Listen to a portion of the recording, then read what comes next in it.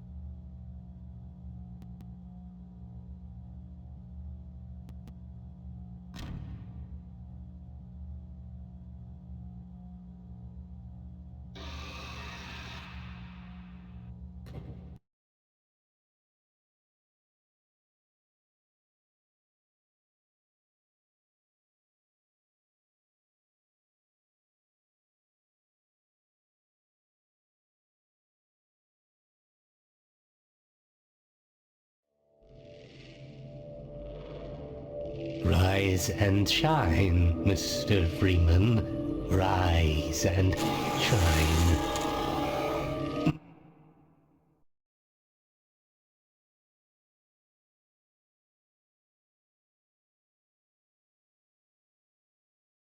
Not that I wish...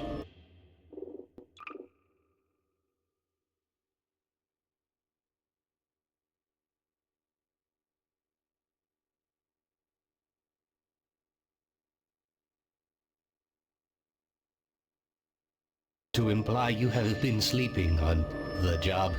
No one is more deserving of a rest, and all the effort in the world would have gone to waste until...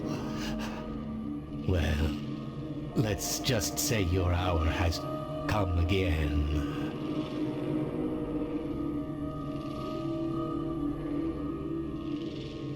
The right man in the wrong place can make all the difference in the world. So wake up, Mr. Freeman. Wake up and smell the ashes.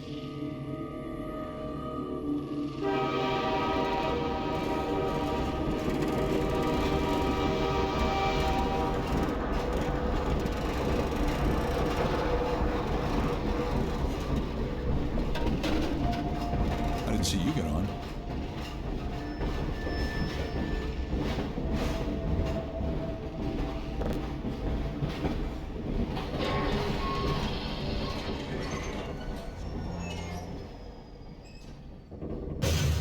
Well, end of the line. I'm Gabe Newell, and welcome back to Half-Life 2. It's been a long 20 years since its release. In this anniversary update, we've tried to respond to as many of the community's requests as possible. And while this might not be the absolute #1 request from fans, I often hear how much people would like a commentary mode, so we're excited to finally make that happen. Not only was it a challenge to remember many of the details of Half-Life 2's development, but it's not easy to crack open decades-old computer code and wonder what the hell you were thinking way back then. Along with the dev commentary, we've cleaned up a bunch of old bugs and tried to leave things in a better shape than we found them. And at least this time, we had the luxury of knowing how things turned out in the end. To listen to a commentary node, put your crosshair over the floating commentary symbol and press your use key. To stop a commentary node, put your crosshair over the rotating node and press the use key again. And please, let me know what you think. You can reach me at gaben@valvesoftware.com. Thanks, and have fun.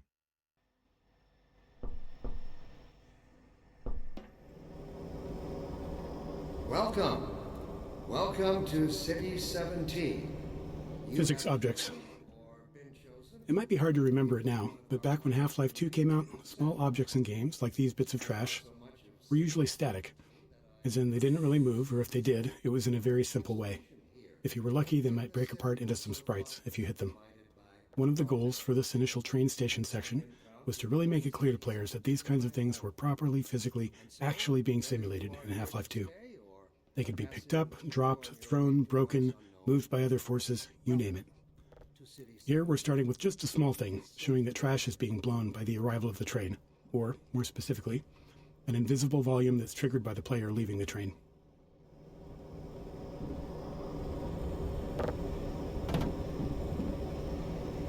Train station. The beginning of a Half-Life game has a big job to do. We have to introduce players to a new world while teaching them how to interact with it.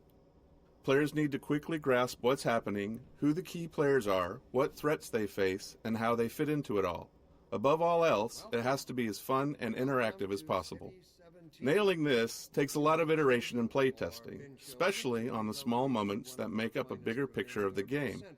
In this section, we'll highlight some key moments, game design problems, and a few playtests where things didn't quite go as planned. In the citadel so thoughtfully provided by our benefactors, I've been proud to call... Metro Cop shoving citizens. We've only walked a few feet and we're already got problems to solve. We're introducing the Metro Cop, an enemy that eventually we're going to ask players to kill, and giving you a glimpse of the world they're stepping into. It's a simple, clear moment that shows the relationships between the Metro Cops and citizens, and by extension, the player. At the same time, we decided to reinforce the existence of the core physics simulation, showing the way in which NPCs can casually interact with objects in the world. Seeing something like a suitcase knock into another and dislodge was pretty novel back then. These moments at the train station, where we combined multiple goals, were the most successful. They felt natural, like the game wasn't pausing just to teach you a lesson. Welcome to Sweeping Vortigaunt. Another key moment of storytelling, and another nod to the physics system. Here, we're showing how Vortigaunts fit into this new world, which is a big shift from their Half-Life 1 role as enemies. Like so many moments in Train Station, the Sweeping Vortigaunt came from our constant hunt for ways to show characters interacting naturally with the physics system. Why just tell players Vortigaunts are friendly now, when you can show one casually sweeping the floor and knocking around some simulated objects? Nothing signals, hey, don't shoot me this time around, like someone willing to tidy up.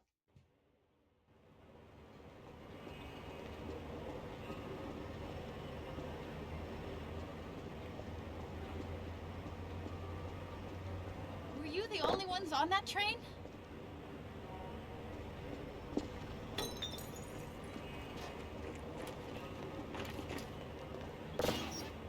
Citizens. When it came time to design the human citizens of City 17 and the world outside the city, we chose to include a variety of races, ages, and genders. This not only provided narrative context for the Combine's enslavement of all of humanity, but it was also important to us that anyone playing the game could see themselves represented in the Resistance, with everyone on Earth united against the Combine. While we found a number of candidates to use as reference in creating these citizens through our daily lives and connections, we ultimately resorted to advertising in the Seattle Times classifieds to reach the desired range of faces that we'd envisioned.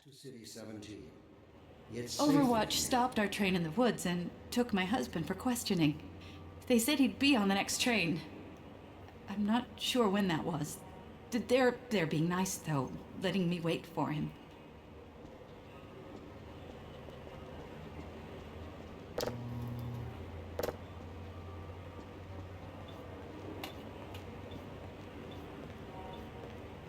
Natural storytelling.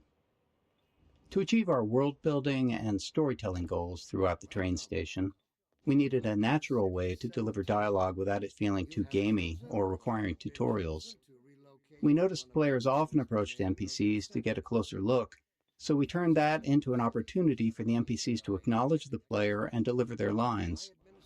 This kept interactions low-key, which was essential since the citizens aren't exactly too cheerful or lively. The simplicity of this approach also aligned with one of Half-Life's core storytelling goals, making the narrative responsive to the player's interest. Some players want to dig into every detail, while others just want to know what to do next. Giving players control over how much story they want to engage with, without it blocking progress, is a goal we always try to maintain in a Half-Life game. Plus, the less complicated a feature is to implement, the more of it we can include. Don't drink the water. They put something in it to make you forget. I don't even remember how I got here. They never leave. You never see them go. They're always full. Welcome to City 17. You have chosen, or been chosen, to relocate to one of our finest remaining urban centers. I thought so much of City 17 that I elected to establish my administration here. Dr. Breen again? So thoughtfully I was hoping I'd seen the last of him in City 14. I wouldn't say that too loud. This is his base of operations. My home. And so, whether you early tech planning. Shipping a game always teaches us a lot. We finally get to find out which choices we made were good ones, and which were ones we should do differently next time. So after Half-Life 1, when we sat down to start thinking about what kind of sequel we could build, we had all kinds of player feedback to digest. From it, we tried to build a master list of things that Half-Life 2 was going to focus on. We didn't try to design a specific player experience. Instead, we found it more useful to approach the question from a technological standpoint. Black Mesa's security guards and scientists had worked well. What could we do if we pushed it really, really hard on characters? We liked our interactive storytelling. What could we build that would allow us to do even more of it, and a greater variety?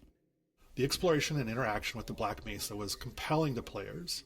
Maybe a physics system would allow us to take that further.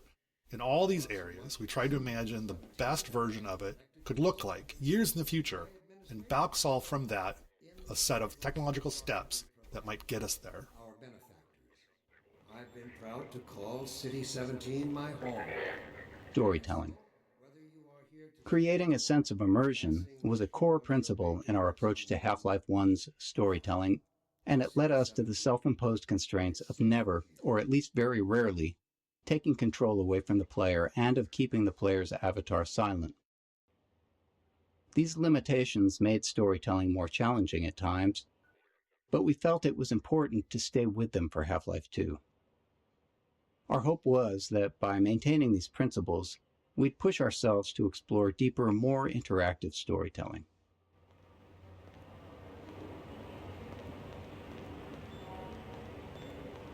Welcome.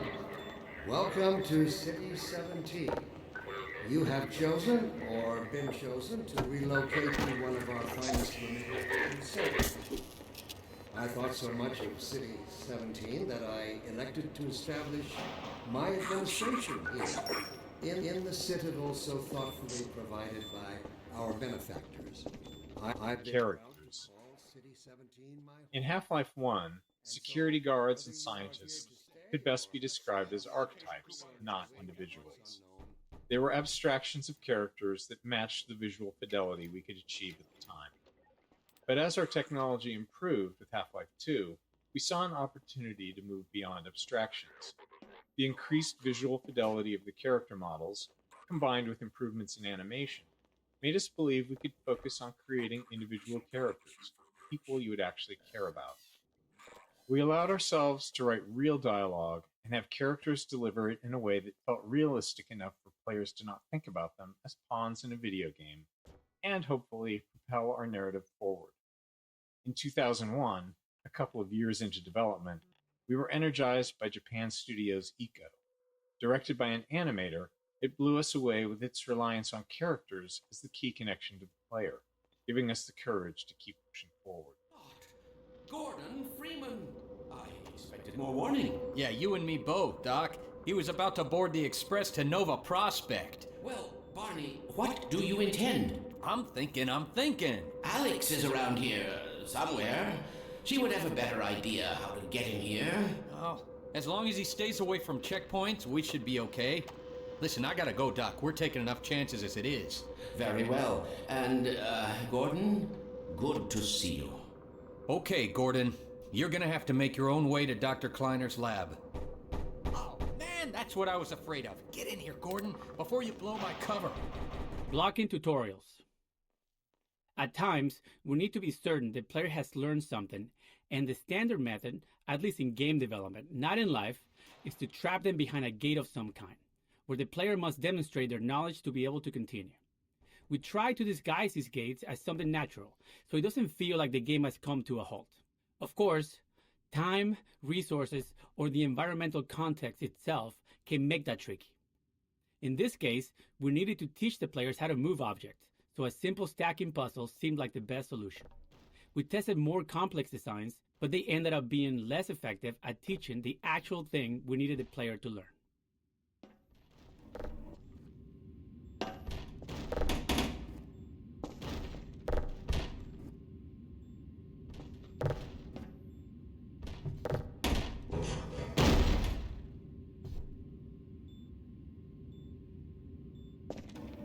Blocking Tutorials 2. There are two failures of note in this tutorial. First, players can break it by tossing all the boxes out the window, which is obviously not great. This leaves them stuck and unable to continue, which we consider a game-stopping bug that must be fixed. A clean solution would have been to tweak the window or crate sizes so that the player could fit through but not the crates. The problem was that we really only caught this problem late in development, and making even a simple change like that can have unpredictable game-breaking consequences, and right before launch no less. Also, this issue was purely theoretical. We'd never actually seen players do it. Our playtests of the design space had gone smoothly, with players learning what they needed and moving on. So changing the room's design this late in the game could have disrupted that success in ways that we couldn't foresee, so we opted for a more conservative fix rather than something elegant. If you're curious, try tossing all the boxes out the window and see what happens.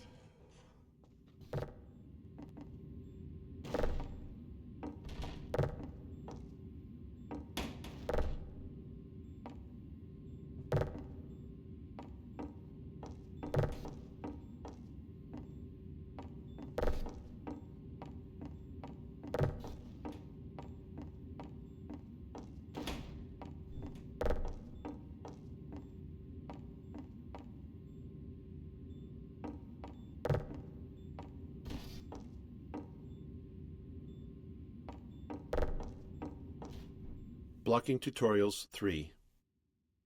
The second failure in this tutorial space is a case of misteaching, where we accidentally teach the players something we didn't intend. This can be hard to avoid without extensive playtesting, since the game is always teaching, even when it's not by design. We cover a more extreme example of this later in Train Station. Some cases of misteaching are critical to fix, like if the player learns the wrong way to use a weapon or interact with a common element of the game. But this one was more subtle. While teaching players to move objects, we also taught them to stack physics objects to escape a space. Normally that's fine, except we don't deploy that puzzle later in the game, and teaching something irrelevant just clutters up their mental toolkit and makes it harder to readily keep useful things in mind later on. Worse, stacking objects to escape the play space become a problem later on, something we had to actively prevent in multiple areas. With so many physics-based objects in the game, blocking this behavior without putting ceilings everywhere wasn't really an option. In the end, we hoped players wouldn't overthink this early lesson, and when playtests showed players getting stuck later on, we made sure not to remind them of it. Fall damage. Teaching players how to do things is an essential thing for the game to do. Fall damage. Teaching players how to do things is an essential thing for the game to do. But for them to make confident decisions, they also need to understand the more subtle rules. This small moment covers two of those. First, it shows how far the player can fall without taking damage. Second, it introduces a bit of the game's vocabulary, how the game will communicate with them. Players often worry about taking fall damage, but they also worry about taking a step that they can't take back. So here, a welcoming crate to land on signals that dropping down is safe and it's the way forward. And when the crate breaks, it reinforces the physics simulation, and is likely the first time players will see that larger objects can be broken apart.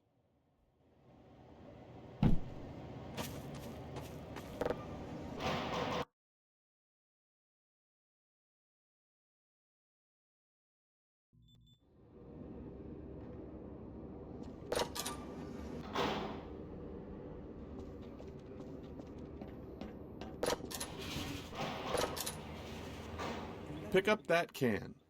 Contextualizing tutorials, creating a story scenario in which they happen, lets us do more than just stop the game to teach players something. We get to add narrative value to the moment. Here, teaching the player how to throw objects is combined with a narrative setup that gives them a choice in how to respond. After watching the Metro cops casually abuse citizens, it felt right to put the player in a similar position next. If they had opinions on how the citizens should have reacted, now they get to express them. Playtesting showed most players either complied or refused the request to pick up the can, but some tried to avoid the confrontation entirely. Others would comply initially, then retaliate after feeling humiliated.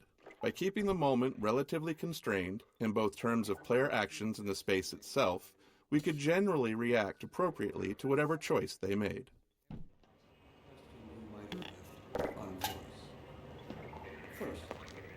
Let us consider the fact that for the first time... Playtesting. Playtesting is a core part of how we make games. We can never fully predict how players will respond or what they'll take away from what we've built. So we test to learn and hopefully improve. During a playtest, we don't guide or talk to the player, even if they're stuck, as it's extremely unlikely that we'll be sitting there next to the player once the game ships. Our goal is for testers to forget that they're playtesting altogether and play as if they're at home. Any interruptions risk skewing the data, so we only step in if there's a bug that's blocking progress, or more rarely, if their behavior is so confusing that we need to understand what they're thinking. Instinct coddled us and kept us safe in those hard-scrabble years. Early in a Half-Life game, one of our goals is to make promises to the player, giving them a sense of what to expect later on. From movies to TV shows and books, all great entertainment does this in some way, and video games are no different. The promises in a Half-Life game can take different forms. Some are simple, like offering just a glimpse of something intriguing. Others are more layered, like the interactions with Metro Cops. By putting the player in a powerless position against them, we set the stage for that future moment when they can finally get to retaliate. The Citadel. We wanted the player's first view of City 17 to highlight the Citadel and its dominance over the city, representing the Combine's complete and total power over humanity. It also needed to serve as a clear goal. Even at the start, you can see where your journey ends. But despite its massive size, playtesters often missed it. A player's sense of depth and scale can be tricky on a computer monitor. If you've played any games in VR, you'll likely have noticed that scale feels more natural. Anyway, in this case, the Citadel's position above the player didn't help things either, which may be because FPS games train players to focus straight ahead or down at their feet. To improve the chances of players taking in the Citadel, we added birds flying towards the structure. A subtle trick we found helps guide the player's view. Let me assure you that the suppressing field will be shut off on the day that we Ropes. One of the things we noticed in all of the reference images that we gathered for City 17 was that there were cables and wires everywhere, and that they were a large part of the high-frequency detail in view. We loved the look of these older European cities enmeshed in the haphazard web of modern life. We felt like we needed a solution for cables, ropes, and similar elements, and we wanted them to be dynamic. Our level designers were eager to create plug puzzles, and connecting a cord to each plug helped players better understand the mechanics. Early in production, we built a rope system and iterated on it throughout development. Under the hood, each rope is made of multiple segments stretched between the two endpoints, and they can move independently. Each segment acts like a spring and responds to forces in the game, such as a gentle wind or the passing of a Combine gunship overhead. When rendered, each segment is shown facing the camera and is bump mapped, which is crucial for giving the ropes a realistic, rounded appearance. Fit to suppress our reproductive cycles. Sincerely, a Playtesting Anecdote 1. One memorable playtest reminded us that we can never be certain what players are thinking or what lessons they've taken from their experience. This tester, after playing from the start and stuck trying to open a door, spent several minutes going back and forth between the game and the keyboard settings. When we asked what they were looking for, they said they were searching for the inventory controls, thinking they could use an item they picked up earlier to unlock the door. While we'd seen them collect and drop several physics objects, they'd misunderstood what was happening. The tester believed that pressing the use key while holding an object moved it into an inventory because the item dropped straight down. We knew it was just gravity, but their assumption wasn't crazy. Some adventure games of that era did slide items into an invisible inventory that way. We explained there was no inventory, and the playtest continued.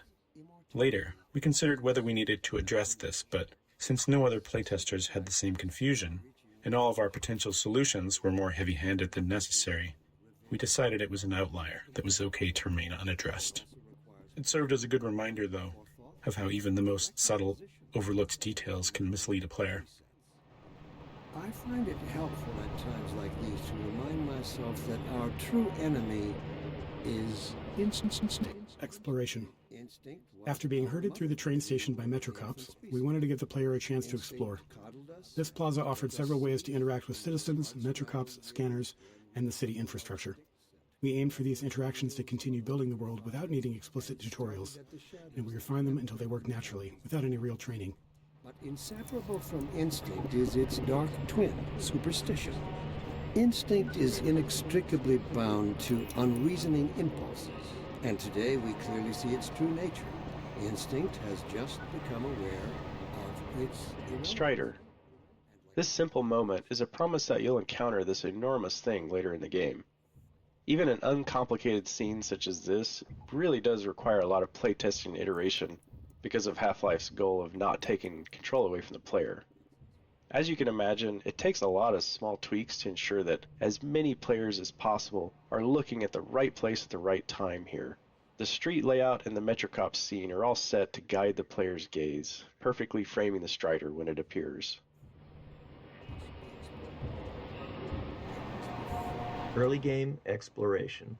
Up until this plaza, the player likely hasn't had to think much about their path, as it's been clear and straightforward. But here, we wanted to encourage exploration, which meant making the way forward less obvious, which can produce a feeling of being lost or, worse, confused, as you might expect. These kinds of shifts can be tough, especially early in the game, when the player is still learning the game's guidance cues. Here, it's further complicated by force-fielded checkpoints, which allow NPC citizens to move through, but restrict the player, leading many playtesters to believe that there was a way to bypass them. Ultimately, it was extensive testing that helped us find the right visibility for the alley forward, using lighting, layout, and a wooden crate, an object players have already used as a sign they're headed in the right direction, all to subtly guide them forward. Closed captions. During Half-Life 2 development, we were approached by folks interested in accessibility who encouraged us to go beyond the subtitle system we had built for Half-Life 1. They requested a full-featured closed captioning system to capture all game sounds, not just dialogue. This turned out to be a much tougher challenge than expected. Half-Life 2 produced a wide variety of sounds, and categorizing them for captions was crucial. Prioritization was also key. Dialogue needed to stand out, and it had to be clear who was speaking. Ambient sounds, like distant combat, were important for setting the mood in some levels, but less so if there was an enemy shooting nearby. Our level designers also often reuse sounds in different contexts, so sound might require captioning in one area, but not in another. Ultimately, every sound in the game ended up with its own caption data, formatted almost like a small version of HTML, giving us control over the visual style of each caption. As with the audio files, the caption data was too large to keep in memory, so we built an asynchronous caching system to handle it efficiently. Don't worry, they'll find one. Physics simulation. Even though we began Half-Life 2 with a functional third-party physics simulation, it still took us years of additional work both on the simulation itself and its integration into the game until we felt like we could meet our designers' ambitions. Maintaining a shippable level of quality and performance was something we knew would be a challenge along the way, but the more subtle issue was actually figuring out what to simulate and to what extent. We can't simulate everything, and even if we could, there are game design reasons why the experience is better when we don't. In many cases, we deliberately bend the simulation to improve the player's experience. These adjustments usually go unnoticed because they align with player intentions. For example, we disable collisions between the player and large objects to let them turn in narrow spaces. Or we tweak the Combine rifle's alternate fire to gently guide the Combine ball toward enemies, making it more effective.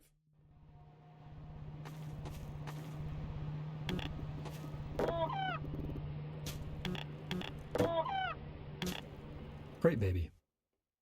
This small baby doll has a long legacy.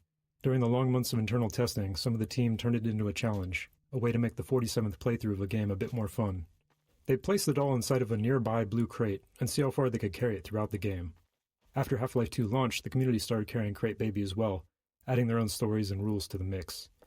A few years later, while working on Episode 2, this was the inspiration for the Little Rocket Man achievement, where players had to carry a garden gnome dubbed Gnome Chomsky throughout the entire episode. Chomsky even made a comeback for Left 4 Dead 2 in the Garden Gnome achievement, where players had to carry him through the Dark Carnival campaign. These kind of interactions with players are some of the most rewarding parts of game development. We design games with theories in mind, but you never really know where things are going until players get their hands on it.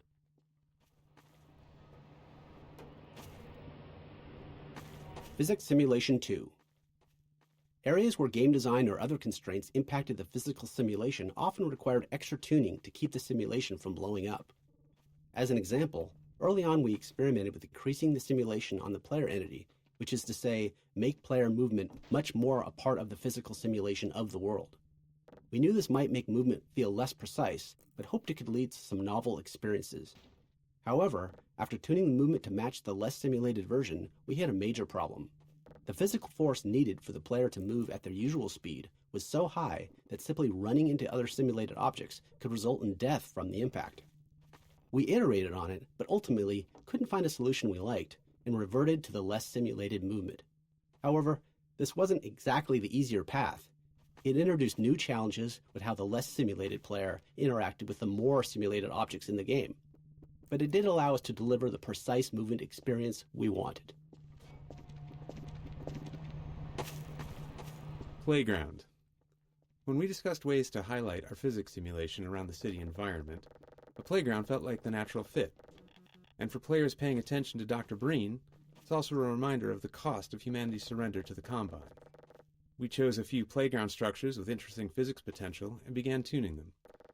Even with the advanced physics simulation we had at the time, setups like this always required hand tuning, as we had fully simulated objects interacting with non- or partially simulated ones, such as the player or static world geometry.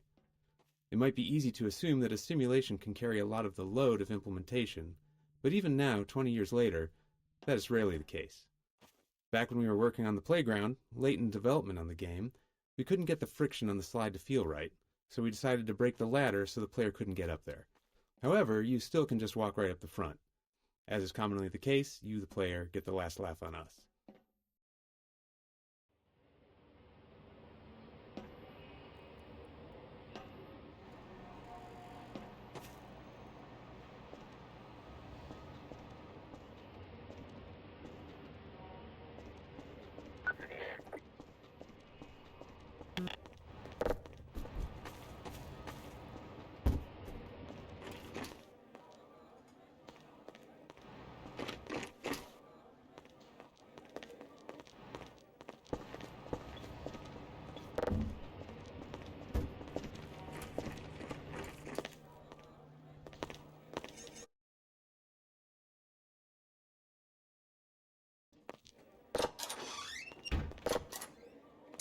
Materials and shaders. Half-Life 2 came out in the midst of a significant shift in 3D graphics, where the industry moved from textures to materials and shaders. In Half-Life 1, every surface had a texture, essentially an image wrapped onto the polygons of the surface. But by Half-Life 2, just 5 years later, every surface had both a material and a shader. The shader was a lump of code that customized how the surface was rendered. The material defined properties for how the surface behaved physically and how it responded to gameplay features. It also held references to textures and other parameters for the shader to use for rendering. As a result, artists and designers had much more control over how things looked and behaved. However, this came with a trade-off. Half-Life 1 could run on a computer with only a CPU, but Half-Life 2 required a GPU because the computations needed for materials and shaders were specifically designed for GPU hardware.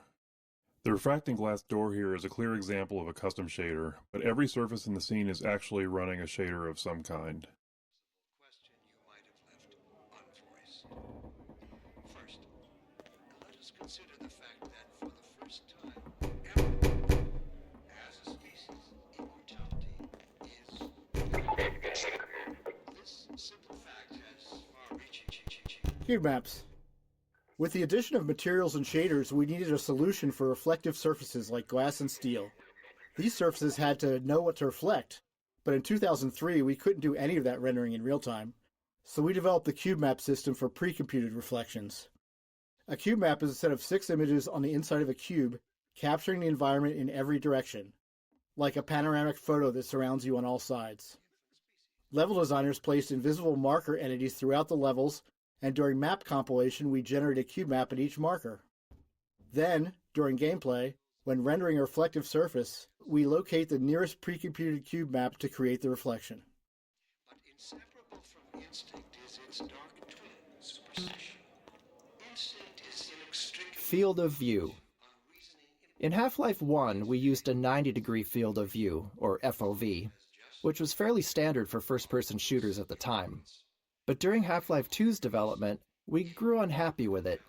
With our game's focus on characters, we'd put extensive effort into detailed facial and body animations. But the 90-degree FOV just didn't allow players to get close enough to fully appreciate that detail. So we began experimenting with a tighter FOV, and ultimately landed on 75 degrees. It took some adjustment for both us and players, and it required an additional FOV for view models, which are the player's weapon, held at the bottom of the screen. Their models were originally built with 90 degrees in mind, so they looked distorted at 75. But this change succeeded in doing what we wanted, putting our characters front and center in the game.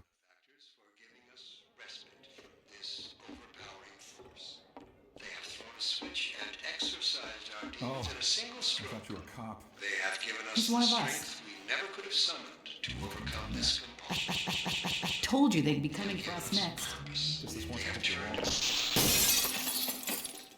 Reference maps. As our characters grew more lifelike between Half-Life 1 and Half-Life 2, we wanted the game world to feel equally realistic. In Half-Life 1, the limitations of first-person games often made it easier to lean on stylized or abstracted environments. But with Half-Life 2, we set out to create a setting that felt grounded in reality, which meant focusing on a lot of small details we hadn't before. One of our main steps was creating reference maps to standardize how we'd map real-world proportions into the game. These maps establish details like wall and door dimensions, doorknob heights, interior lighting, furniture scale, and the general scale of common objects. We created standardized textures for level designers, complete with scale and lighting values. The layouts would be consistent from the start. Besides setting up the physical world, these reference maps defined how the player would move through it, how high they could jump, how low they could duck, and the size of spaces like vents. Using these maps as foundation, we were able to keep our world geometry consistent and ensure realistically sized spaces across the game.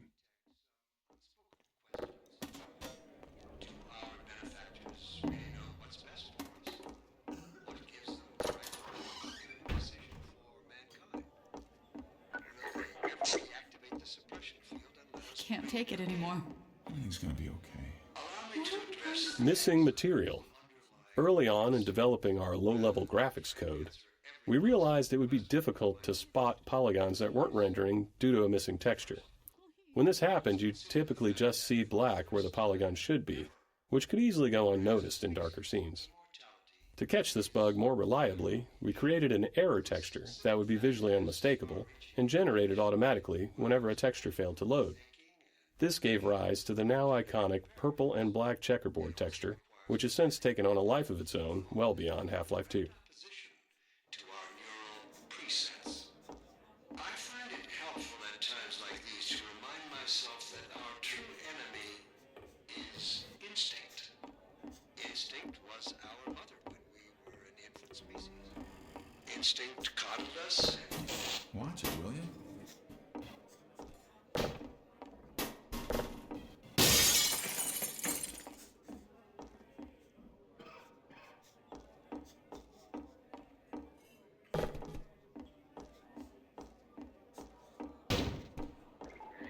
The raid.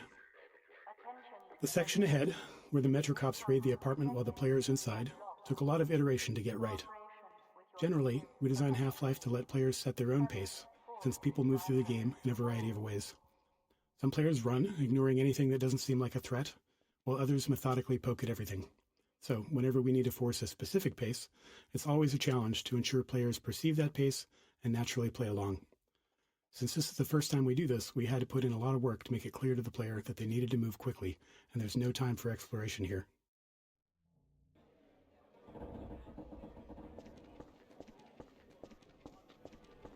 The Raid 2. In addition to making sure the player felt the pressure to move forward, we had to ensure the raid itself was foolproof. There couldn't be any way for the player to avoid it or double back past the Metro cops. The real challenge wasn't that players would try to break the scene, but that many would panic and run in random directions once they realized they were under threat for the first time. This moment requires a delicate balance. We wanted a heart-pounding escape, the sense of real danger, but we wanted players to make it through on their first try and feel like they escaped by the skin of their teeth. To achieve this, we kept the path ahead clear and reminiscent to the one they had just taken through the previous floor. A series of carefully placed triggers controls the threats appearing ahead and behind, maintaining the pressure while still giving players enough time to stay ahead of their pursuers. Head for the roof! There's no time to lose! Failure to cooperate will result in permanent off-world relocation.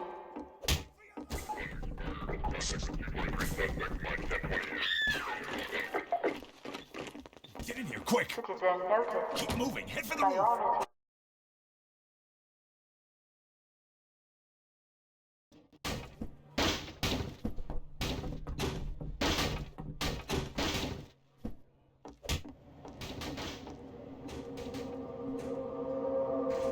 Health and no HUD. The rooftop chase sequence posed a unique design challenge. We didn't want it to be a true gameplay obstacle, and our best case was for players to make it through on their first try. But we still wanted to create the sense of real danger, where players felt legitimately threatened if they didn't keep moving. The challenge was that without the HEV suit, players don't technically have a heads-up display or HUD, which means no way to show damage or remaining health. After some experimenting, we created a special health system for this section, using a red glow around the screen to indicate damage. Players reacted as we hoped, taking it as a sign to keep moving, and the chase unfolded as intended.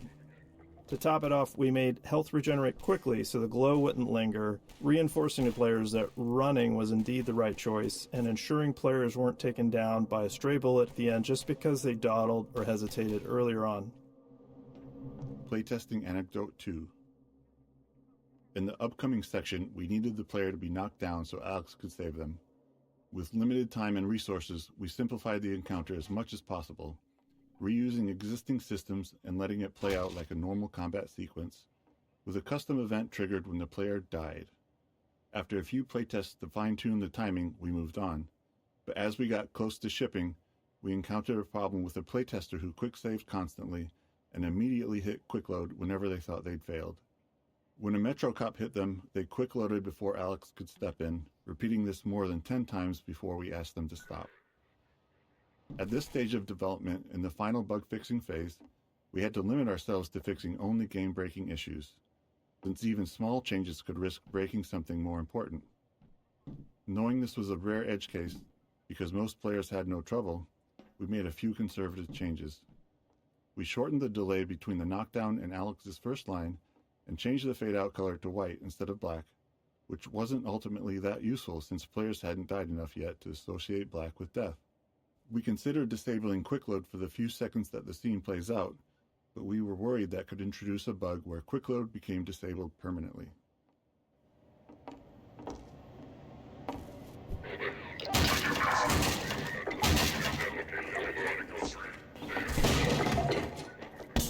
Over here! Ha, no, you don't!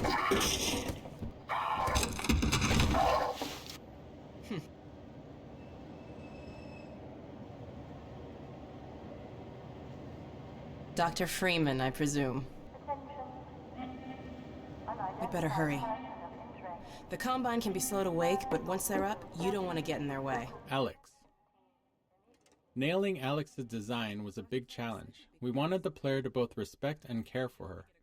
Saving Eli was a key player goal midway through the game, and we knew that getting players to care about that goal would be easier if they also cared about Alex and her relationship with her father. We intentionally designed, wrote dialogue, and cast a voice actor for Alex to be savvy, capable, and relatable within the Combine-controlled world, while also making her attractive and charismatic. We aimed to avoid the objectification, exaggeration, and hypersexuality that many games of the 2000s featured, as we felt that would undermine our goals for her character. NPCs on elevators. We often spend a significant amount of time solving problems that players might not even notice. Many of these are subtle design challenges, while others stem from multiple systems interacting with each other. For example, Getting non-player characters to ride in elevators posed a complex problem because it involved various systems, NPC AI decision-making, navigation planning, and movement simulation, to name a few. Additionally, the elevator itself had its own simulation requirements unrelated to NPCs. One of the more subtle challenges came from the fact that we simulate NPCs at a slower rate than we simulate elevators. This meant that NPCs on a descending elevator would simulate to make sure they were properly standing on the elevator, and then the elevator would simulate a few times, each time moving further down the elevator shaft, subtly leaving the NPC behind. Shortly after that, the NPC would simulate a second time and pop itself down on the elevator floor once again. You can imagine that it was hard to take Alex seriously when she was constantly falling down in small increments while talking to you. Interactive storytelling. When we started on Half-Life 2, storytelling in games was generally either high fidelity and linear or low fidelity and interactive. We knew players had seen high-quality storytelling in games, but they'd never been placed right in the middle of it, able to watch it unfold around them, interact with it, and examine any part closely. While that goal excited us, we didn't yet know how it would work or what kind of technology we'd need to make it happen. We had built a variety of storytelling technology in Half-Life 1, but it was mostly presented in front of the player and lacked the interactivity and fidelity we were aiming for. So Kleiner's lab became the section of the game we used as a testbed to figure out how our interactive storytelling would actually function.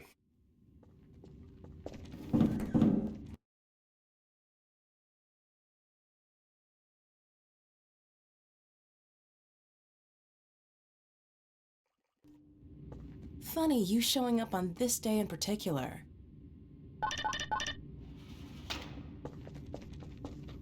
Kleiner's lab. Kleiner's lab was the first piece of storytelling we worked on, and the one that took the longest to figure out. In addition to its role in launching the player into the game, it eventually became the unifying vision for the development team in terms of storytelling. As we began building our characters and narrative delivery around the player, many questions arose, all of which felt like major risks for the game. Would players be able to extract the important information from the scene? Could we get them to care about these characters? How would we support players with varying levels of investment in the story? How costly would it be to produce a scene like this? And how many more would we need? These and many more were questions we couldn't answer until we built enough of the scene and tested it with a lot of playtesters. Frustratingly, unlike many other problems we face, these weren't questions we could confidently answer until we had done significant work.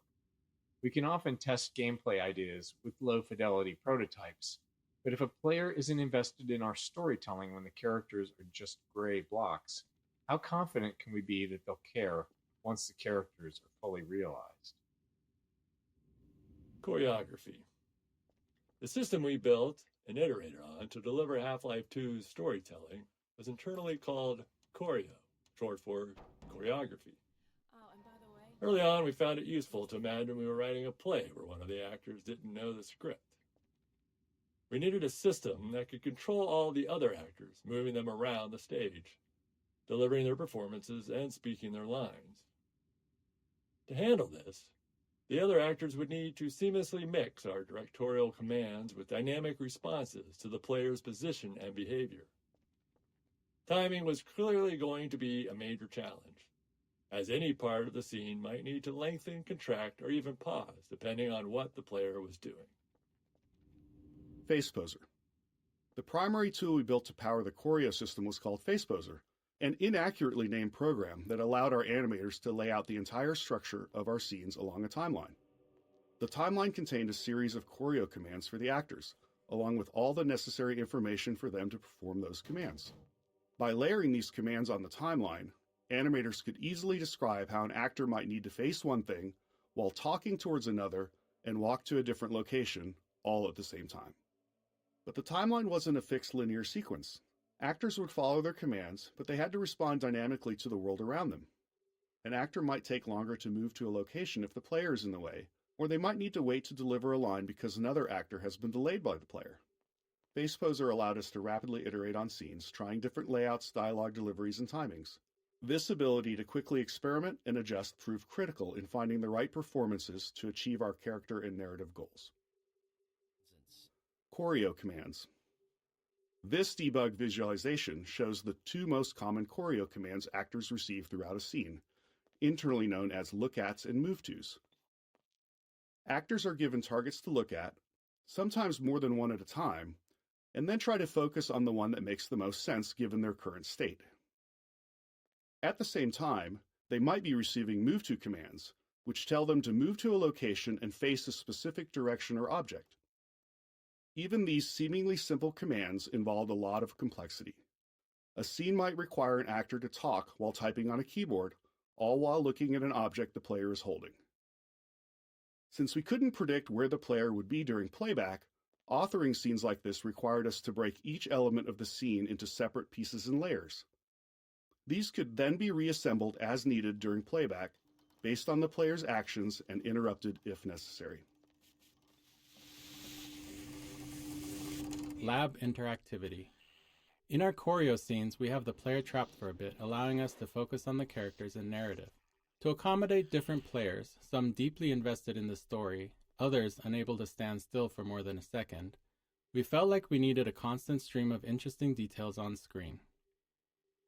We scattered narrative elements throughout the environment, ensuring some were interactive, essentially toys for the player to tinker with. In some cases, we embedded further storytelling into these, like the cactus mini-teleporter hinting at the upcoming teleporter failure. It was a delicate balance. Too much visual interest could distract players from the core of the scene. Ultimately, Kleiner's lab played it safe with interactivity, as it was the first major choreo scene. Later, in Eli's lab, we explored it more deeply, ensuring the characters themselves paid attention to what the players were tinkering with. Delivery. It took a lot of iteration and playtesting to strike the right balance of information and emotional connection in our major choreo scenes. Each scene had a lot of information we needed to convey to the player, but we couldn't just have characters spouting exposition. Players would start thinking of them more as signposts than as people. We needed to take the time to let the characters interact with each other, allowing the player to observe the relationships. At the same time, we had to expand upon the world, giving the player a sense of everything that had happened while they were gone. All this had to be done carefully, without taking too long. We wanted the game to work for players who were less invested in the narrative. Animation became a powerful tool in communicating the emotional connections between characters, often conveying the depth of a moment quickly without overstating it. Humor was another commonly used tool, helping to puncture a setup and disarm the player when things got a bit too heavy. Writing. In the Half-Life 1 era, player goals in FPS games were still largely about fighting and defeating an obviously evil enemy. It was hard to get players to care about characters when they were as low fidelity as they were in Half-Life 1. With the planned improvements in character fidelity for Half-Life 2, we wanted to take a shot at making characters the driving force of the narrative. Our goal was for the player's motivations to align with those of our characters, for the player to care about these people, their hopes and fears, and to want them to succeed. With this in mind, we were able to assemble our approach to character and dialogue. We would create a set of characters who liked and cared about each other, hoping that the player would feel the same. These characters would interact in a way that felt inclusive, like a group of old friends who see the player as one of them, just someone who's been away for a while. If the characters demonstrated realistic emotional connections with each other, we believed we could build an emotional connection with the player as well. Voice actors. To create more responsive and multidimensional characters in Half-Life 2, we needed to evolve our approach to working with voice actors. While running through a script with a modicum of direction was sufficient for much of the NPC dialogue for Half-Life 1, for Half-Life 2 we decided to give the actors more of an opportunity to be involved in helping to define the characters and bring them to life. We provided much more story context to the actors, showing them the game world, the environments their characters inhabited, and the other characters they interacted with. We sought actors who could take all that information and synthesize it into their performances to elevate their characters beyond what we had imagined. We held multiple sessions with the main actors, allowing them to digest and build upon their characters over time. For scenes where characters are interacting with each other, we'd often cue an actor with performances from other actors in the scene to create a better sense of connection and flow. Though we'd arrive at the studio with a script and a plan for the recording session, we made sure that the actors felt empowered and had the space to bring their own ideas to the character and performances. Having animators attend the voiceover sessions also proved critical, as they were responsible for stitching the characters' dialogue together with physical actions and expressions to form the resulting choreo scene. Often, animators found that their plans for how a scene would play out evolved quite a bit after working with the voice actor. Well, Gordon, I see your HEV suit still fits you. Archetypes. We wanted to create narrative links between Half-Life 1 and Half-Life 2 through our characters. Our idea was to design individuals who felt like representations of Half-Life 1's archetypes, so that players might find them familiar, almost as though they'd met them in Half-Life 1 at some point that they couldn't quite remember. We based Dr. Kleiner on the scientist model we felt was the most iconic, and his personality was largely shaped by Hal Robbins, whose voice and performances had defined the Half-Life 1 scientists. One day, when we were in the thick of trying to figure out this character, Dr. Kleiner's face came into focus, as we happened to share an elevator with an accountant from an office on another floor of our building, and looking at him, it was clear that this is Dr. Kleiner's face. Luckily, he was receptive when we asked if we could photograph him for a video game character. Character reactions.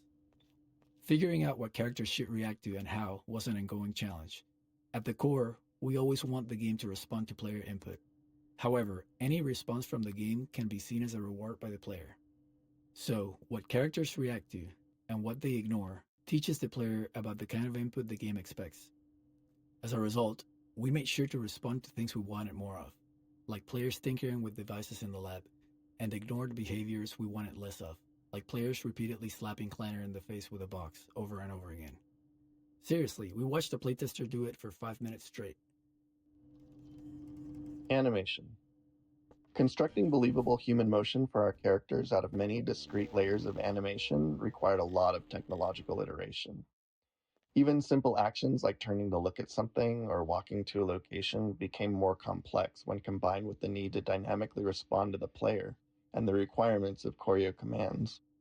For example, turning to look at something had to be fully decomposed, allowing a character to use any combination of its eyes, head, shoulders, upper torso, or full body to face a target.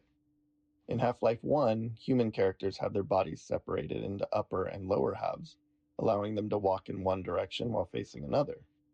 However, this approach was too abstract for Half-Life 2's characters. Instead, our animators created walking animations in all 8 directions of the compass, which could then be smoothly blended together at runtime. Tone. Setting the right tone for our characters and their dialogue was critical.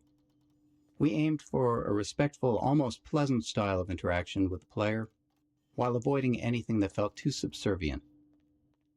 This balance was especially tricky with Alex, who needed to support the player without compromising the strength of her character, something we felt was crucial for players to respect her.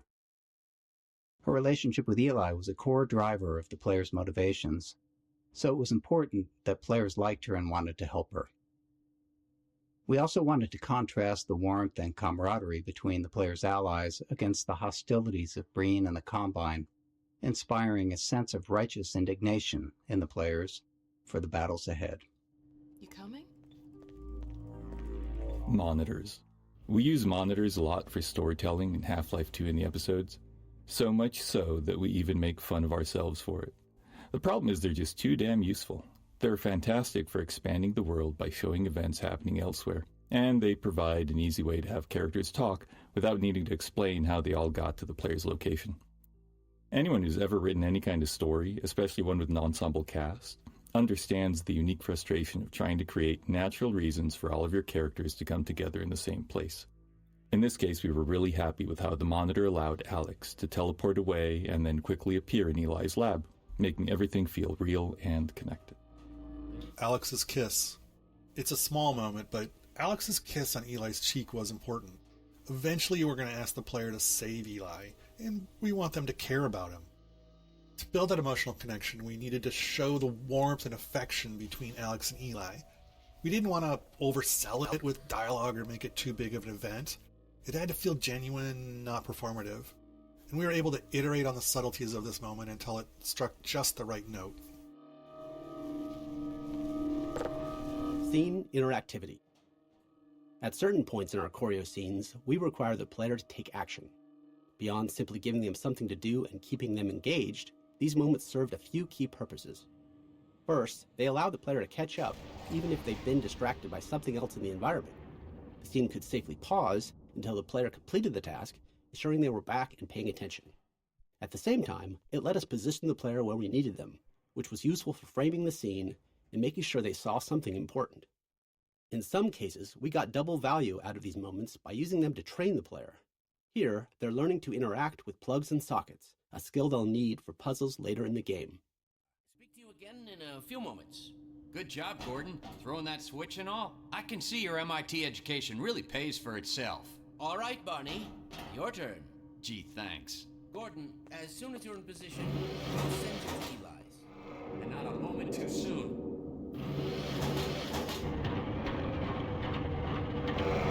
Excellent. Initializing in 3, 2, 1. Barney, if you'll be so kind. Good luck out there, Gordon. Yes, indeed. We're ready to project you, Gordon. Bon voyage, and best of luck in your future endeavors. Final sequence. Hell, what is it? It's your freaking headhopper.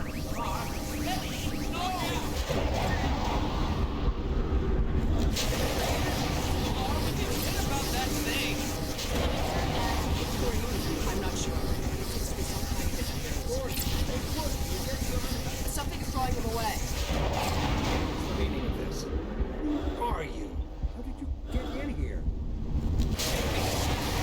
Get him out of there. Catch us Wade in the field, and we'll peel you apart. Just lost Gordon. What's going on? I do. I'm encountering unexpected interference. Don't worry, Gordon. There he is. Sing it again. All but certain it was Gordon Freeman.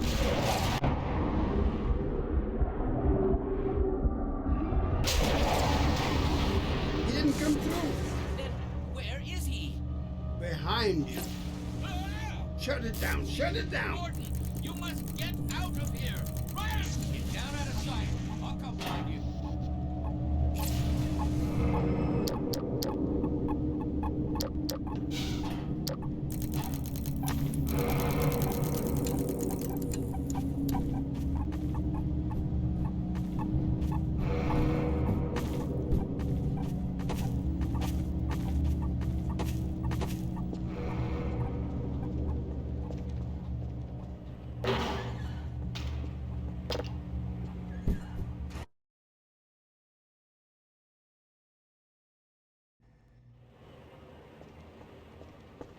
Phonium extraction.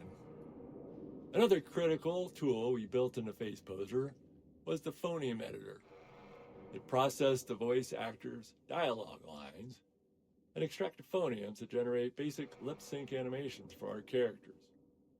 For the hero characters, our animators use this as a starting point to create high-quality custom animations for each dialogue line, incorporating full facial animation. However, in a dynamic choreo scene, the animators wouldn't know exactly what the rest of the actor's body would be doing.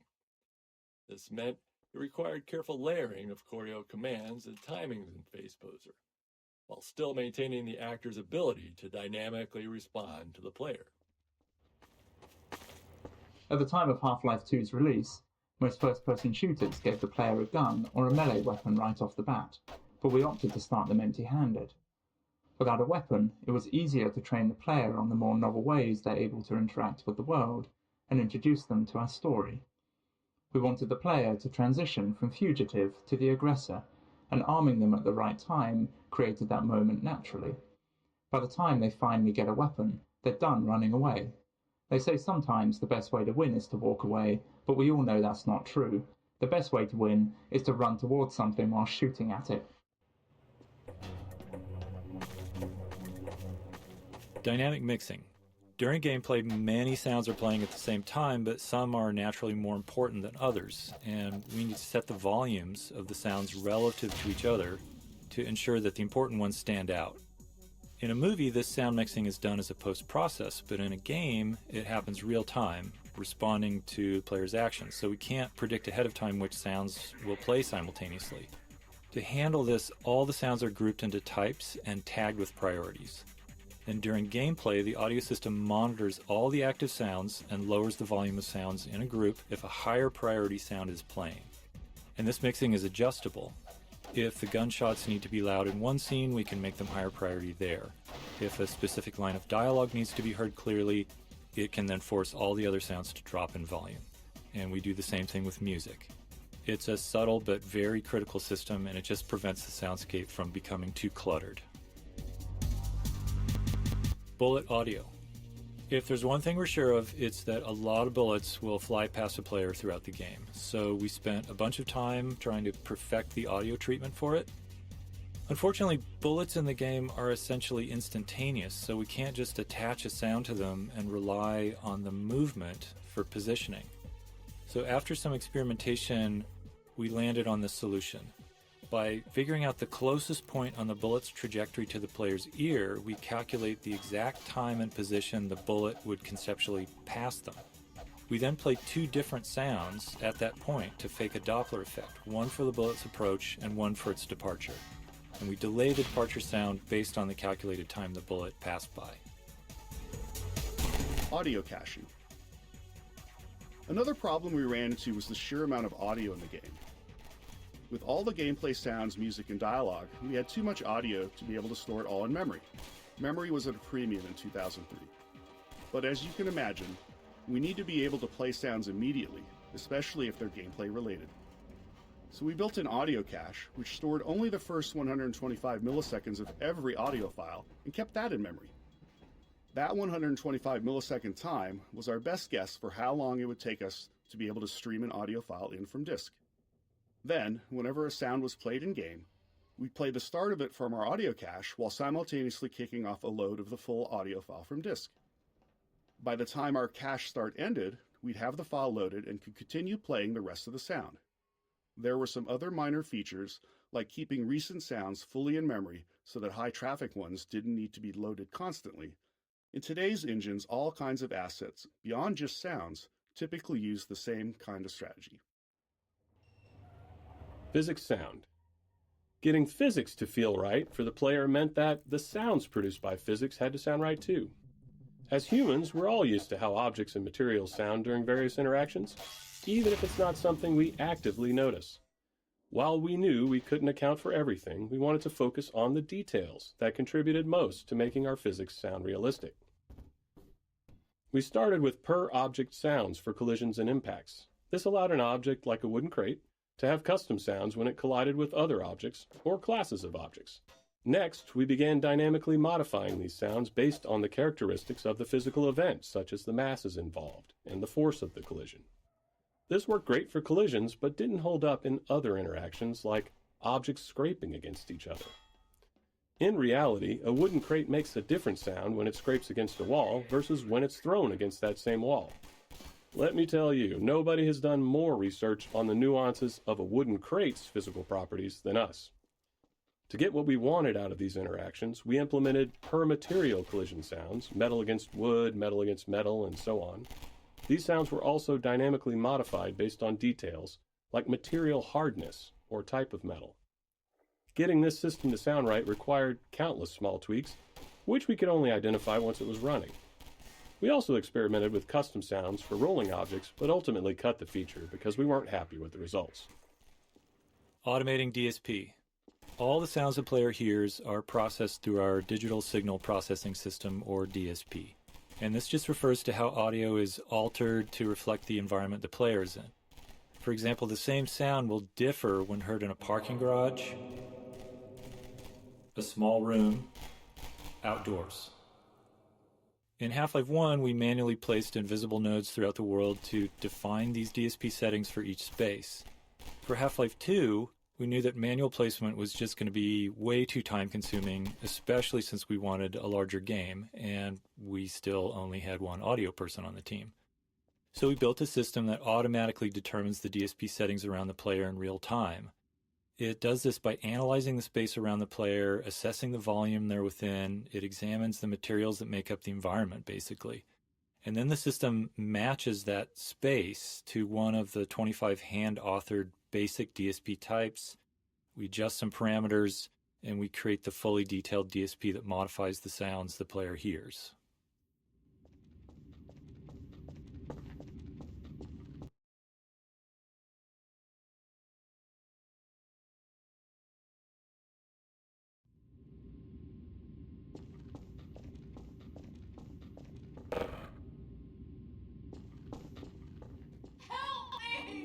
Metro Cop scene. This is another scene designed to make it clear that the Metro Cops are the bad guys, except this time the player has a weapon and can finally do something about it. That something comes out of the barrel of a gun. We knew we needed the player to feel righteous, and this moment was part of creating that. The Metro Cops are still human, unlike the rest of the Combine in the game, so we felt like we had to go the extra mile in making sure the player's actions felt like justice and not just wrath.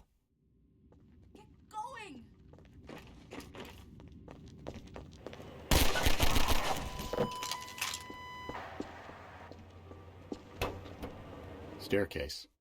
There are situations throughout the game that stem from simple and quite straightforward design goals, and this staircase features two of them. The first was to frame the Citadel as it awakened, showing the player they stirred up the hive. The second was to showcase our ragdoll system. While it's standard now, in 2004 it was still a novelty to see bodies tumble realistically, and stairs provided a perfect stage to make that happen. Unidentified person of interest.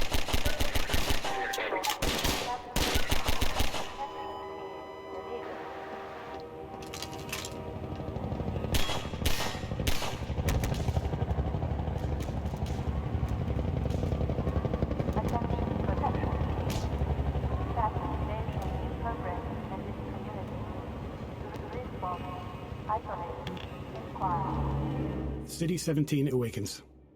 The early train station section was designed to make the city feel indifferent toward the player, as if Gordon is just another nameless, faceless citizen ripe for subjugation. But during the tenement raid and rooftop chase, the city identifies the player as an anomaly and starts to stir. Now, with the player as the aggressor, the city fully turns its attention on them. The Overwatch PA system, first heard during the raid, played a key role in delivering this message. If players listen closely, there's a lot of information about the city's awareness. Even when players didn't pay attention, though, the audio treatment still conveyed the emotional message we were aiming for. Unidentified person of interest. Explosive barrels. Here, we introduce explosive barrels, a staple of first-person shooters, but with a new twist. The second pistol shot sets the barrel on fire, starting a timed detonation. A third shot will detonate the barrel immediately. This way, players could either delay the explosion or trigger it right away, depending on the situation. Players may want to feed an explosive barrel to a barnacle and then shoot it twice as a handy way to safely dispatch a cluster of them. The delayed explosion also made for more interesting chain reactions between multiple barrels. Exploding barrels were a fan favorite in the series, but also were internally favored by level designers who often felt like the game could never have enough of them.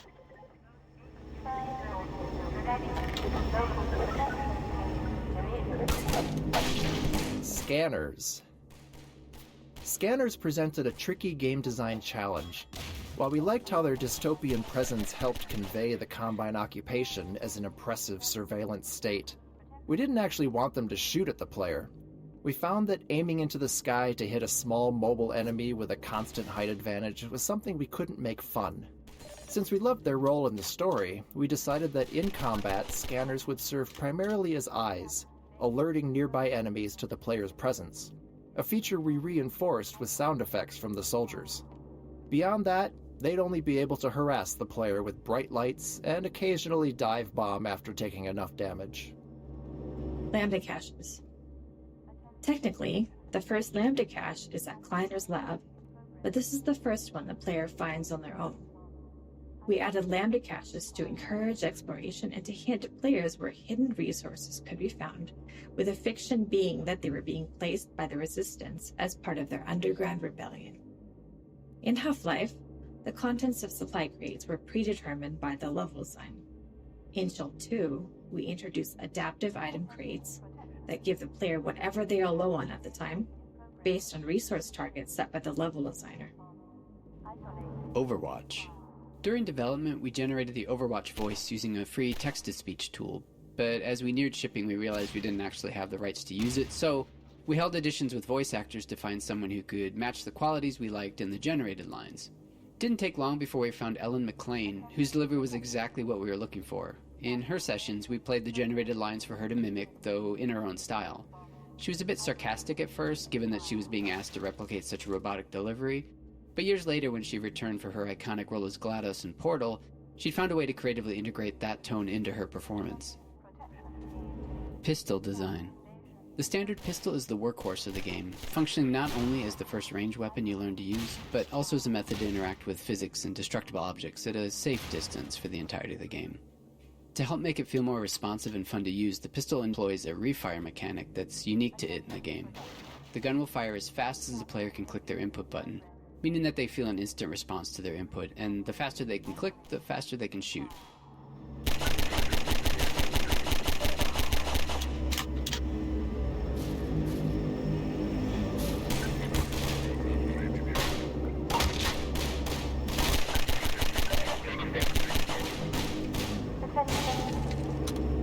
Unidentified person of interest. First floor established with local protection.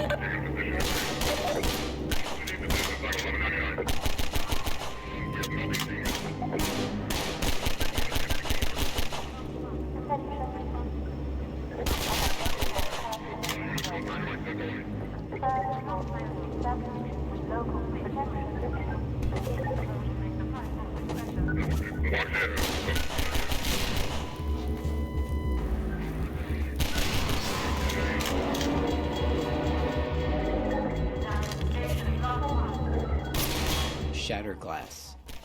When designing early levels where there are fewer mechanics in the player's toolkit, we found that it's just as engaging to spotlight new technical features instead, as we did here with breakable glass.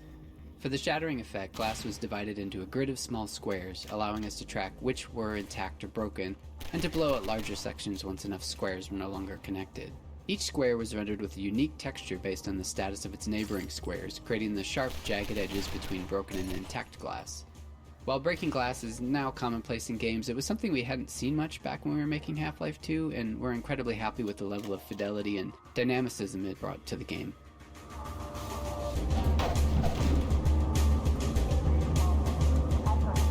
Helicopter Peekaboo. The Combine Attack Helicopter as central antagonist was something we wanted to develop throughout the entire chapter. The relentless chopper became a character in its own right.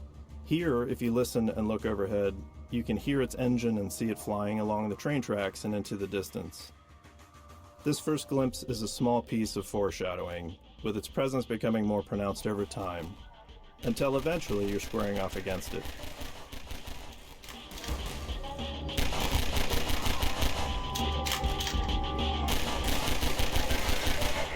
Iterative passes. Some chapters of the game, such as the on-foot sections of the canals in Ravenholm, were developed in multiple passes by different cabals. We found that handing off maps in this way led to greater variety in the experience, and a higher density of interesting moments, as each cabal added their unique touches to the maps. In the on-foot portion of the canals, the first pass established the art direction and the player path, along with the broad strokes of the experience and some major beats. But the team-wide alpha playtest identified insufficient tension and a somewhat monotonous experience here. In our second pass, we returned to the map solely focused on creating that tension and greatly increased the density of moment-to-moment scenarios.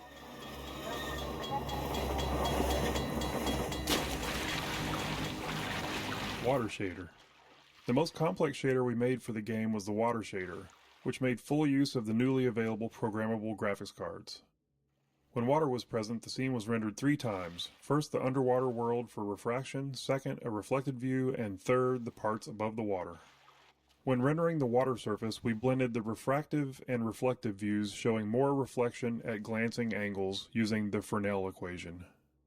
We also tracked the ground depth below the water's surface, making it more transparent and less refractive in shallow areas. Additionally, we had to create 2 alternate water rendering techniques for lower-end graphics cards.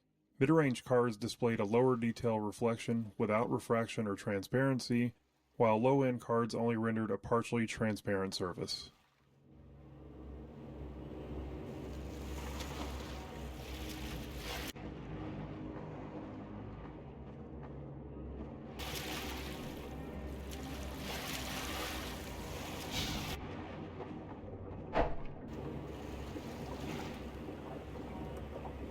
Interstitial scenes. As playtesting progressed, we often found areas where players lost track of their goal, which isn't uncommon in a game like Half-Life. To address this, we added smaller interstitial scenes to help guide players along their path and reinforce their objective. After finishing the bulk of development on our larger choreo scenes, like Kleiner's Lab, putting these smaller scenes together became relatively straightforward. We discovered that using characters in these moments worked much better than relying on passive storytelling, or even some sort of reminder you'd find baked into a pause menu. Boxcar Bill. This small scene originally featured 2 human characters, but later in development we replaced one with a Vortigaunt. We wanted to show that Vortigaunts were coexisting with humans and resisting the Combine as well. We also introduced their ability to heal the player, although we didn't fully capitalize on that feature throughout the game. Vortigaunts became a useful narrative tool for keeping dialogue brief, as their hive mind justified their full knowledge of the world and the player's goals. This meant they never had to ask questions, neatly sidestepping the challenge of writing dialogue for a silent protagonist.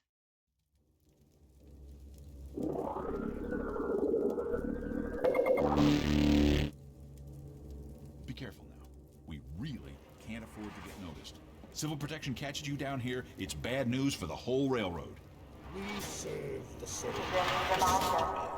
Inaction is conspiracy. A report of counter behavior to a civil protection.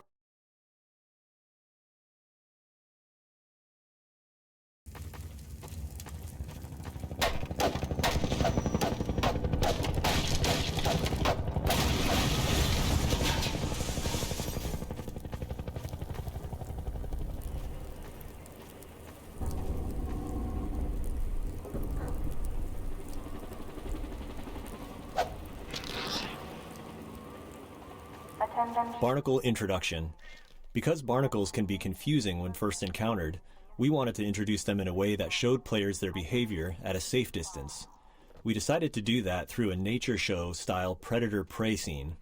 But, as always, scenes like this took a lot of iteration to get players to reliably see.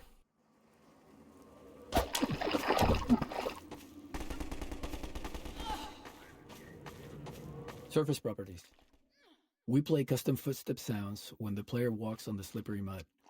This was a system called Surface Properties that used the material type to determine the sounds and other effects that should occur when walked on or shot at. Earlier in development, we had an effect that slowed players' movement when walking on mud surfaces. However, this was removed in the shipping version as it was decided it was too punishing. Mounted gun gallery. There are a few things going on in the scene. The turret firing at the breakable crates behind teaches players not to take the threat head-on, and instead utilize the sewer route to defeat it. And when they reach the turret, players enjoy using it in a shooting gallery with a wave of Combine soldiers and dive-bombing scanners. We also begin to introduce the missile-firing Combine APC that pushes the players along, and will show up again later in the chapter.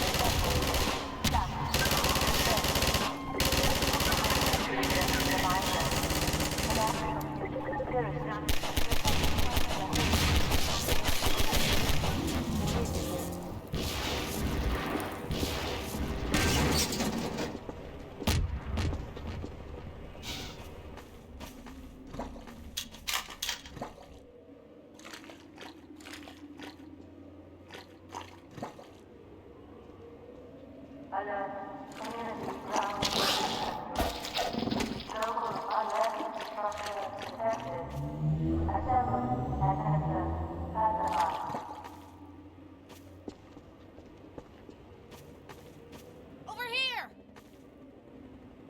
Keep going, friend. That station was raided, but there's others up ahead. I'm gonna stay here in case any others come through. Gotta keep the railway alive.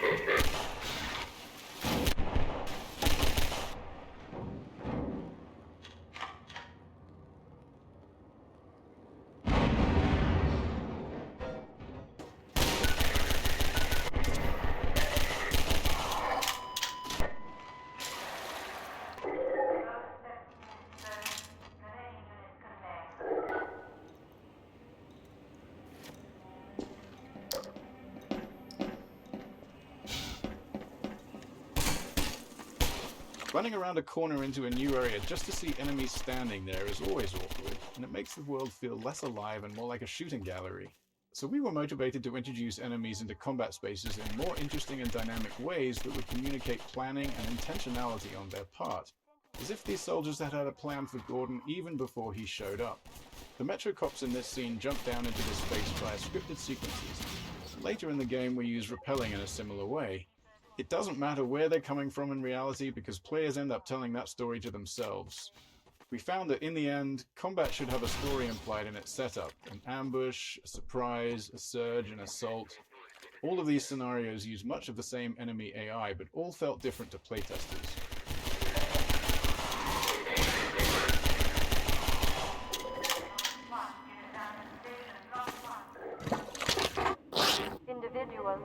Barnacle bowling.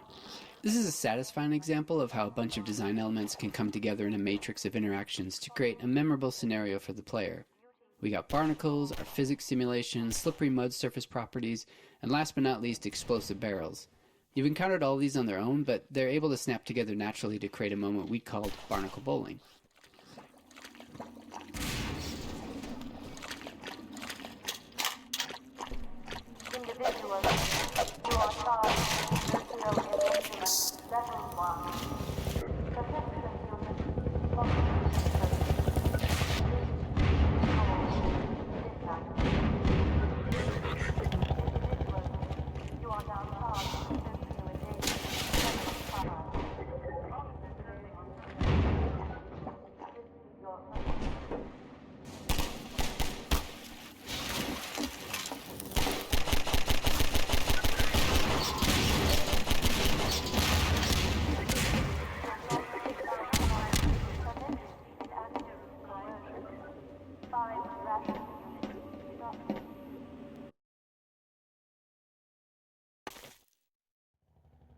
Physics in puzzles. Often, simpler mechanics encountered earlier in the game are pulled from more complex ones as a form of training. The teeter-totter puzzle, the first physics-based contraption in the game, was actually derived from a later, more intricate washing machine puzzle in the canals. The teeter-totter uses the same principles of mass and ramps, but in a more straightforward way that players can directly interact with, helping them understand the game's physics and making later puzzles easier to tackle. This puzzle also highlights the analog nature of the physics system, with the placement of cement blocks and the player's own weight both factoring into the solution.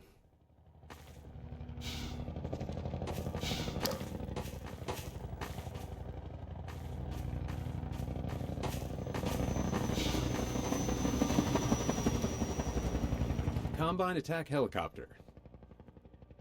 Players have had glimpses before, but here is where we fully introduce the main boss of the Canals chapter, the Combine Attack Helicopter.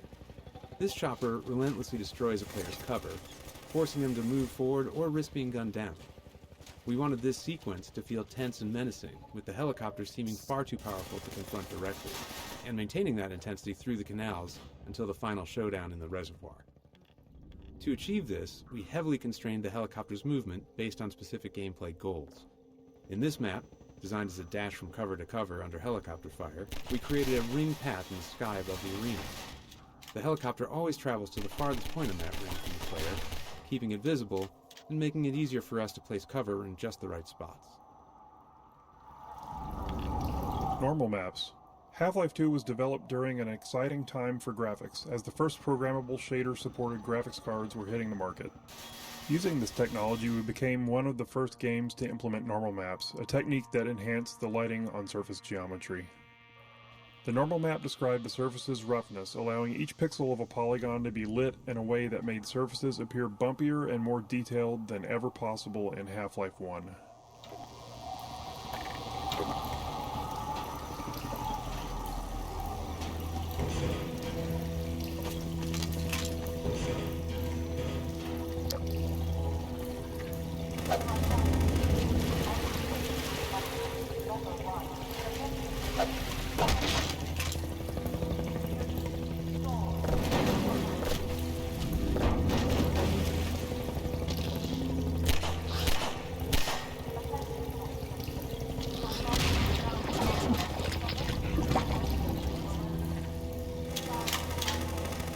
Autosave dangerous.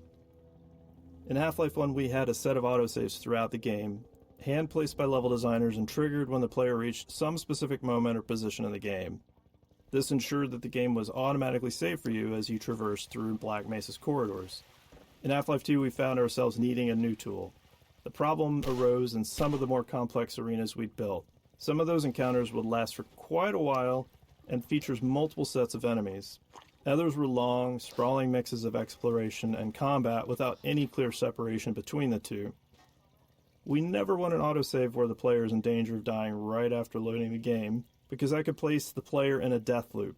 If you played enough games back then, you definitely found yourself in this situation at least once. So unless we deliberately crafted pauses in every arena's flow, there wasn't always a safe place to put an autosave. After some experimentation, we implemented a feature called Autosave Dangerous. This was a level designer tool that combined an autosave with an associated time frame. When triggered by the level designer, it immediately saved the game, but kept the save off to the side, not available as a save game to load from. If the player then stayed alive for the specified time frame, then the save would be committed and used as the most recent autosave. This allowed level designers to put an autosave at a reasonable place or time in an arena, specify a time, like 30 seconds, and if the player was still alive for 30 seconds, the autosave would be used.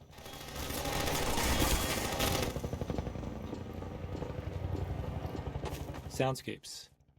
In Half-Life 1, ambient sounds were placed by hand and then individually tuned.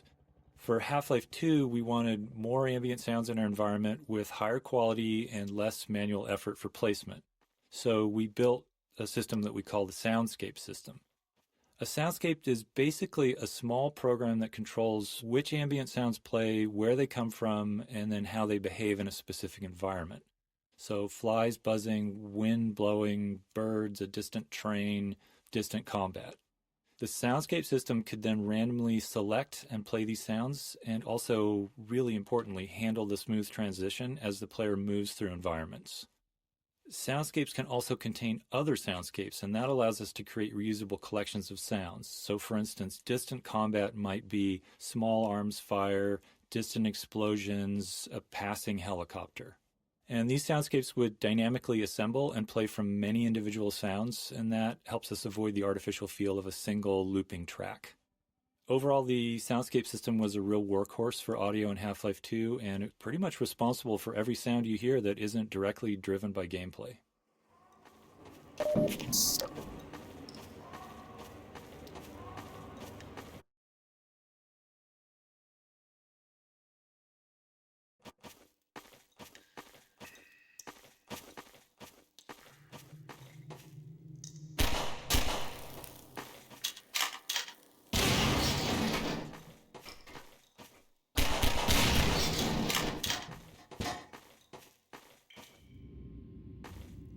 Manhack Map. We called this guy Manhack Map. We wanted to give players the sense that hundreds of citizens inhabited the hidden nooks and crannies of City 17. At this point in the game, it had been a while since players had seen a citizen, and we wanted to explain the significance of the manhacks, which was the first physics-based enemy that we created. In the original concept, there was a video arcade in the city where players could fly manhacks around to attack virtual citizens. Eventually, players would discover that the manhacks were real, and so were the citizens. As the Combine occupation became more fleshed out, this idea of a video arcade became an odd fit and eventually fell by the wayside. That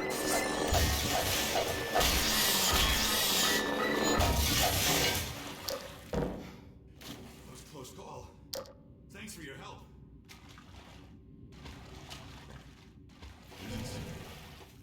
I'll give you some supplies to keep you going, and you really gotta go.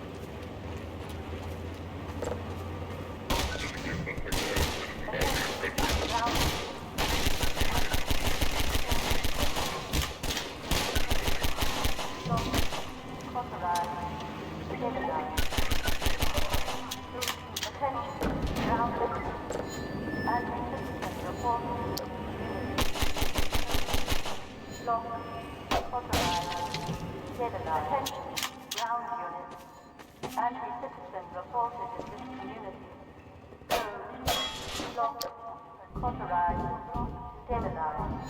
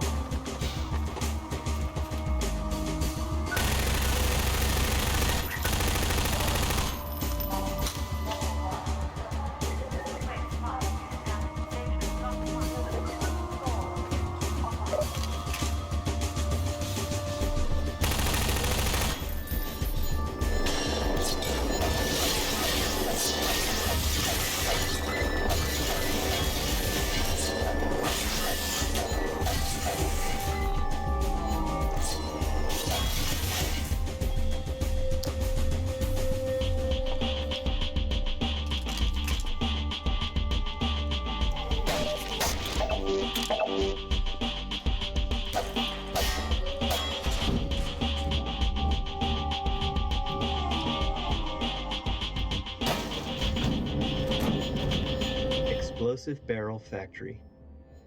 This room, filled with an absurd number of exploding barrels, inspires some good-natured debate within the team around how far to push the plausibility of our world. Frankly, one exploding barrel is probably too many in regards to realism. In the real world, barrels really shouldn't explode, even if you were to shoot them.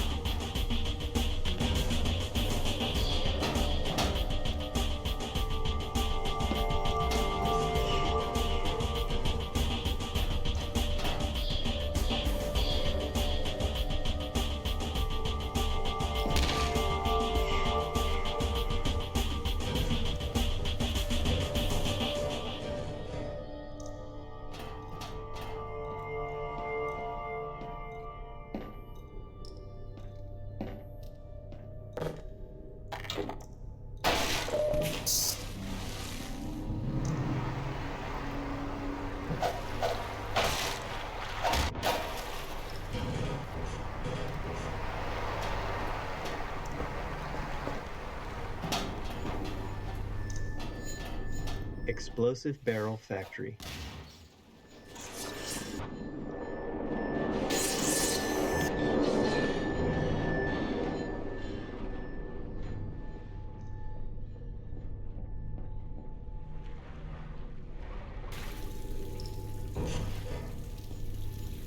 Rising water. The floating bridge and wooden spools here introduce the concept of buoyancy as a tool for the player. In this case, it's not really a puzzle. It's just some fun for the player interacting with the physics system. But later, we revisit this gameplay element in the canals to raise a ramp for the airboat.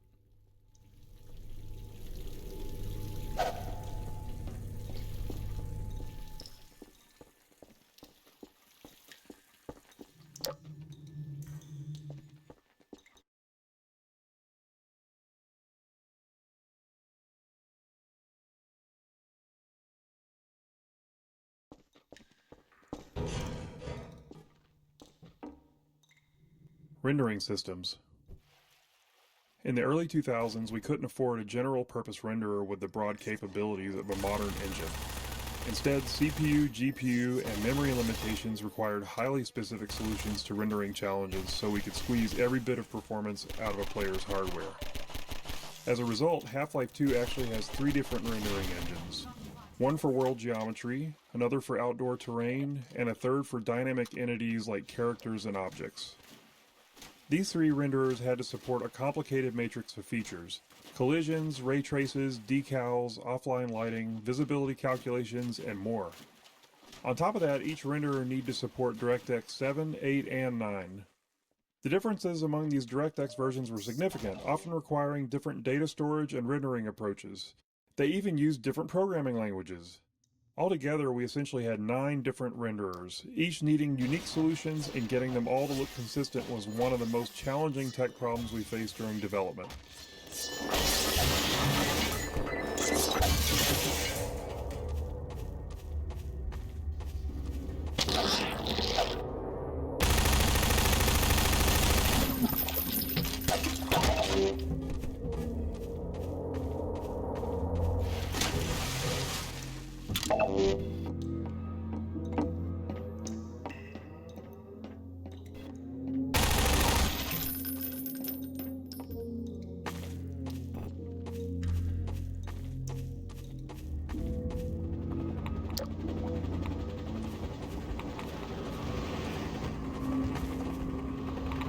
GPU Wild West. During development, we faced numerous decisions influenced by our choice of minimum spec, the least powerful CPU and GPU combination that would still deliver a good experience for customers.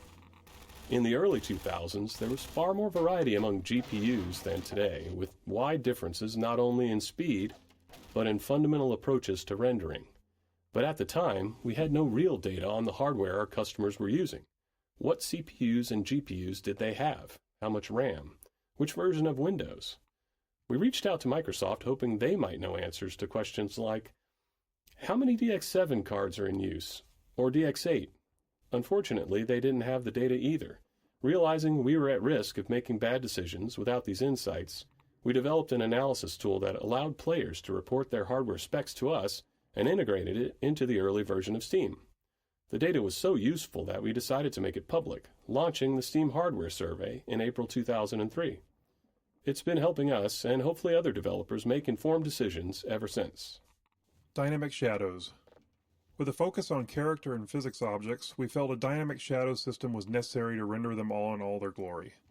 In 2003, GPUs didn't have any dedicated shadow capabilities that they have today, so performance was a tricky problem. Our eventual solution went something like this, running every frame. First, find all the objects that might have shadows in view.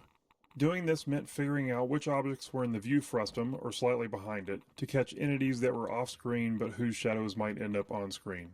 Then we'd render a black shadow version of each one of those objects into a single shadow texture.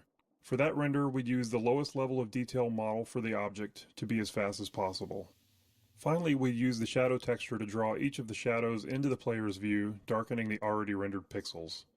We carefully cut around each shadow in that shadow texture to ensure that they correctly overlaid each other in the case where multiple shadows overlap.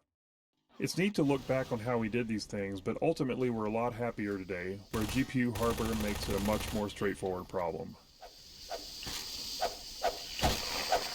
Headcrab canisters. Used headcrab canisters are seen later in Ravenholm, so we decided to show them here to tell the story of how they're used by the Combine. The story is that the Combine have weaponized Zen fauna to use them against the humans. Burrowed headcrabs was added as a new feature for this section that was expanded into a larger area that is meant to show a citizen shanty that was decimated by the headcrab assault.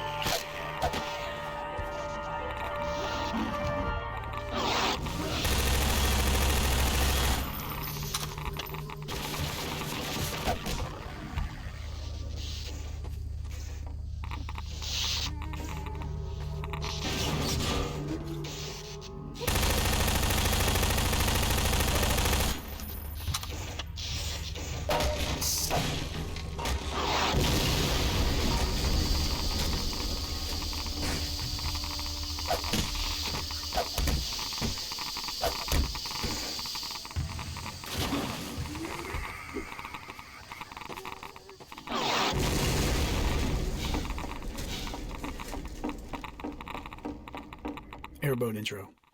This is where the player gets the first vehicle of the game, the airboat. We wanted to create a safe space for players to practice driving the airboat for as long as they wanted before moving on. The arena is sprinkled with opportunities for jumps and tricks, and we filled the arena with toxic slime to keep players in the airboat longer, while preventing them from leaving the vehicle behind and progressing forward on foot.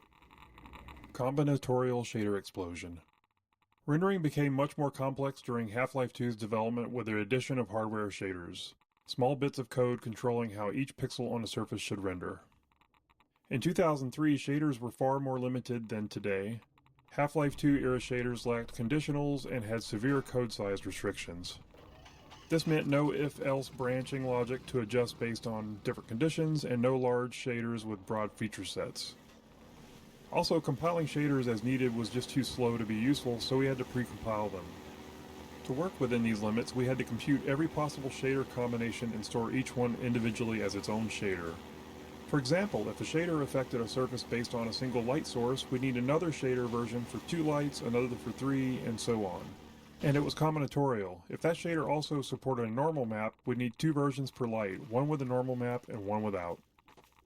With features like texture blending, vertex tinting, specular highlights, alpha testing, and various other light types, directional point and spotlights, our shader count exploded. By release, we had thousands of individual shaders. Shortly after, we released Lost Coast, adding HDR support, which doubled the shader count again. Once compiling shaders on the local developer's machine started taking too long, we switched to distributing the shader compiles over the entire network using VMPI. We also had a dynamic shader compilation mode that was useful for developing shaders that gave fast turnaround at the expense of frame rate hitching when a shader had to be compiled. Fighting motion sickness. In early playtesting, many players developed motion sickness while driving the airboat. While trying to fix this, we discovered several factors that contributed to it. We found that reducing the intrusion of the airboat into the view helped, so we made several passes on the model to pare it back.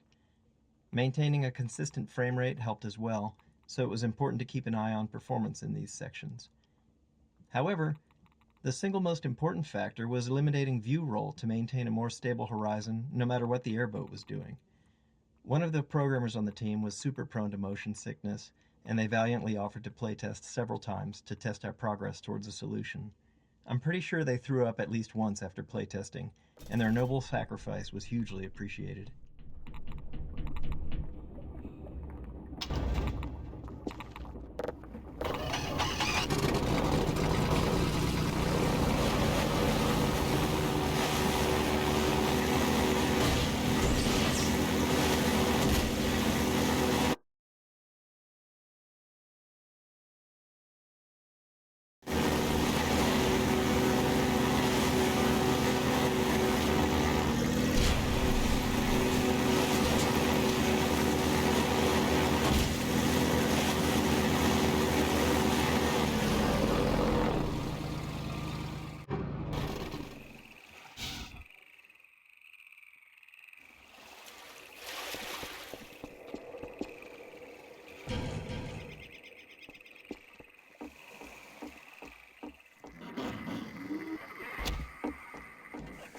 Airboat time.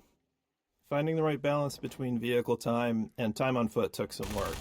Driving at full speed propelled players through the world quickly, and in early playtests we felt that players were missing out on exploring and taking in the game's detail. Exploration and world examination are core values of Half-Life, so we didn't want the vehicle to eliminate that. To address this, we added periodic spots where players could get out and explore small pockets of dense detail.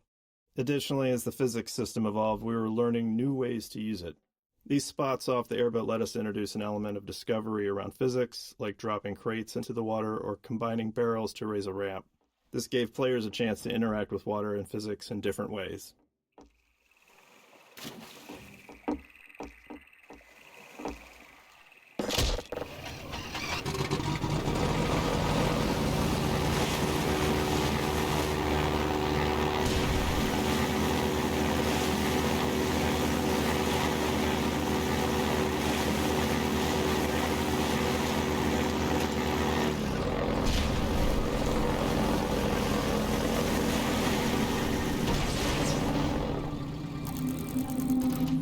Floating supplies.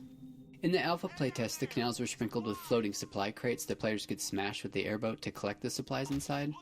The mechanics were somewhat gamey, but helped keep the flow of the gameplay going, allowing the player to resupply on the go.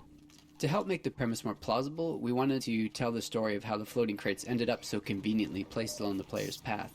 This scene of the citizens dropping supply crates helped sell that fiction, while also making the canals feel more alive. It also made players feel more heroic and important to be helped by so many supporting characters.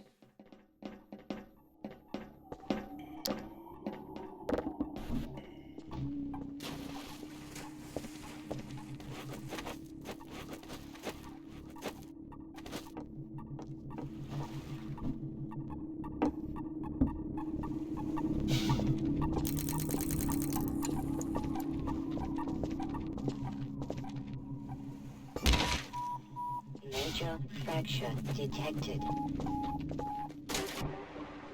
Systems engaged. Morphine administered.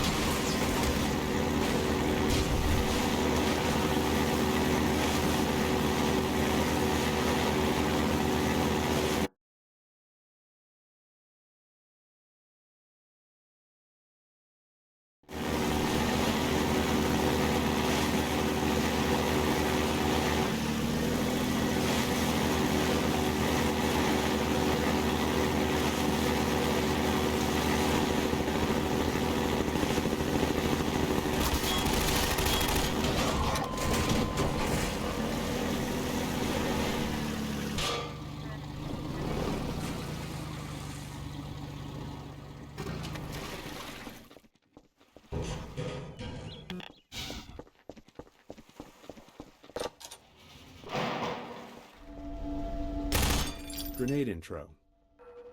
We conceived of this Combine base as both a training area and a playground for grenades, introducing them here in infinite supply crates to signal that it's safe for players to use grenades freely without fear of running out. Go wild! The Combine encounter here uses extensive markup to direct the soldier AI towards cover and provide good opportunities for players to make use of grenades. At the end of the area, the same infinite grenade technique helps players resolve the turret placement, as a direct assault is a lot more difficult if you don't. A bright red light and a particle trail were added to the grenades, making it significantly easier for players to follow their trajectory, whether they're throwing them or dodging one from a Combine sword.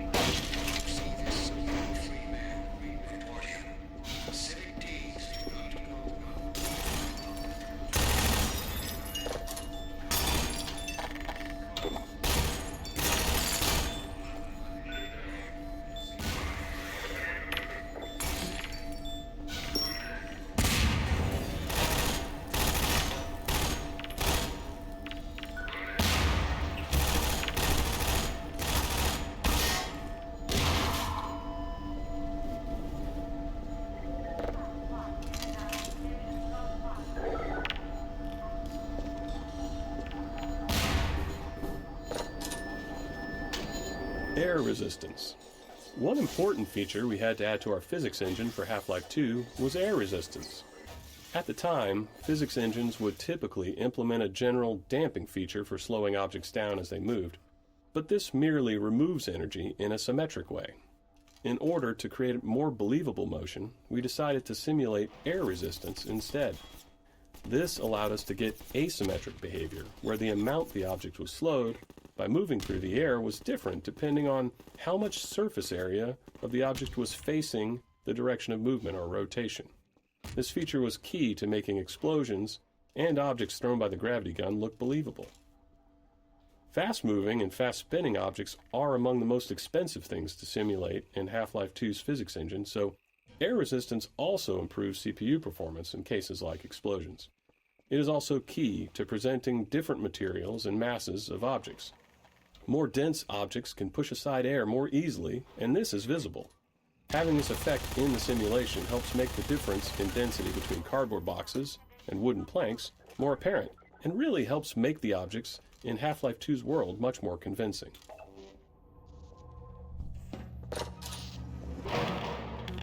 Puzzle layers. Because players are often totally unaware of the designer's intent, which we think is a good thing, they tend to respond in all kinds of surprising ways to our puzzles.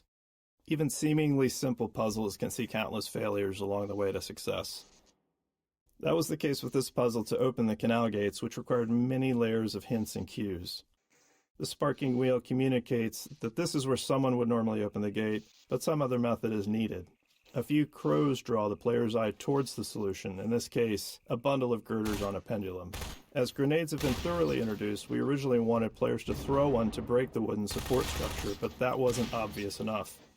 We added exploding barrels as a much clearer clue. But even after solving the puzzle, some players didn't realize that the gates were now open, which led them to endlessly explore the base interior looking for another exit. So we had to remind them of their original problem, the broken gate. We added smoke, the alarm klaxon, and a spinning light, and it was then that we finally started seeing reliably good results in playtesting.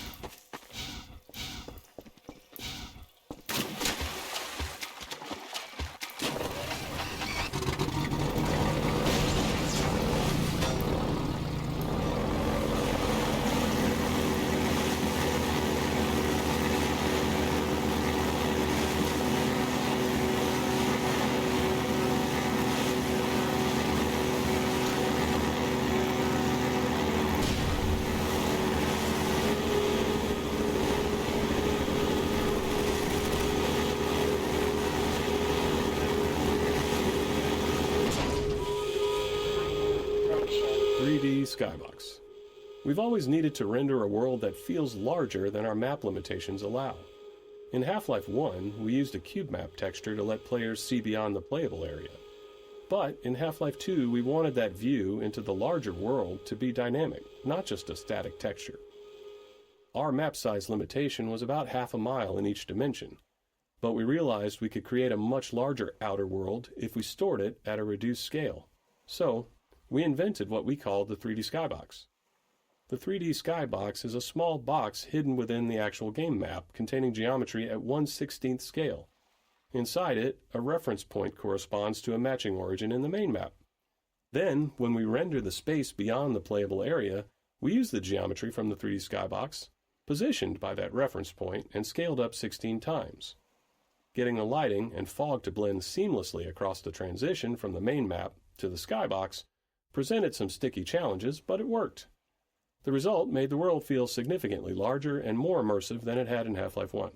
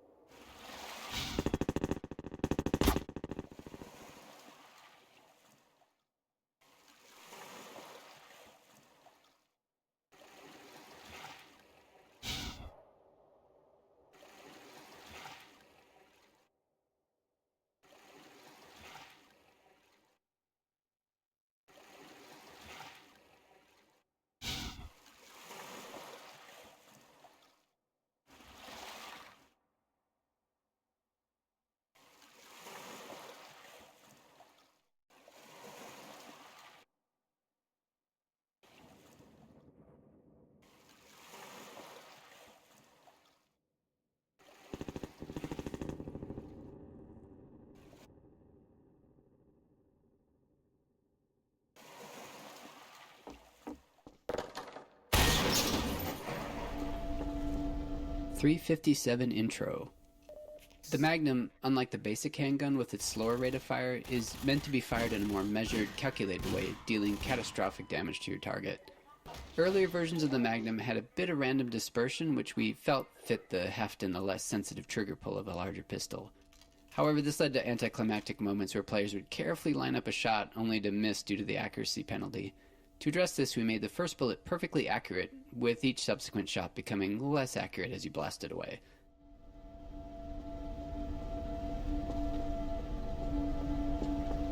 VMPI.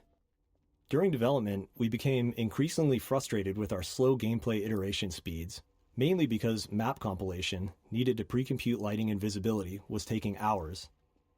Computers in 2000 were far slower than today's, and they had only a single CPU core each. Inspired by SETI at Home, a distributed program that used PCs worldwide to analyze radio waves for signs of extraterrestrial life, we built VMPI, which was our own distributed system that spread the map compilation process across many office computers. Today, these kinds of distributed systems run on giant GPU clusters, but at the time we just ran it on all the computers in our office. To deal with how our lighting code was evolving as quickly as our maps were, VMPI also distributed new exe files to everyone's computer too. In retrospect, this was a pretty terrifying security concept, just awfully bad. It's like the stuff of nightmares for IT folks, because we were sending an arbitrary executable to all of our work PCs and they would just run it. It was absolute madness. But it worked for us, and it did significantly increase our map iteration speed, and as a result, it ended up being a crucial tool.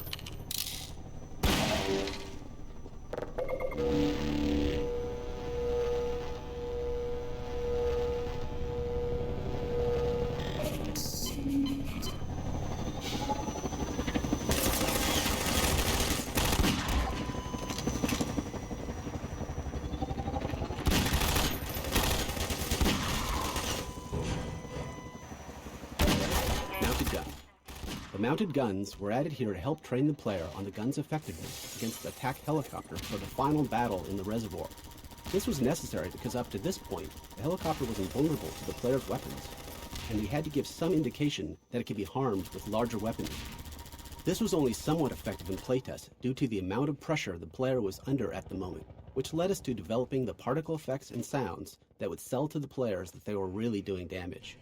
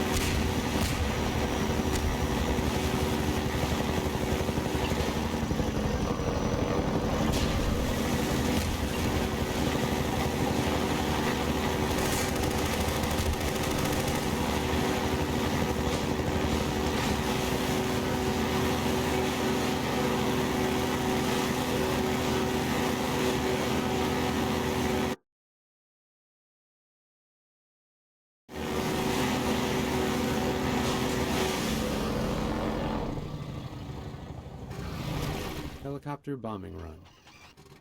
This is another example of us creating movement hazards while driving the airboat.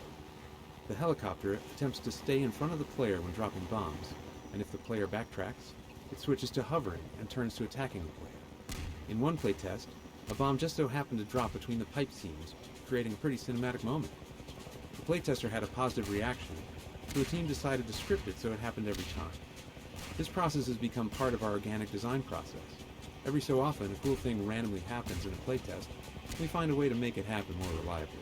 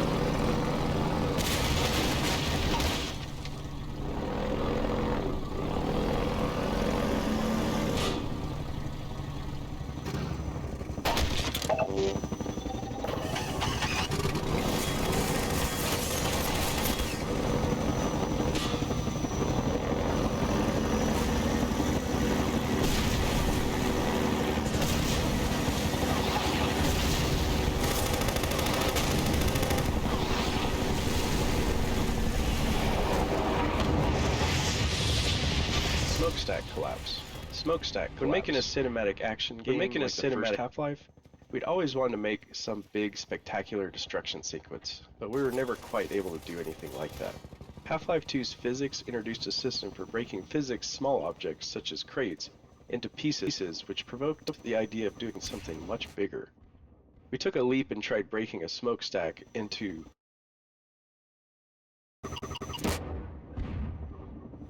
Smokestack collapse. When making a cinematic action game like the first Half-Life, we'd always wanted to make some big, spectacular destruction sequence, but we were never quite able to do anything like that. Half-Life 2's physics introduced a system for breaking physics small objects, such as crates, into pieces, which provoked the idea of doing something much bigger. We took a leap and tried breaking a smokestack into pieces as it fell. So we experimented with the masses until it felt better, refined the model, and added lots of smoke and audio to sell the effect. And there we had it. We had our big spectacular destruction moment. Ultimately, our physics made the sequence just barely possible in a way that maybe seems quaint by modern standards, but felt really awesome at the time. Because the simulation was unique every time we ran it, we had to take steps to avoid completely blocking the player's path with the big chunks of debris. The success of this sequence whet our appetites for the much higher fidelity cinematic physics destruction effects next seen in Episode 2.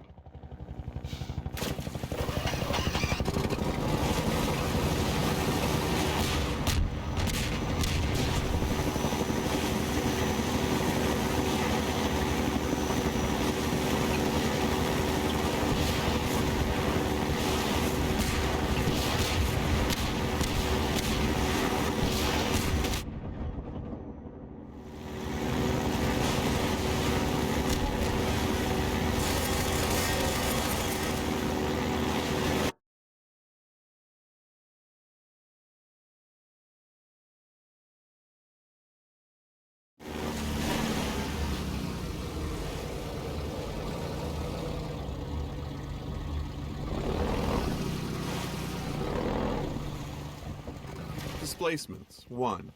After Half-Life 1 shipped, our level designers and artists wanted a better solution for outdoor environments, so we built the first version of our terrain system. It was based on subdivided quads. To visualize this, imagine a flat square divided into a grid, where each point on the grid can be moved up or down. Level designers could lay out multiple squares and then use a paintbrush tool to shape hills and valleys by adjusting the grid points. For rendering, we used a special blended texture, which combined two different textures. Each grid point specified how much of each texture to use, allowing smooth transitions between surfaces like sand, grass, dirt, and gravel. This type of terrain system wasn't unusual in game engines at the time, and we naively thought it would be enough for our game designers. Washing machine puzzle. We created the washing machine physics puzzle late in development, after playtesting indicated that players needed some downtime from the relentless pressure from the helicopter. Pacing contrasts like this can accentuate the high moments by resetting the player's emotional state and warding off exhaustion or even boredom. It was a positive sign that players reacted so strongly to all the work done to make the helicopter truly menacing. But if we didn't manage the stress of it, fatigue set in, which quickly started to feel like monotony rather than excitement. Originally, players quickly drove through this area, but because of the nice sunlight and composition of the canal here, we decided it was a good spot to pause the action and have the player spend some quiet time solving a puzzle. The puzzle itself, which was the first to use masses and pulleys, ended up giving rise to other physics navigation puzzles elsewhere in the game. Displacements 2. Once the initial terrain system was up and running, we expected level designers to use it for outdoor spaces. Instead, they began experimenting, adding detail in unexpected places. They used the subdivided quads on the top of walls to create ruined edges, rounded off street curbs, and even attempted to make pipes. This met with varying success since the terrain system was designed for landscapes, not architectural detail. So we returned to the code mines, transforming the height-based terrain system into a fully 3D displacement system. Now, instead of only moving grid points up and down, designers could move them in any direction. This allowed them to add extra detail to all kinds of surfaces using blended textures to smooth transitions between the displacement quads and the BSP geometry. However, this required additional tech work to ensure consistent lighting between the two renderers, or those edges would have been noticeably mismatched. But with all this done, the level designers seemed satisfied, and we naively thought that this time it really would be enough. Displacements 3. With the general displacement system in hand, level designers didn't stop at adding detail to the world and returned to their original goals of building large-scale outdoor sections. This led to another round of updates to balance performance, ensuring the system could handle both fine detail and larger ground terrain. Texturing had to improve as well, especially to support complex structures like overhanging cliffs that weren't possible with the original height-based system. Designers, never one to rest on their laurels, also started using displacements to create caves and tunnels. While these additions looked great, they required even more technical adjustment. Eventually, we managed to wrangle the competing requirements of all the ways that displacements were being used, and they shipped in large sections of our game world. Looking back, displacements are a clear example of how technology and game design evolved together. It's a chicken and egg problem. We can't foresee all the ways a piece of tech will impact the game, but we also can't build the tech without knowing what it needs to accomplish. So, as is always the case, we have to build something. We start with a solid guess and see where it leads us. Before the Combine picks us up. Just getting ready to pull out. We better hurry. Gotta tear down this camp and get out of here. Greetings to the Freeman. Come on in. I'll show you what you're up against. Gestures. Each of our characters had a library of simple animations called gestures, which we could easily layer on top of other bodied movements. While originally planned as a production savings to allow us to reuse animations throughout the game, we found they actually had more utility than that. Humans often repeat certain movements, and these can be markers of a specific personality. As a result, our gestures library ended up capturing the essence of each character, helping to unify our animation team's understanding of who those characters were.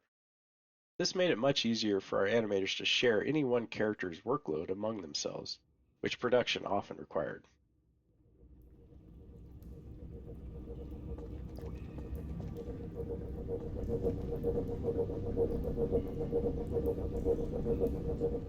There we are.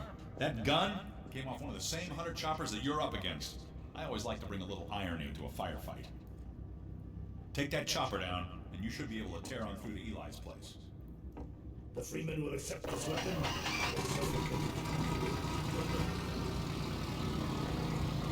Farewell, Dr. Freeman.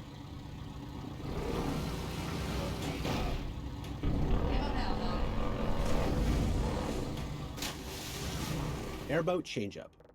We heard from the playtesters that they wanted more varied gameplay from the airboat. Up until this point of the game, the player had no real way to fight back against the helicopter and other enemies, so it felt right to introduce a new weapon, and in turn deliver a pacing change and set the stage for what would come next. In the subsequent areas, we added target practice to acquaint people with their new weapon. Extra physics force on the airgun projectiles meant targets would get sent flying and make it feel way more powerful than anything in the player's loadout. Even then, when it came to playtesting combat against the helicopter, a lot of testers still thought it was invincible, and hadn't noticed our efforts to illustrate that it was taking damage from the Combine-mounted guns earlier. To get over this, we did the most obvious thing. We put the helicopter directly outside the tunnel in which you get the gun and make it extremely clear that you can and should shoot it. And it worked.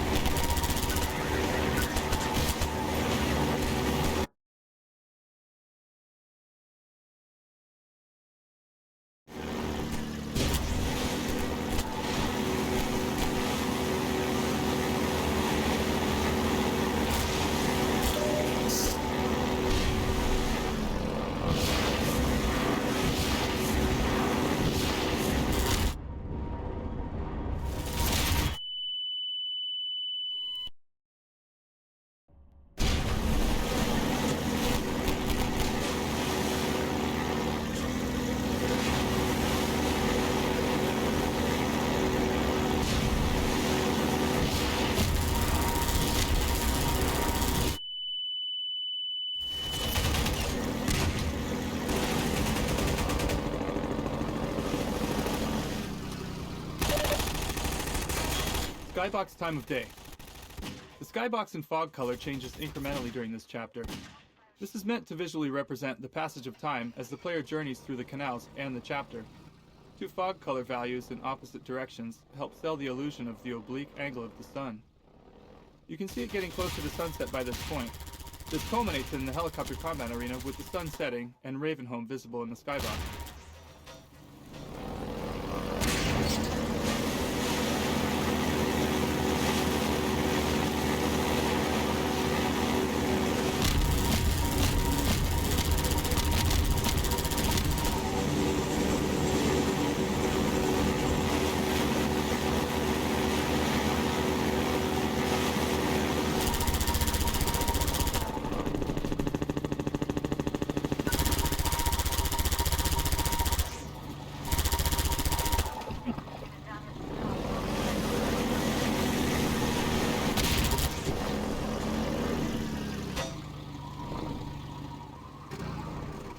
A Half-Life game is an ultimately linear experience, but we're always looking for ways to break up the player path and create non-linearity at level scale.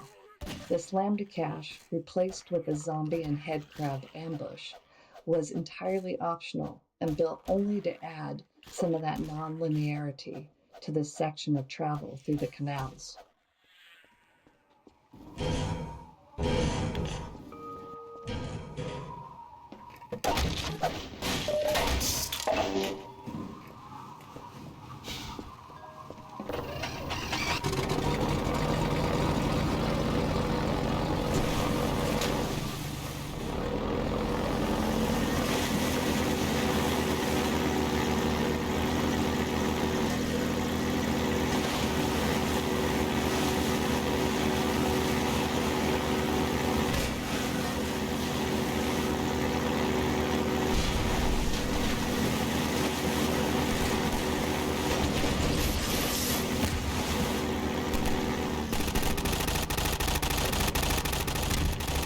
Donkey Kong Barrel Ramp. This particular area, the drainage ramp, originally started as just an interesting piece of level architecture. But during playtesting, we quickly saw how fun it was to slide the airboat up and around the slope, so we added more elements to enhance that experience. This included Metro Cops dropping barrels down toward the player, and a little nod to the classic arcade game, Donkey Kong.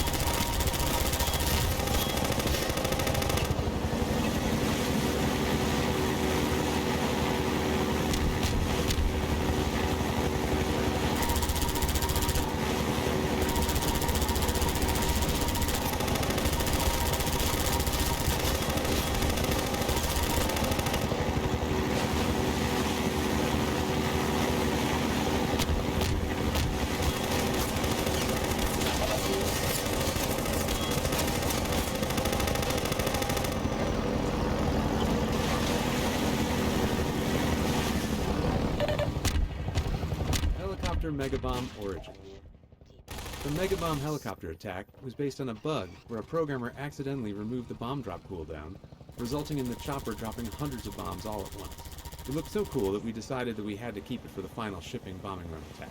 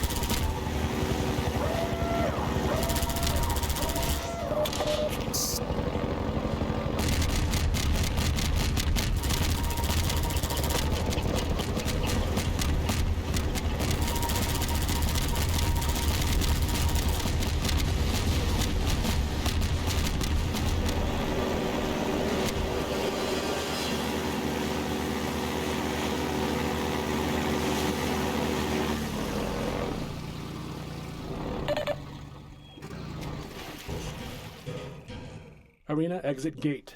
The wheel mechanism to raise the exit gate was added specifically to force the player to defeat the helicopter before they can move forward. We often refer to elements like this as gating the player, using design elements to keep them from progressing until they've completed a necessary task. Here, it's quite literally a gate.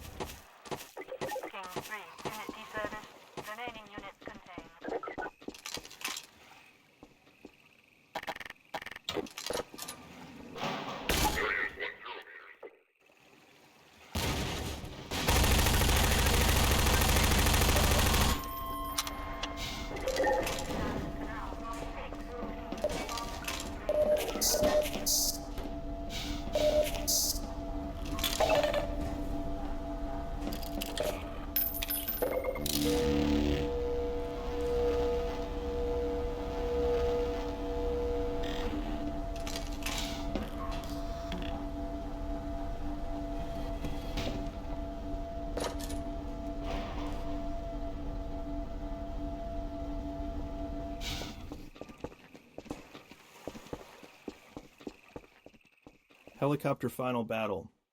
We designed this area as the arena for the final showdown between the player and the Combine attack helicopter. It's the player's chance to finally eliminate the relentless enemy that's been hunting them since fleeing underground after leaving Kleiner's lab. This area went through many iterations to get right. It needed ample space for fast-paced vehicle combat, a smooth movement flow with clear path options, and reliable performance. We also aimed for visual clarity suited to combat, striking but not overly noisy, while ensuring it would serve as a memorable vista once the helicopter is destroyed.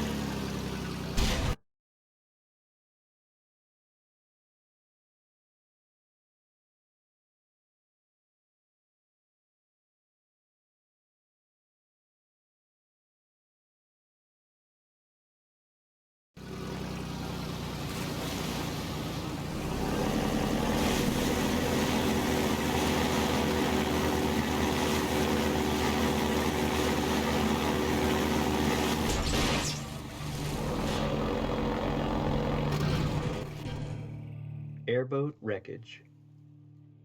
Originally, we destroyed the airboat in the jump over the dam, so this level opened with the player amidst the wreckage of their beloved airboat. In a team-wide playtest, people felt disappointed to lose the vehicle they had spent so much time in. There was a lot of internal debate about whether that feeling of loss was a valuable experience or not. Ultimately, we decided to leave the airboat intact, to allow for the possibility of the player reuniting with it someday. Some say that airboat is still out there, waiting for you.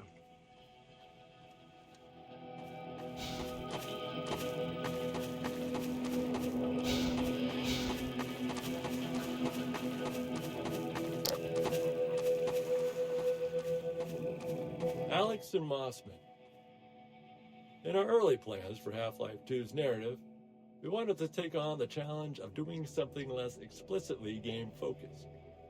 Not just a story about the obviously good player defeating the obviously evil enemies. Instead, we aimed to focus on characters and their relationships. We thought it would be interesting to explore family as a central dynamic unit of Half-Life 2. The tension between Alex and Mossman emerged from that idea, and we liked it because it felt relatable, something players could understand and empathize with. We've got something. Okay, it's human. Hello? Take it easy in there. You're safe now. You'll have to forgive the scanning process. We can't take any chances. Dr. Freeman? Gordon Freeman? Is that you? You've made it here this quickly. Well, Eli is going to be amazed, not to mention relieved. I'm Dr. Mossman, Dr. Judith Mossman. I've been hearing about you since long before the Black Mesa incident. Oh, Black Mesa. I do so envy you working with Eli and Dr. Kleiner when they were at the top of their field. Ah, there we go. You can come through now. I'll take you down to Eli right away. He would never forgive me if I kept you waiting.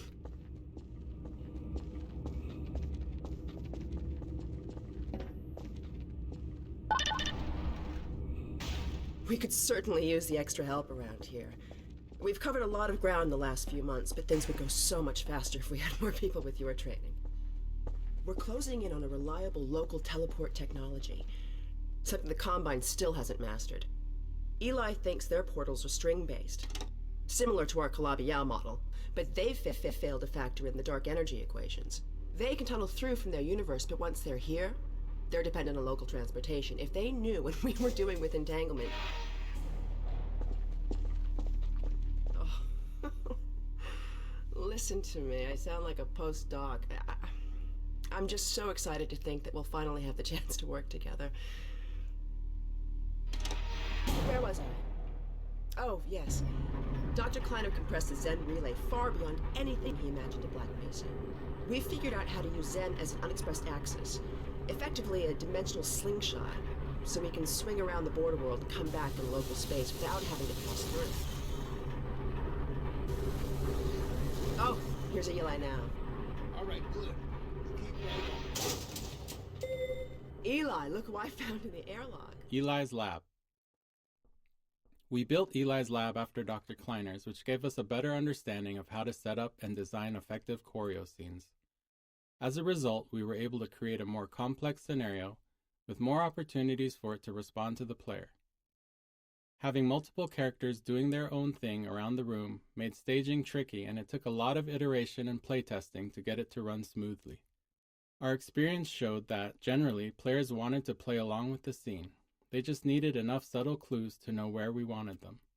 Similarly, if they got distracted, the scene had to gently pause and wait for them to return. Dr. Freeman, it's been a real honor. I'm looking forward. Feel free to look around. Balancing the player's desire to explore with the narrative goals of the scene was always a challenge. We wanted the room to be full of interesting things to look at, but many players wouldn't explore until they were sure they wouldn't miss any of the character performances. That's why it was important for Eli to tell the player to look around midway through the scene. It signaled that it was safe to explore. From there, we could trigger a variety of custom mini-scenes based on what caught the player's interest. Scientist Judith, She was up for your job at Black Mesa, but you edged her out with your Innsbruck experience. Hugs and pickups. Sometimes even little things can be a nightmare to get working. For example, getting a character to hug another character, or even more simply, just to pick up an object from a table, can cause a lot of issues. Even worse, in our dynamic environment, where the characters and objects aren't in preset positions, and the player is running around getting in the way, these require a level of synchronization that can be quite tricky. They're made harder because humans handle them without thinking. As you're moving to the table to pick up a cup, you're doing all kinds of preparation with your body to get your feet and hands in the right position to be allowed to do it comfortably, everything ready right when you get there. If you're moving in to hug somebody, you're both doing it at the same time, adjusting constantly based on each other's movement. To get these features to work in the game involved a lot of synchronization work, making characters aware of each other and the world, and at the same time, getting them to know more about their future plans. It's tempting to want to pick up a cup example into discrete steps. Walk to the table, face cup, pick up a cup, because it's much simpler that way, and it makes the steps nicely reusable. But that's how robots work, not humans. Our characters had to know they were moving to a table with the intention to pick up a cup, so they could work on multiple parts of it simultaneously, making sure their hand grabs the cup right when they get there.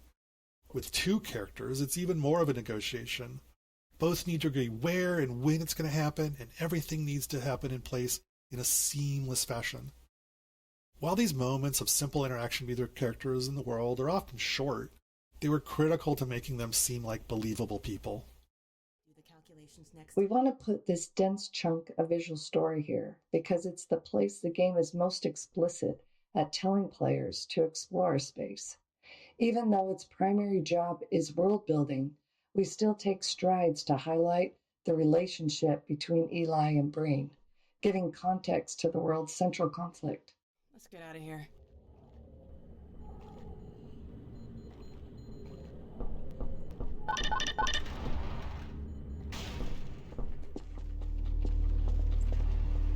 Mossman. Judith Mossman was originally based on a character we had planned for a section of Half-Life 1. That section was cut from the base game and reused in Uplink, but without the character. We consider her the most complex character in Half-Life 2. We knew we'd be walking a tightrope with how the player felt about her even before Nova Prospekt, because the player's trusted sources don't agree.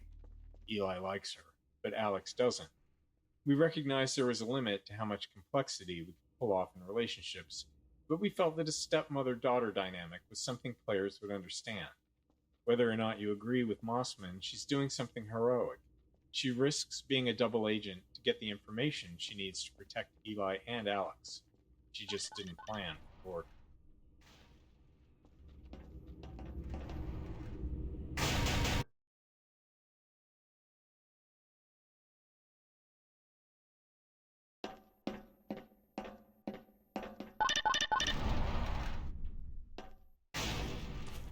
So, here we are. The scrapyard. Character lighting. In the first year of development, we were struggling to get our characters to feel as realistic as we wanted them to. There were actually quite a number of different problems, all of which eventually required specific technological and artistic improvements to fix. The first major problem was lighting. At the time, lighting technology in games had many shortcuts, some due to performance, but many due to misunderstandings of how it all works. To make characters look good at the time, models and textures had to be created with much of their lighting solution baked into them, like shadows and glossiness. The characters looked cool, but they also looked like video game characters. We started building Alex with this approach, because that was how you were supposed to do it.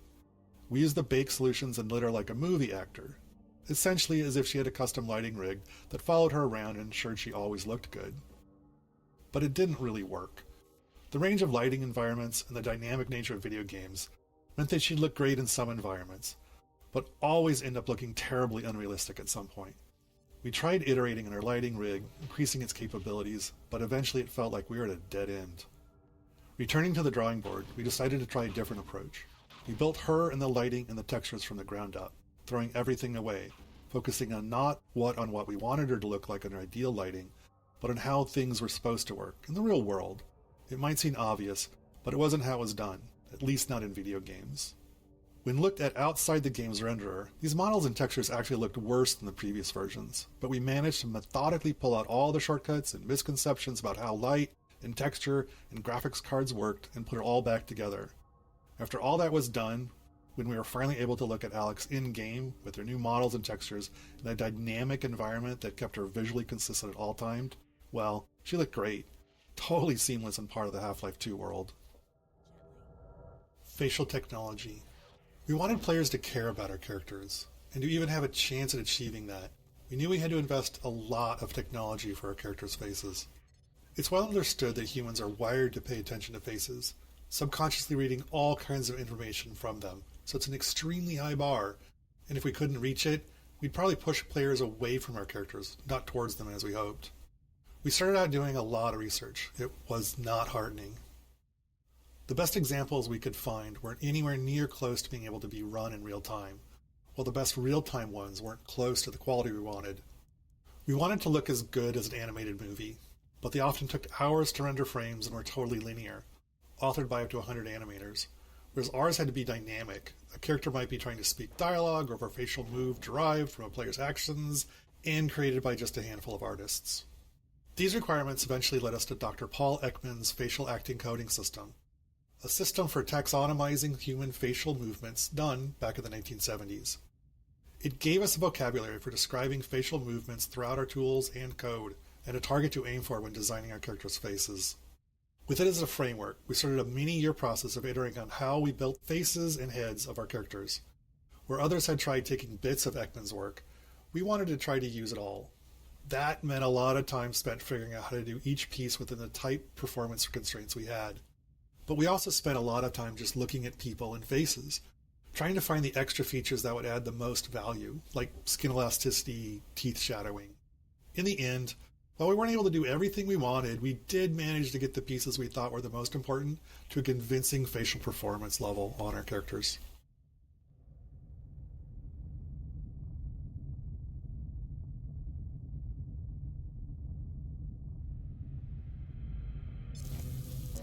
Eye shader. Another critical part of getting character faces to be convincing was in the eyes. Humans are great at reading eyes. There's a part of your brain dedicated to it, down to knowing where somebody's looking based on the reflections on the eyeballs. But there are all kinds of subtleties that matter. Eyes aren't actually spheres. Eyelids get distorted by the cornea moving around underneath. Eye movement can increase the odds of blinking. Eyes don't actually line up directly behind the pupil. They're shifted slightly. All these little details might feel small or unnoticeable, but the absence hurts the believability of the character. We worked on eyes for a long time, iterating our eyeball model and feature set little by little. Some things required external interfaces, like what things in the environment were interesting to look at, where others were automatic, at a subconscious level in the AI, like blinking, an obvious requirement, but one that's subtly confusing if it's wrong. Eye reflections had a particularly large impact. They're ultimately a tiny amount of real estate on the screen, but the difference they made was enormous. We knew we were finally done when we reached the point where, with our eye shader off, a character looked like a doll, human-like, but unconvincing in some way that was hard to describe. But when we turned it on, suddenly it felt like a human was looking at us. Moving the gravity gun. When the gravity gun was first prototyped, we planned to give it to the player midway through the game. But as playtesting progressed, we saw the strength of its design and realized the gravity gun and, more importantly, the ability to launch saw blades at zombie faces needed to come earlier. That meant Eli's lab also needed to move earlier too. It was a significant change, but it was crucial to Half-Life 2's success. It serves as a good reminder that storytelling and gameplay are intertwined, and neither can always take priority. They have to work together.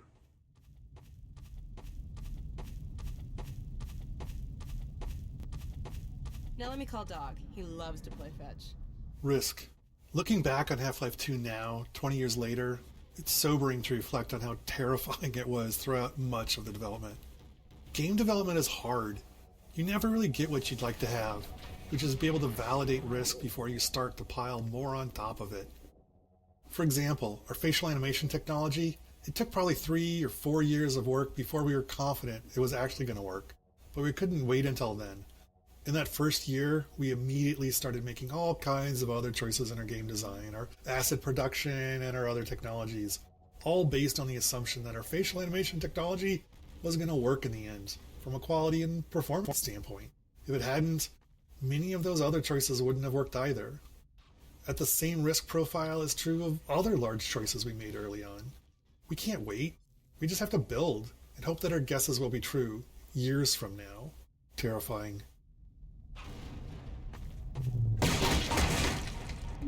Another one, dog.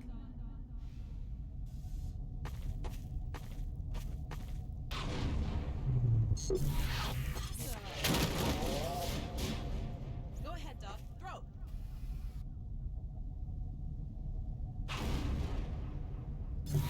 Excellent. Dog, go get your ball.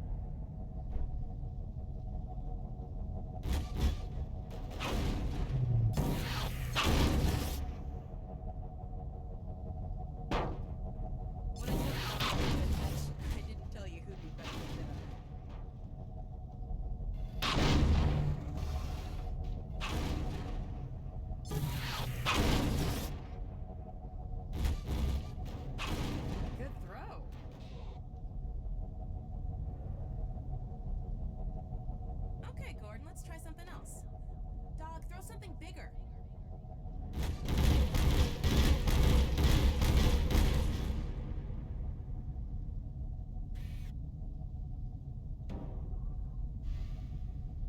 No, dog.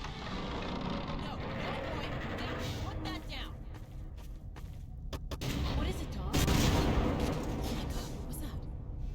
Scanners! Combine sweeping the area. You gotta head back.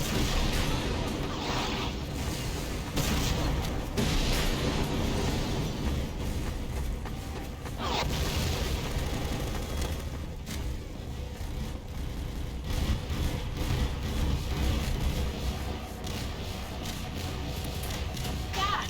Alex, do you read? Alex! Honey. What's going on in there? Where are you, Alex? We're in the scrapyard airlock, stuck in a full auto cycle. Is Gordon still with you? He's right here. Good. I want you to...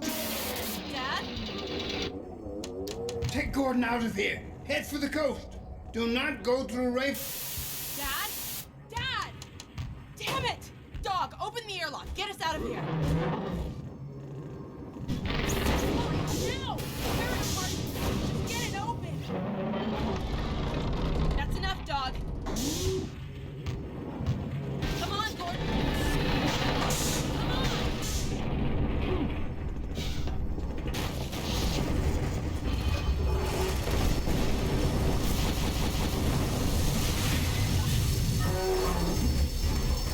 Gordon, you need to get out of here. I can't leave my father.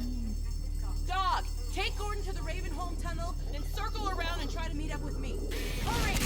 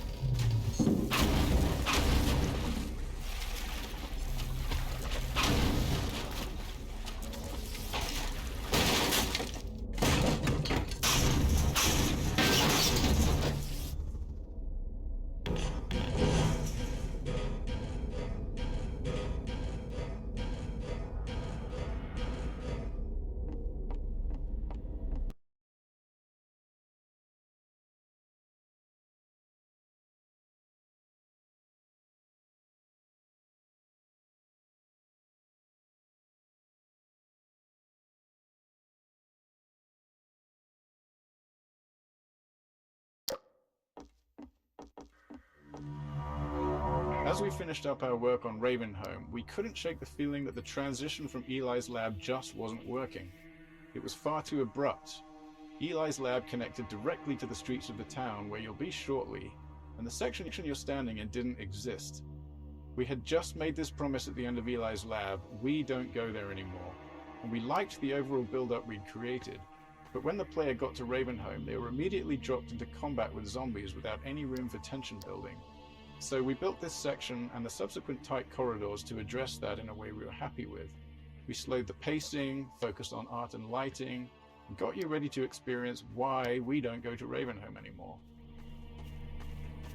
Ravenholm Gameplay Focus. After watching many playtests of Ravenholm, we knew the core gameplay of the level revolved around the gravity gun and physics. Once equipped with that knowledge, we felt we could appropriately build the transition into Ravenholm and help the player learn and understand a bit about what the upcoming experience would be. This happens often. We build the level track, figure out what's working, and then design its prologue. We built the following set of rooms with that table setting in mind. The brutality of the tools we provide the player seemed to aid in setting the mood we were striving for, helping to shift the tone from the safety of Eli's lab to something darker and more frightening. Bringing physics to the enemies. The physics traps in Ravenholm were some of the first gameplay elements in the level that we were really happy with, but they lacked player agency.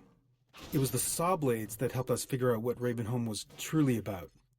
With saw blades, the player was able to bring physics to the zombies instead of leading zombies into the physics. Once we had that understanding, Ravenholm evolved rapidly. We kept combing through the map, looking for anything, especially anything unusual, that could be turned into a tool or weapon for the player.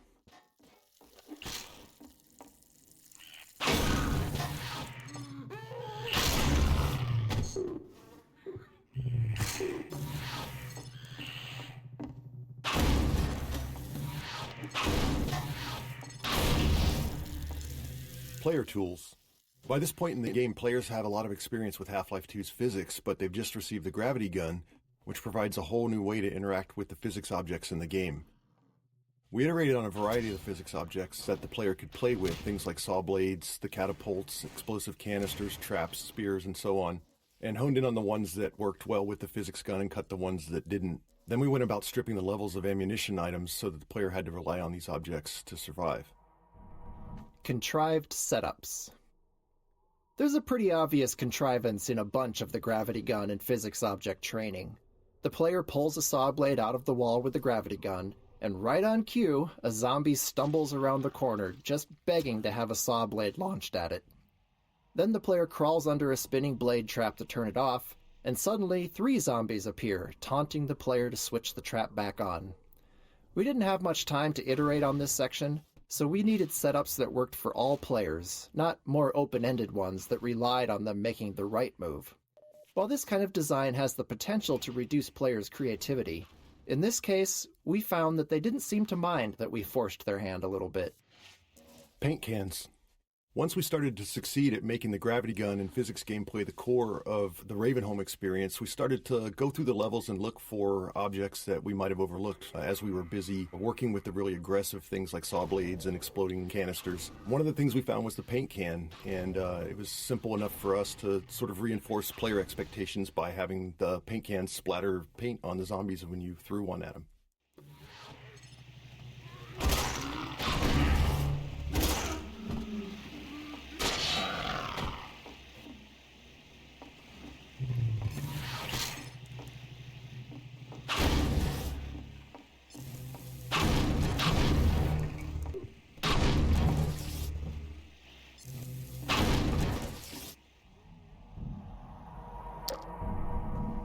Ravenholm's development. We began developing Ravenholm early in the production of Half-Life 2, so it went through more than one full development pass. The first version predated the gravity gun, with gameplay focused on traditional zombie combat using guns and some of the physics traps. We even planned to showcase Ravenholm at E3 in 2002, but the game was ultimately unveiled a year later in 2003. By that point, we had invested heavily in Ravenholm's art, something which we generally avoid until the gameplay is fully proven. So once we went back to Ravenholm with the gravity gun mechanic in mind, We were working with a lot of pre-existing level geometry that had been designed with a very different gameplay goal in mind. Misteaching flinches. Another memorable playtest and example of the danger of misteaching players occurred in Ravenholm. One of our design principles is for the game to respond to the player as much as possible. So when designing the gravity gun, it seemed obvious that if the player pointed it at a zombie and pulled the trigger, something should happen. It was simple enough to make it zap the zombie for a tiny amount of damage, causing the zombie to play its flinch animation, which felt good and responsive. Later, we watched a playtest where the tester discovered this interaction immediately upon arriving in Ravenholm, and interpreted it as a feedback that the gravity gun was hurting the zombie. Which it was, just not very much. So they zapped the zombie again, repeatedly, shocking it over and over until it died.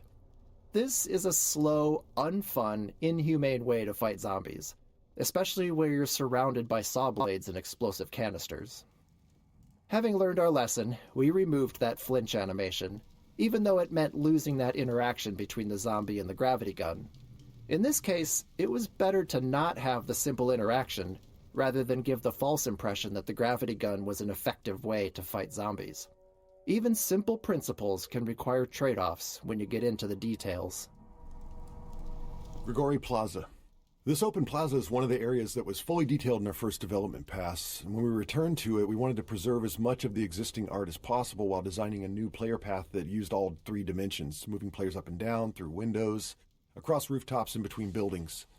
It wasn't a large space, so we had to squeeze as much track out of it as possible, and since that started as an art-focused area, it was light on gameplay and we needed to address that playtesters tended to fly right through it. And to top that off, it was already pushing our rendering performance budget with little room left for anything new. The challenge became finding small additions to slow the player down by adding threats around corners and into every nook and cranny of the level.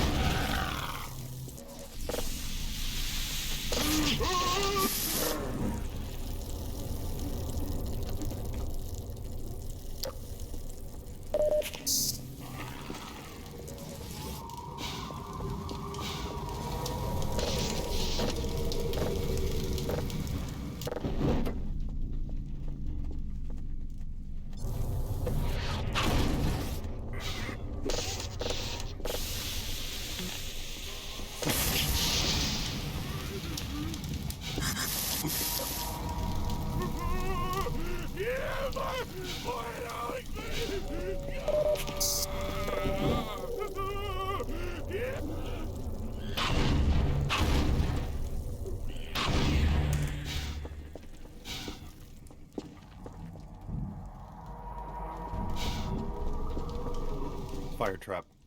This fire trap was originally intended as a visual showpiece for the fire system before a level designer repurposed it as a gameplay element for Ravenholm. It was almost cut many times during development due to the performance impact on the low-end PCs because of all the overdraw involved with the transparent sprites. In the end, there was a programmer who felt that it was important enough to the gameplay that it was worth doing the work to solve the performance issues and make sure we could get it into the game.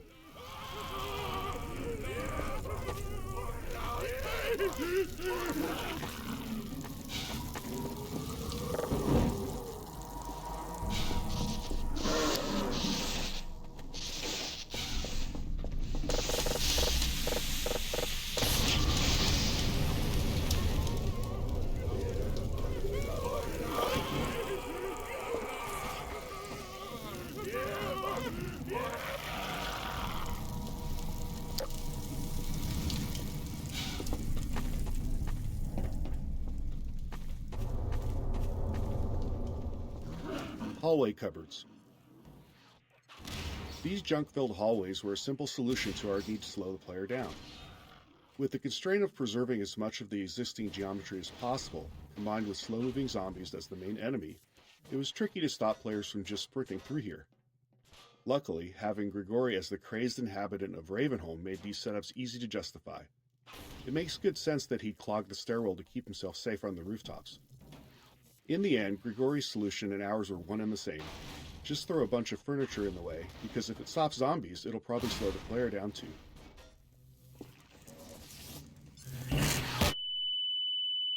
Automatic medical systems engaged. Morphine administered. Lacerations detected. Warning. Vital signs critical.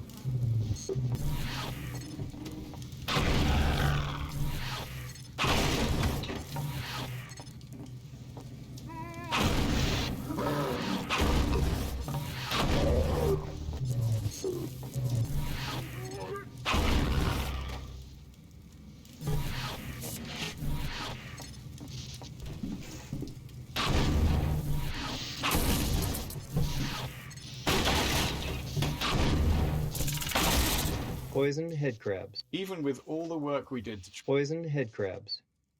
This room unintentionally introduces poisoned head crabs. We'd spent a lot of time crafting their proper introduction later in the level, but once we saw how well they were playtesting, our excitement got the better of us, and before too long we'd scattered them throughout the level.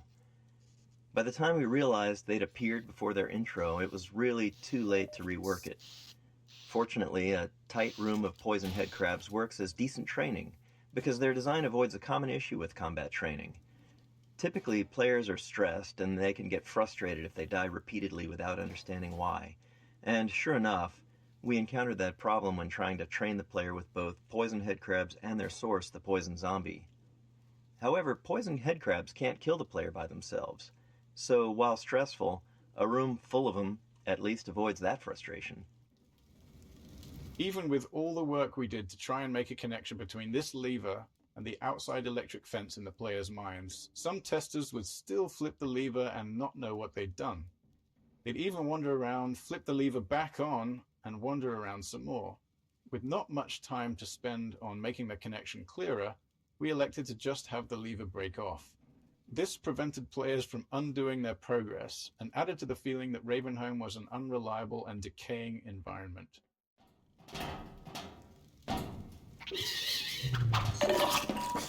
Warning. Life toxin levels detected.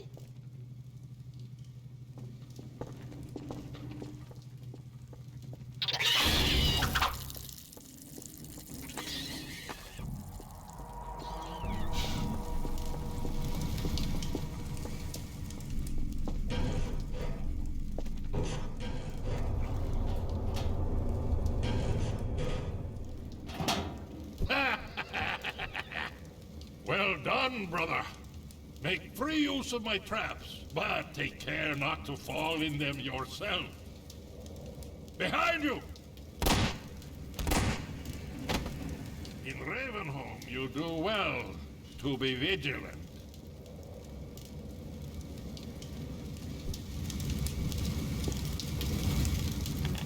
We all went to Ravenholm.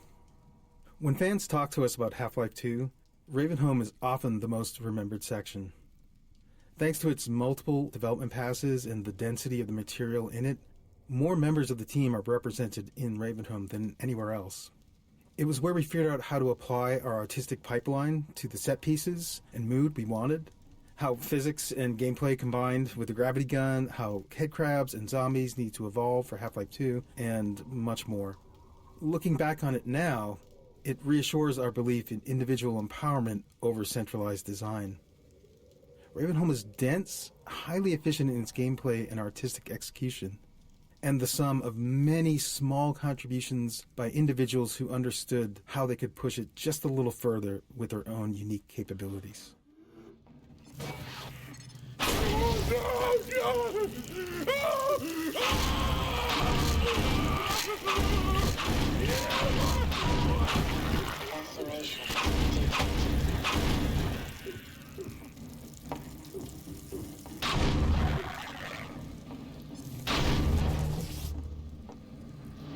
Car crushers.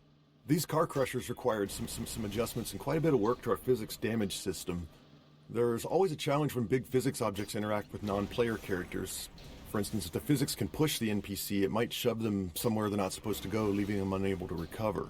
This isn't a big issue for something like a head crab, which can just hop out of a tricky situation, but for something like a zombie, It could mean they get stuck and end up helpless, flailing away in whatever gap they manage to wedge themselves into, which kind of kills the survival horror mood we're going for here.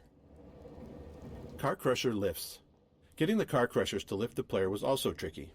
See, the player is always being simulated by both the physics system and the game's movement system. Each time we update the player's state, we compare the results from both systems and decide which one is right, then sync them up and repeat. This allows the two systems to influence each other. Like when the player stands on a seesaw, the physics lets the board give way, or when they stand on the Car Crusher, it lifts them up. While more complex, this dual system approach was easier to tune than trying to handle both physics and player movement in a single system. By keeping them separate, we could fine-tune the player movement system to feel good on its own, only reconciling the two when physics was affecting the player.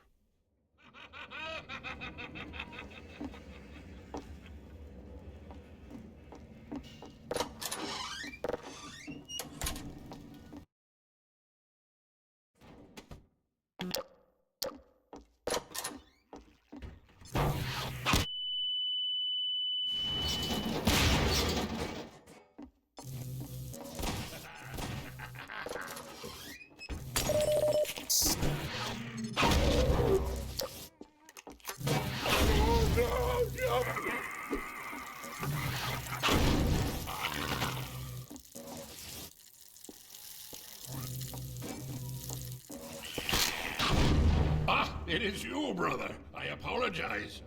But no harm done. My bullets are the... Pacing switch. Now that the player's through the training section, we can start shifting the pacing from moody, claustrophobic spaces to more combat-focused action arenas. With the player familiar with the various physics tools in the environment, we can start mixing those into open spaces and just give the player the freedom to choose their approach.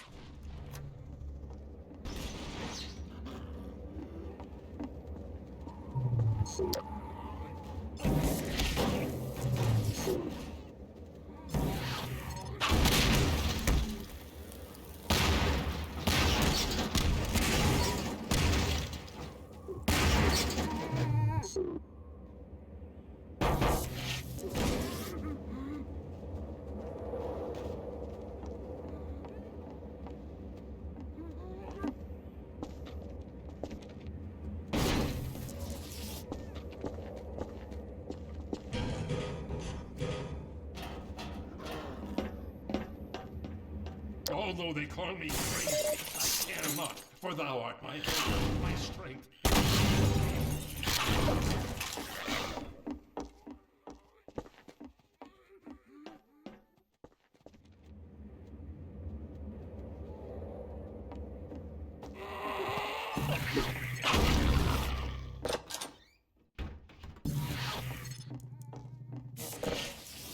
Tables and bodies. Towards the end of Ravenholm's production, with all the major pieces in place, we went through and tried to fill out every bit of empty space with something interesting. In doing so, we had to be careful to use what we already had and not create anything new, as we couldn't risk introducing more bugs. Often, as in this room, we were trying to add new moments of gameplay, while also adding more detail and storytelling to the area. Small scenes like this allow an attentive player to think about what they're seeing and what it might mean for what they'll encounter next.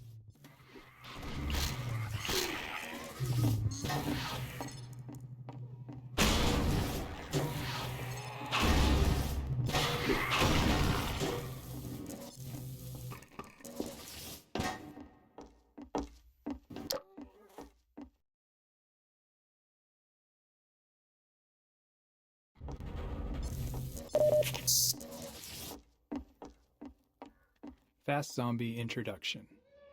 This space was another area originally built for E3 2003, where it showcased the player fighting against a squad of Combine soldiers. When we returned to use it to introduce the Fast Zombie, we tried to keep as much of the previous work as possible. We wanted an iconic moonlit shot, with zombies leaping past the moon like werewolves to draw the player's eye. Once that beat is over, we introduce the first Fast Zombie to the player space and send it at them. It took a lot of iteration to find the right balance of lighting for the scene to look good, while ensuring it also worked for the gameplay goals. Physics object consistency. All physics objects have a variety of parameters that define their behavior: their mass, the amount of damage they take before breaking, what they break into, and so on. During development, these parameters were specified by level designers for each item, which is how most things in the game worked. But later in development, we realized we'd created a problem for ourselves. There were thousands of physics objects in the game, and no method to ensure consistency across them. As a result, a cardboard box might break apart with a single pistol shot in one level, and be completely invulnerable in another. Internally, we generally referred to these inconsistencies as level designer crimes. To fix these, and to deliver some justice, we built a system that enforced consistency on all physics objects based on their visual model. Since most of the game had already been built, we were forced to allow level designers to explicitly opt out of this system for rare edge cases where they needed to do something criminal to preserve what they'd designed. Internally, we refer to these designers as recidivists, some of whom perpetuate their life of crime at Valve to this day.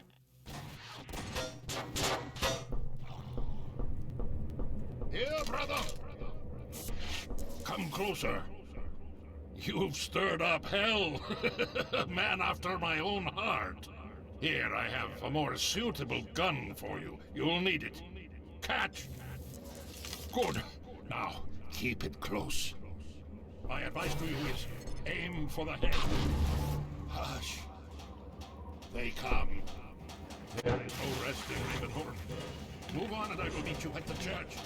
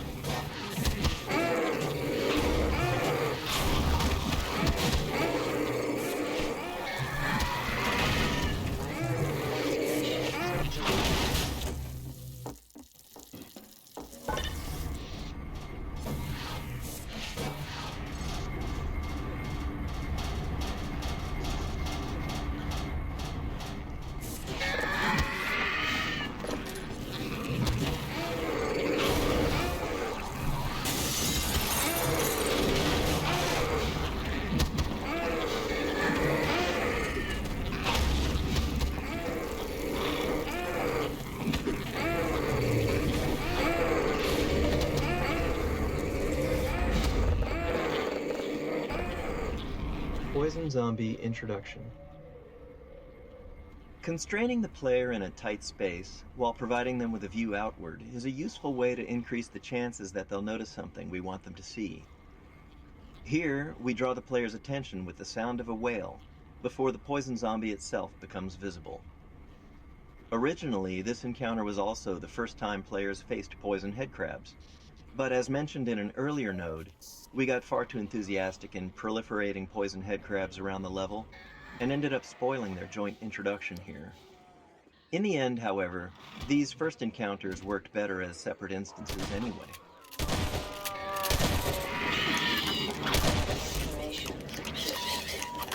Warning. Blood toxin levels detected. Emergency. Death imminent. Signs are dropping.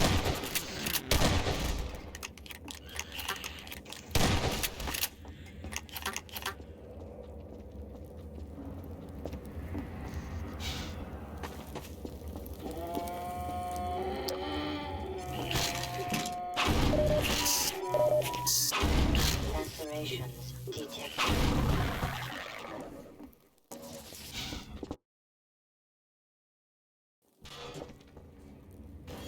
Gamma correction.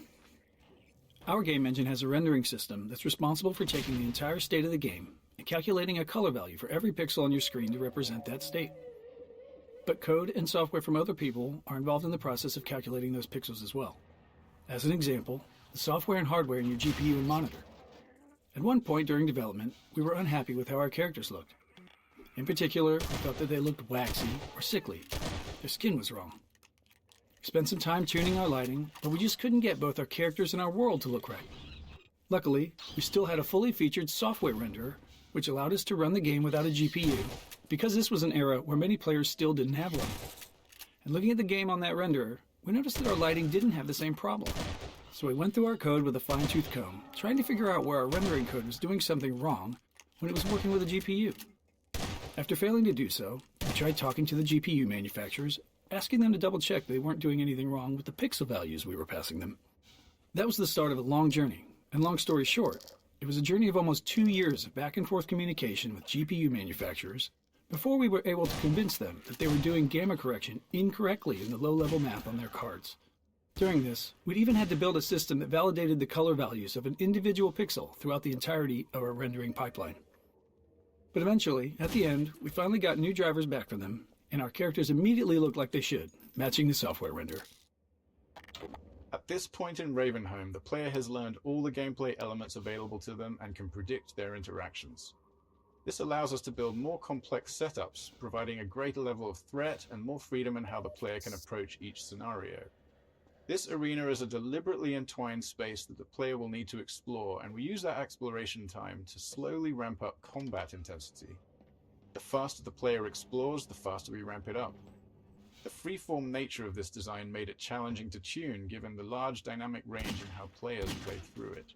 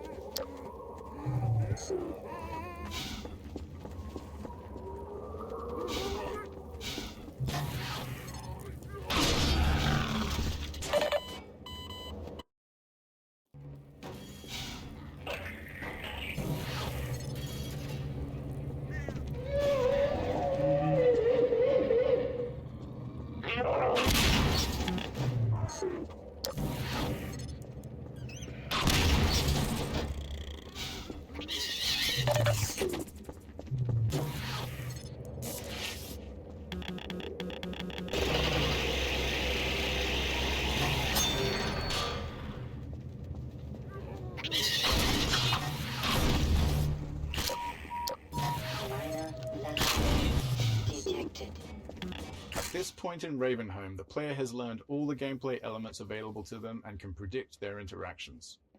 This allows us to build more complex setups, providing a greater level of threat and more freedom in how the player can approach each.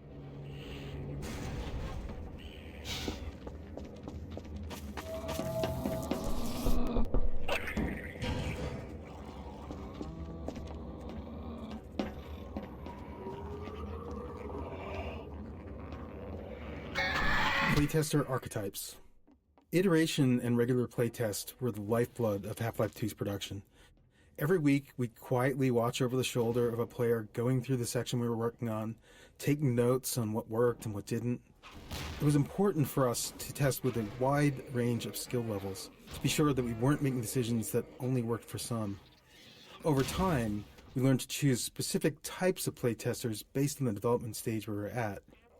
Early on, we used experienced gamers, usually teammates, who could handle rough, unfinished areas and were good at explaining their thought process.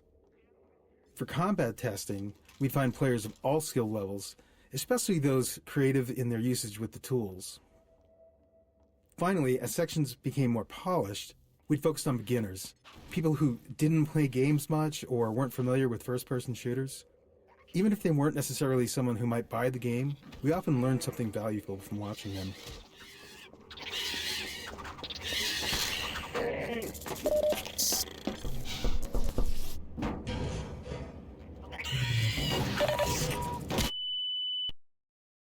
Playtester archetypes. Iteration and regular playtest were the lifeblood of Half-Life 2's production. Every week, we'd quietly watch over the shoulder of a player going through the section we were working on. Gamma correction. Our game engine has a rendering system that's responsible for taking the entire state of the game and calculating a color value for every pixel on your screen to represent that state.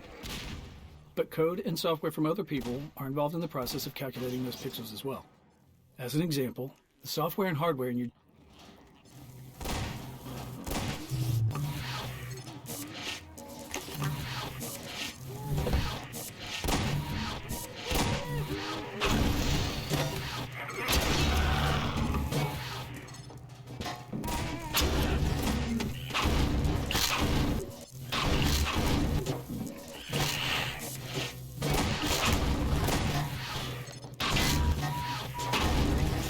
Lacerations detected.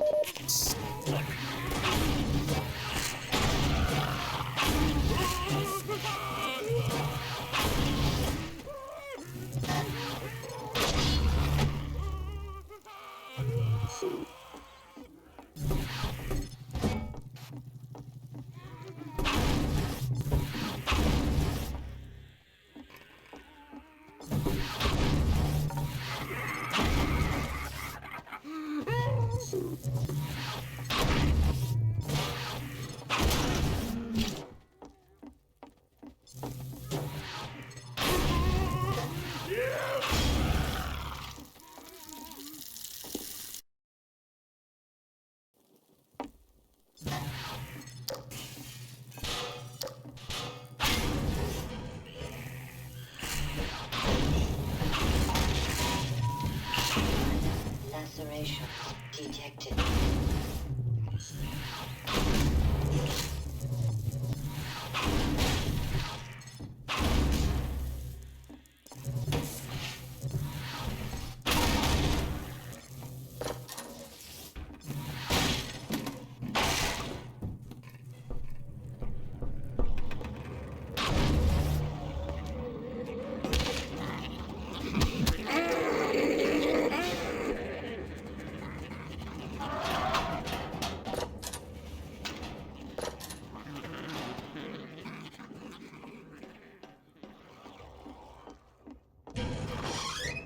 Final Arena.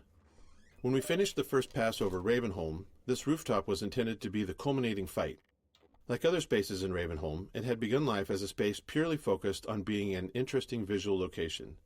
We felt it was important that, as the player left Ravenholm, they had a moment to look back over the town they had just survived and get a glimpse of where they were headed next. Multiple gameplay groups took a shot at building a fight here, but the tight geometry and performance constraints meant we never really created a finale we were happy with.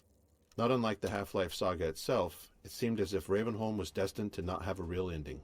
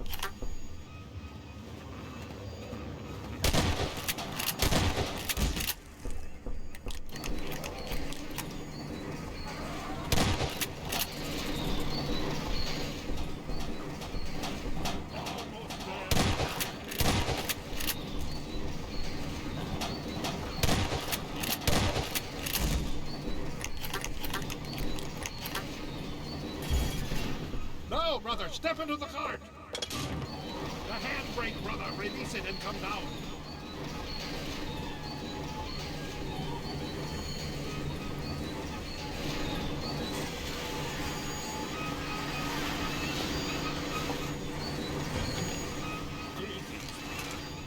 And so meet at last. You are to be commended for avoiding my traps. The work of a man who once had too much time on his hands and now finds time for nothing but the work of salvation. I suspect you have little wish to remain in Ravenholm, so I will show you to the mines. As for me, the shepherd must tend to his flock, especially when they have grown unruly. Follow me, brother, and tread lightly, for this is hallowed ground.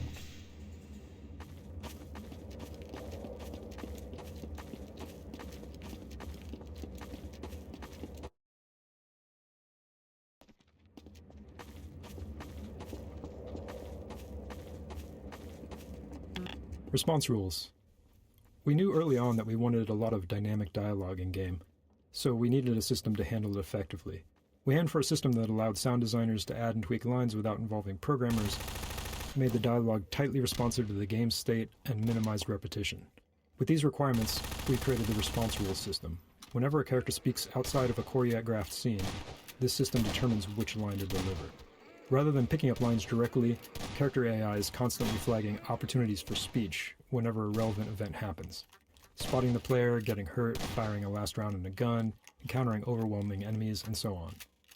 With each opportunity, it sends the response rules system a packet of data about the game's current state, and the system returns the most fitting dialogue line, if there is any. This setup allowed our sound designers to create a detailed decision matrix for dialogue. For example, a character might have a different set of lines for announcing a reload while under fire versus after the end of a fight, or if only one ally is left standing, or if there's a strider in sight, etc. By the time we shipped Half-Life 2, we felt we'd only scratched the surface of this system's potential. It became a core feature of Episode 1's Alex, and went on to power the dynamic dialogue in our later games, including TF2's classes and the cast of Left 4 Dead. The real final arena. Very late in the development of Half-Life 2, when we were reviewing the entire game for final improvement opportunities, we decided we did, in fact, want a real finale for Ravenholm. The rooftop fight wasn't enough. After some discussion, we chose to add this final fight through the graveyard with Grigori alongside the player. It was risky, development-wise, but we felt the game needed it. Since we were near the end of production, we had a mature set of gameplay tools to work with, but even more importantly, by this point, we understood our own game. Making a game is often a process of learning what it is you're actually creating. Why is our game fun? How is it different? What are the most important elements? As we built the game and watched playtesters go through it, we learned answers to those questions and, in turn, got better at making it. So the graveyard came together quickly and required far less iteration than many earlier areas of the game.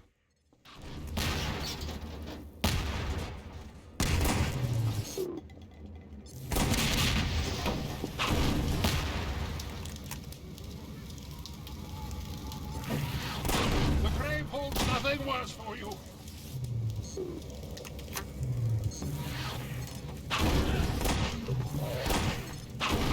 To the light.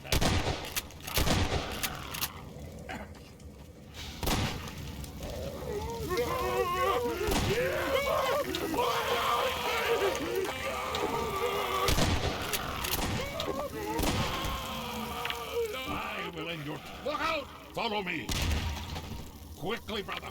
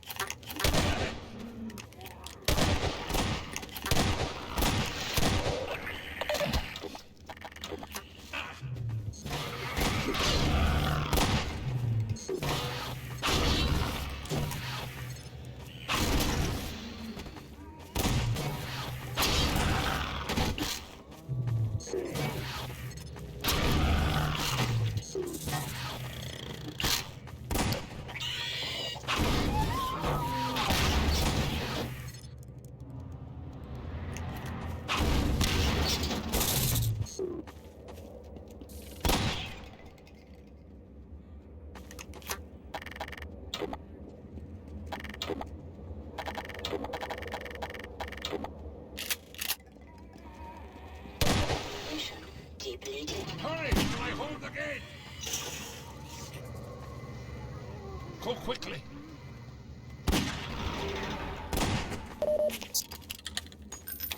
Farewell, brother!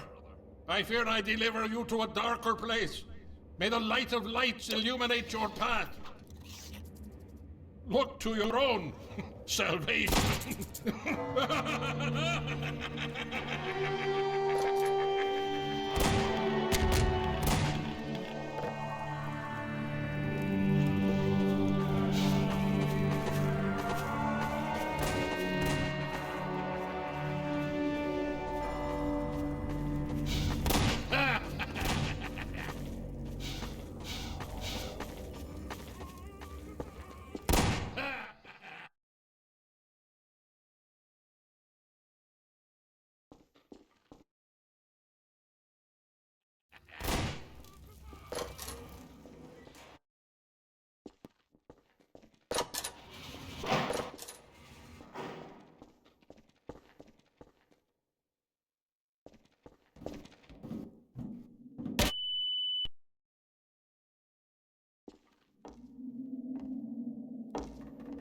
The complex route the player takes to safely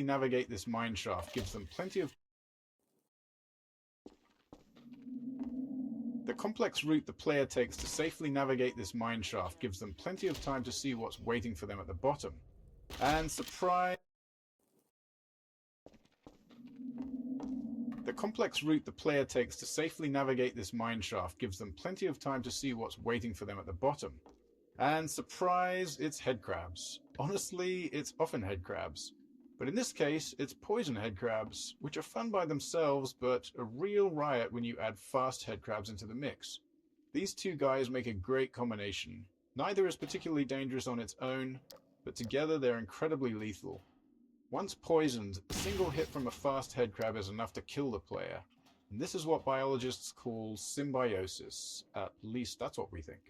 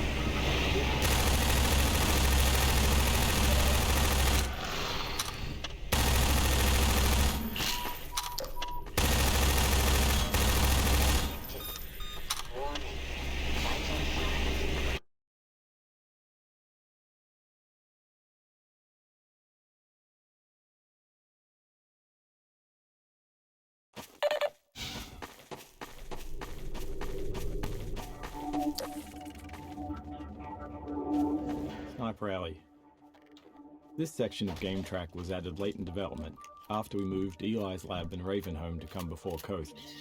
While you might think that we build the game linearly, we actually split up into 3 different groups and worked in parallel on different sections, starting mostly in the middle of the game.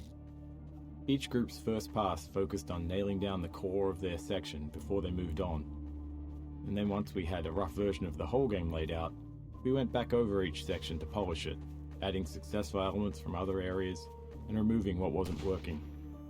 In some cases, such as in Ravenholm, entire sections were moved. And then, after Ravenholm was relocated, we needed a new piece to connect it to the coast, which is the area you're entering now.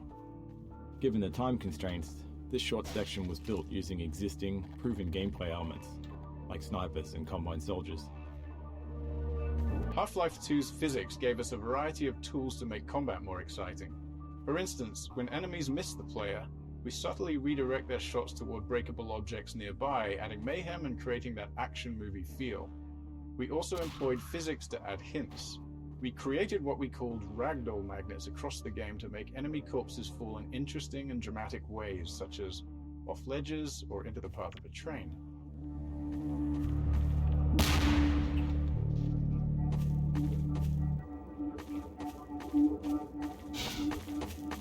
Snipers. The Half-Life 2 team was never very large, so we were always looking for ways to create new gameplay without high asset production costs. The sniper is a great example. It has no actual model, just a laser beam, so it required no art or animation support. When it dies, it simply spawns a Combine Soldier ragdoll and launches it out the window. Despite that simplicity, we got a lot of unique gameplay from it. We were especially happy with how it interacted with the physics objects in the game world. Players are used to exploiting explosive objects near enemies, so it felt fitting to have an enemy that flipped that dynamic when the player was in cover.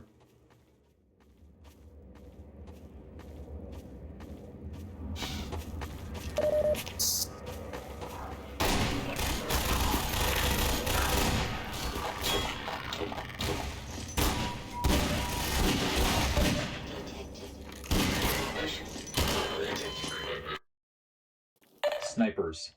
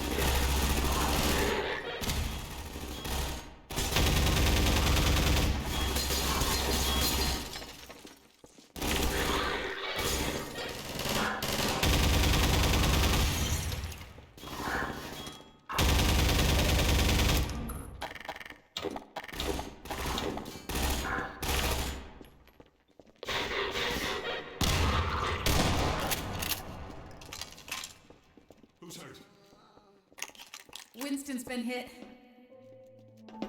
Patch him up and get him to the back as soon as he's stable. Gordon Freeman.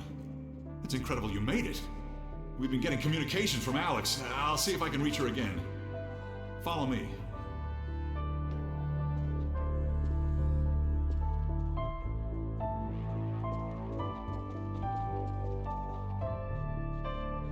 It's Leon. We're all clear.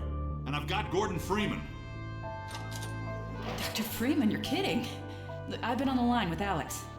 Her father's been captured. Over here, Dr. Freeman. Eli Vance is indispensable to the liberation.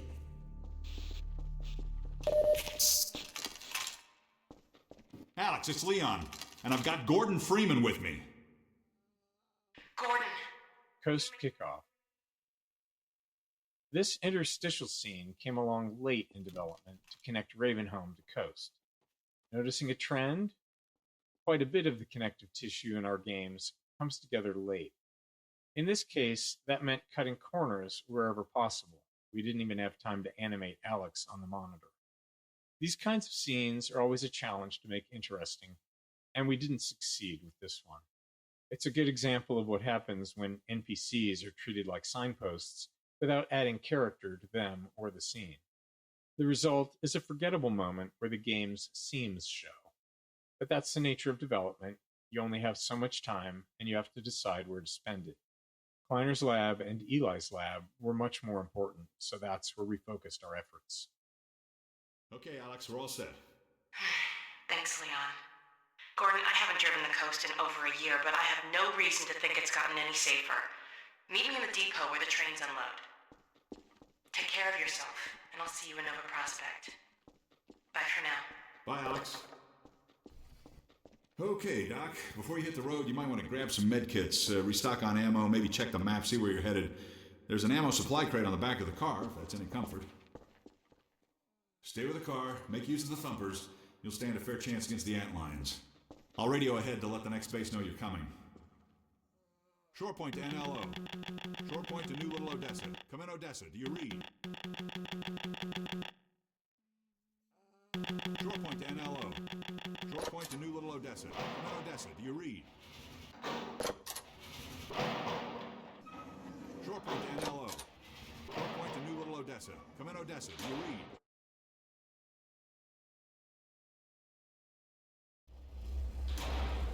Shore point to NLO. Shore point to New Little Odessa. Come in, Odessa. Do you read?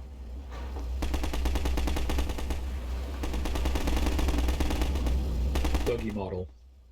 The buggy's model went through many iterations before reaching its final version. We cycled through designs that satisfied both our artistic and physics simulation needs, but then hit an unexpected issue. Many playtesters, even experienced FPS players, were getting motion sick while driving it. Along with some simulation tweaks, we discovered that altering the buggy model helped. The more the model obscured the world, the worse the motion sickness became. So we began stripping away parts of the model, removing more and more of the body until players stopped feeling sick. In particular, being able to see the ground through the missing undercarriage made a noticeable difference. Buggy introduction. We wanted something more engaging for the buggy's introduction than just having the player hop in and drive away. The crane helped with that. Crucially, we needed players to learn how to recover the buggy when it flips over, and this sequence forced them into that situation. Training under pressure is always tricky, but we wanted to emphasize the antlion infestation as the reason to stay inside the buggy. So we kept the antlion threat active and provided a couple of citizens on mounted guns for support. A small bonus? Players also get the experience of being lifted by the crane just before they'll get to operate one.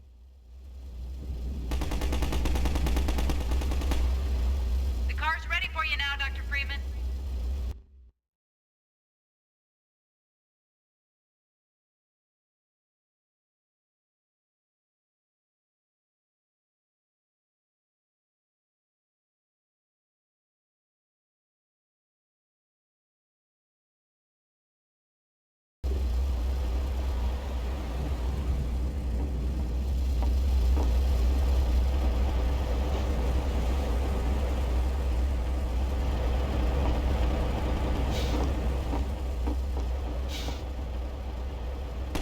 Buggy Training Course. This training section was designed to let the player play around with her buggy. At the time Half-Life 2 was released, this level of physical simulation in the vehicle was novel, so we wanted to give players ample opportunity to experiment with it. The player has also just left the tight confines of Ravenholm, and we liked giving them the contrast and reward of being able to move quickly through a large space, feeling safe inside a vehicle. We made sure to require a turbo jump to get out of this area, which doubled as a test to make sure they'd reached a level of comfort in their driving, and also ensured that they didn't leave their buggy behind. Magnet's failing. Hold on. Sorry, Doc.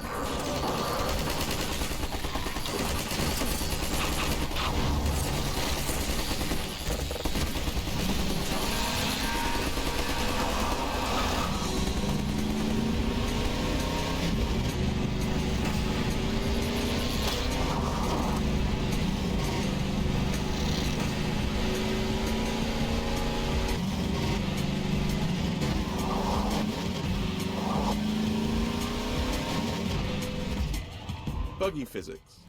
The physics for a buggy took a lot of trial and error. We wanted it to feel fast, even though its top speed was only about 35 miles an hour, so we had to do some cheating to make it work.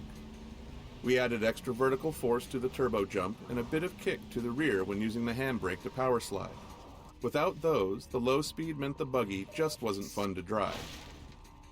On top of that, the world was full of unpredictable physics system-driven chaos, Players were bound to drive the buggy into all kinds of collisions, so we had to make sure that they could always get out.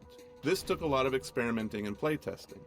In the end, we settled on a pretty goofy, unrealistic simulation that made the buggy more forgiving and harder to flip. Its center of gravity is super low, and the wheels, while they look like they turn a lot, actually don't. It was our first attempt at a physically simulated vehicle, and we learned a ton from it. Thanks to that, we were able to make the muscle car in Episode 2 much easier to drive. Transition tunnels. Building the coast required us to develop a way to handle level transitions. To move from one level to another, we need to save everything in the transition space as the player leaves the first level and restored in the next level after loading. Critically, we also have to save and restore everything visible to the player in the transition area, even if it lies outside the space itself. For this reason, we aim to keep transition spaces as small and enclosed as possible. In most of the game, a small room works well for this purpose, but on the coast, we needed a different solution. After some experimentation, we settled on dark tunnels.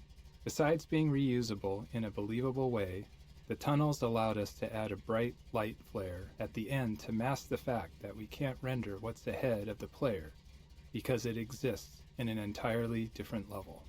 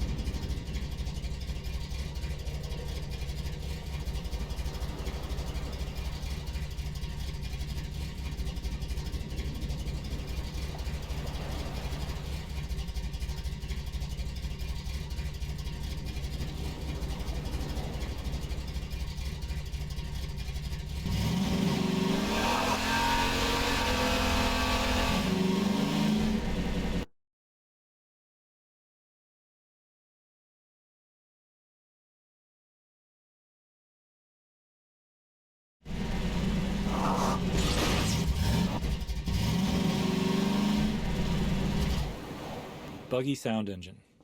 The audio for the buggy was challenging because we wanted it to feel like a really powerful vehicle that's driving along at super high speed, even though the maps aren't really big enough to support that, and the buggy doesn't really leave first gear, and it has a top speed of maybe 35 miles an hour.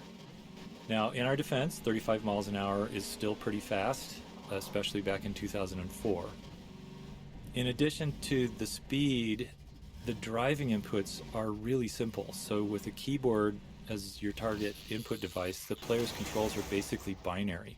So the buggy's either accelerating or not accelerating, it's turning fully in one direction or not.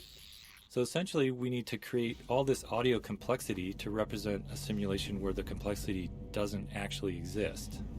So we build a fake engine for the buggy's audio. It's got its own transmission, and we combine the player's inputs with data from the physics simulation.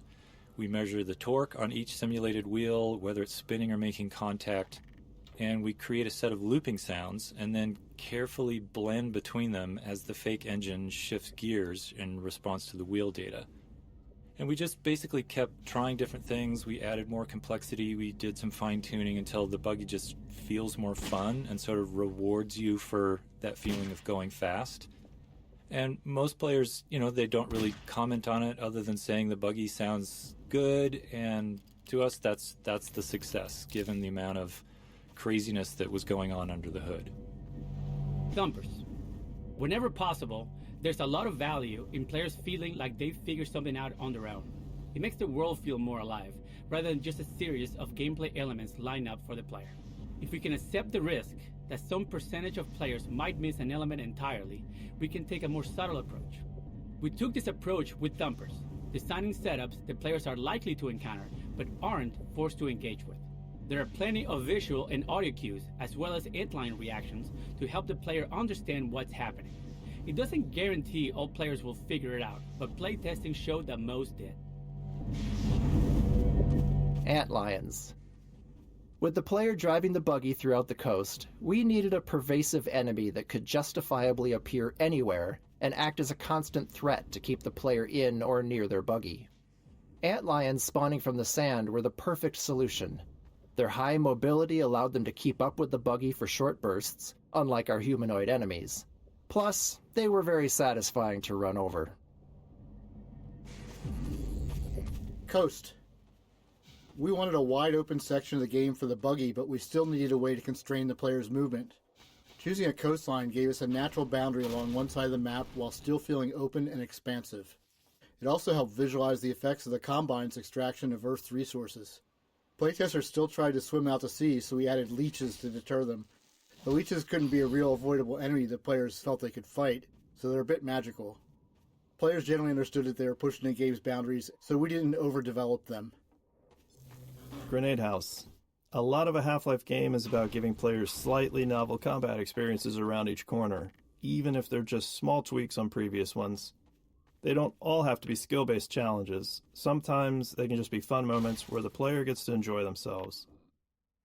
This Grenade House is one of those moments, with the twist being that we've inverted the usual setup. Instead of letting the player drop grenades on enemies below, we've put the enemies above. The unlimited grenade box is a somewhat clumsy way to encourage players to engage with the scenario, but its invulnerability also ensures the players can still climb up to the floor above, even if they've blown up everything else.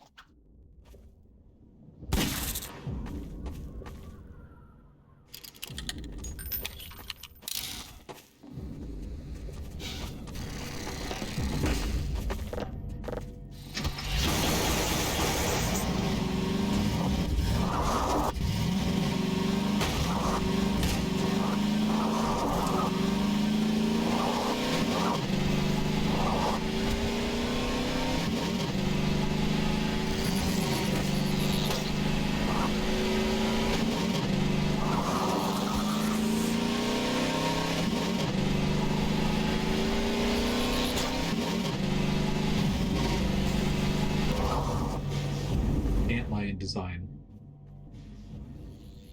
In some of the earliest design work for the game, we had plans for multiple core alien races, with the Combine being just one of them. One of the other races was a religious insectoid species, and antlions were part of that. Later, as we developed Coast, we started viewing them more as pests that came through the Zen portals, along with headcrabs and other creatures. While they aren't actually from Zen, they infest the corners of any world they enter, a lot like cockroaches. Buggy sound design. The sound design for the buggy was based on samples from an old 1968 Camaro. And we chose that car because they have these amazing V8 engines with just huge pistons. And there's not really another sound like it. It has this sort of gutsy, visceral sound that we were looking for. The transmission also has this really wonderful mechanical whine when it stops accelerating. And that combination felt really responsive within this basically binary input system that we had to work with. So the fake engine transmission wasn't modeled after a real-world car. Instead, it was just designed as a simple system to reward the player for holding down the accelerator. So it's like a looping escalator that produces a rising tone, constantly building tension and shifting gears whenever the tone needs to restart. And since the player would quickly run out of space in our relatively small maps, the goal was just to make accelerating fun for a short period of time. Open world loot. The openness of Coast introduced a new problem for us in how we distributed item rewards. In a Half-Life game, we typically reward players for exploring. If you see the way forward but notice something off to the side, there's probably something useful if you take time to search. When we first started playtesting our Coast maps, we tucked rewards away in the corners of the outdoor areas. However, this led to a worse experience with the buggy. The wide open spaces meant there were always lots of small areas that looked like they might contain something, and players kept stopping and getting out of the buggy to search. It became tedious and interrupted the fun of the level. So, we removed those scattered rewards, but this raised a new problem. How do we tell the player when it's worth getting out of the buggy? After some thought, we established a rule. Any kind of human construction would always come with gameplay content and exploration rewards, while purely natural areas would be left empty. We couldn't tell players this directly, but it aligned well with their natural assumptions, and we reinforced it consistently with areas like this. Buggy birds. In one memorable coast playtest, a player returned to their vehicle after exploring a house and happened to see a bird flying past. They yelled at the bird, telling it to stay away from their buggy, complaining that birds often foul up their cars in real life. In our post-playtest discussion, we realized that this was the first time we'd had objects separate from the player that the player actually cared about.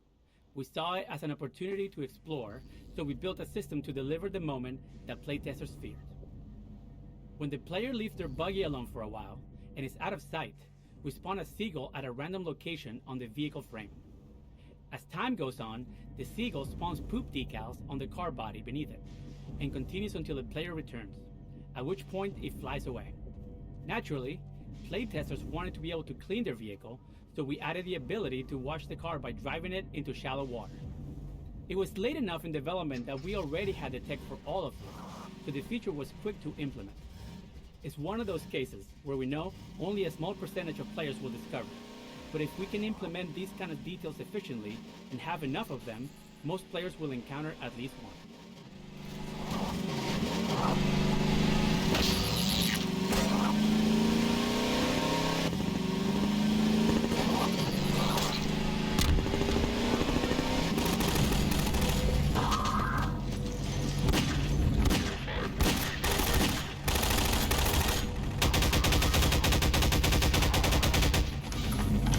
Boathouse.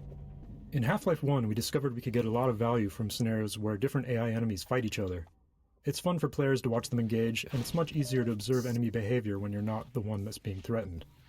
This first encounter between antlions and Combine soldiers is designed to be a fun opportunity to ram something with the buggy, but it also serves to highlight the thumper. By seeing the soldiers use the thumper to hold off antlions, we hope more players would come to understand its purpose. We liked how the soldiers demonstrated the value of staying near the thumper while engaging with the antlions.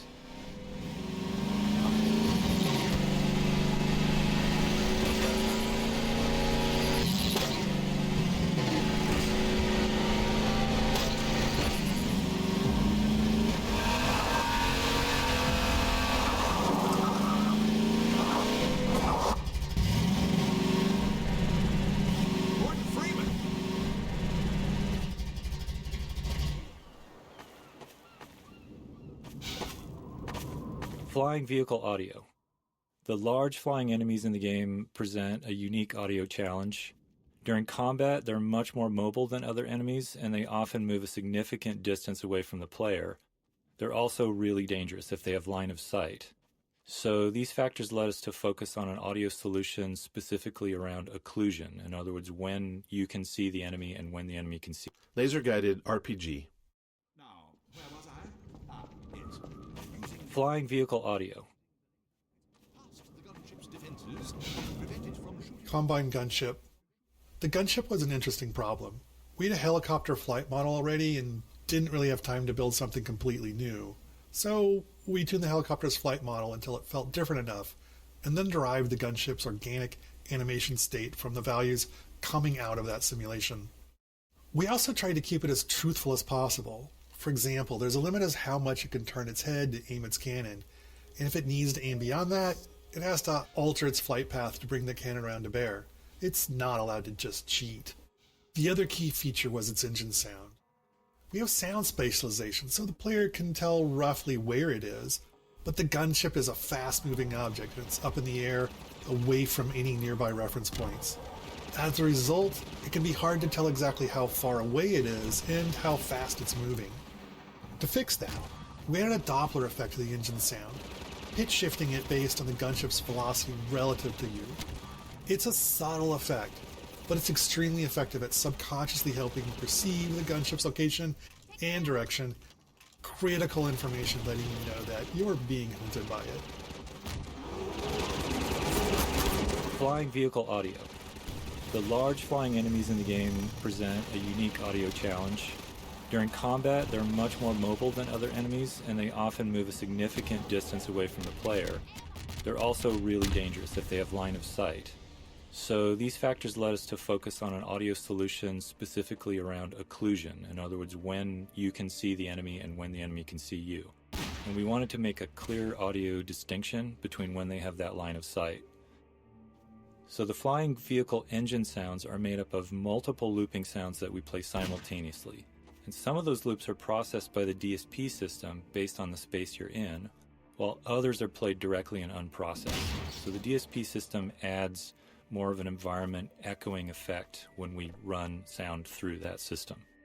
So when the flying object is occluded behind something, it can't see you, we increase the percentage of loops that go through the DSP processing, and it sounds like that object is a little more distant. And then when that enemy emerges from behind an object and it can see you, we play more of the direct sound. So that overall just gives you a sense that the sound is either distant and directionless or more directly in your line of sight. And you can sort of hear it when a helicopter emerges from behind a building. Ideally, you can really hear that difference.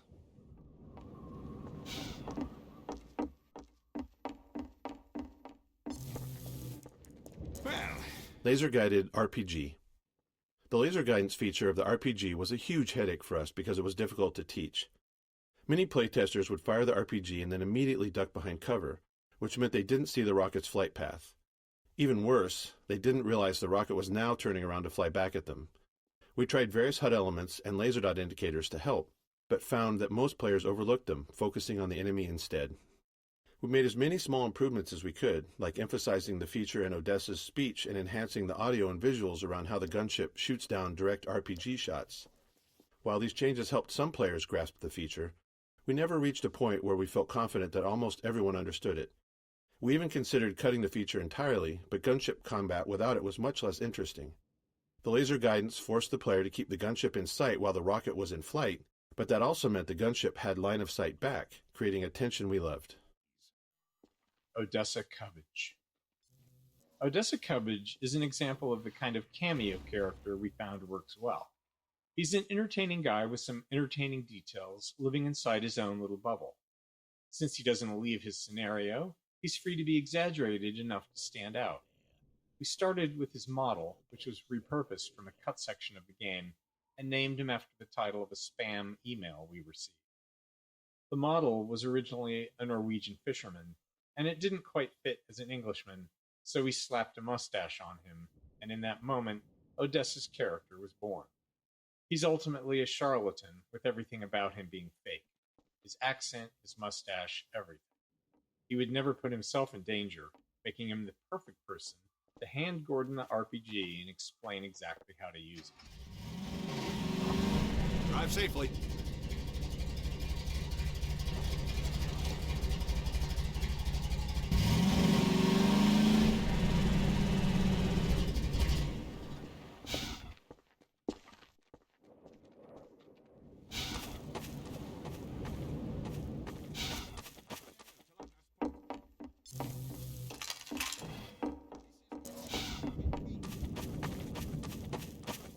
Good luck and Nova Prospekt, Dr. Freeman.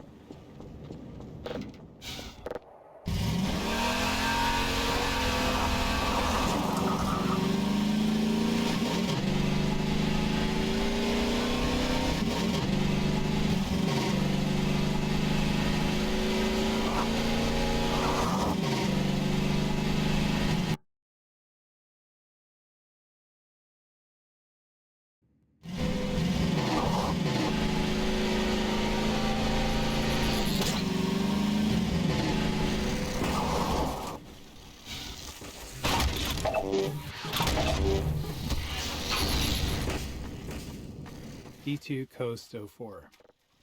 This map was actually the first area of coast that we built, before the crane and other elements existed. The drained seabed and rusted ships were some of the earliest pieces of art direction we developed. Years later, we showcased the map in our 2003 E3 demonstration, though much of the gameplay was still being figured out at the time.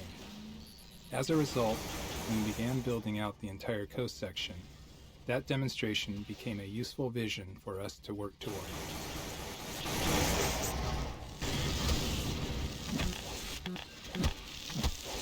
Audio over distance.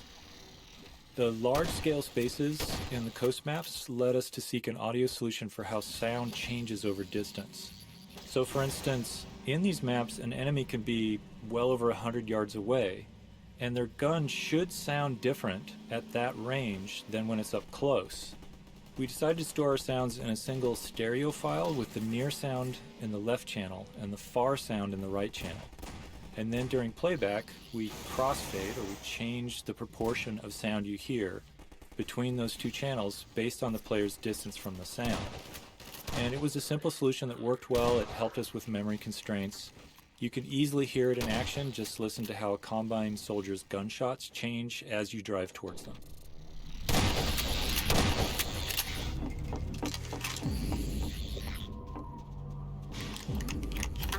We wanted the buggy to be more than just a means of travel, so we decided to attach a gun to it. We chose the Tau Cannon, a Half-Life 1 weapon we liked but hadn't found a place for it in Half-Life 2. The Tau Cannon can shoot through walls, which makes it tricky for level design, so we limited it to the coast section. Once you introduce wall-penetrating weapons, level design becomes much tougher. Furthermore, we mounted an ammunition crate on the back of the buggy, giving the player unlimited SMG ammo throughout coast. This was especially helpful for playtesters who struggled with the infinite antlines spawning from the sand. Crane. The crane took a lot of fine-tuning to get right. Something that needed to generate so much physical force was always risky, given the limitations of our rigid body physics and destruction technology. For example, the magnet was never going to fully meet player expectations for something with that much mass. But because the crane was stationary, we could carefully choose everything within its range and fine-tune as needed. Fortunately, most players didn't seem to notice its rougher edges, likely because of the sheer novelty of interacting with something like it in a vaguely realistic physics environment.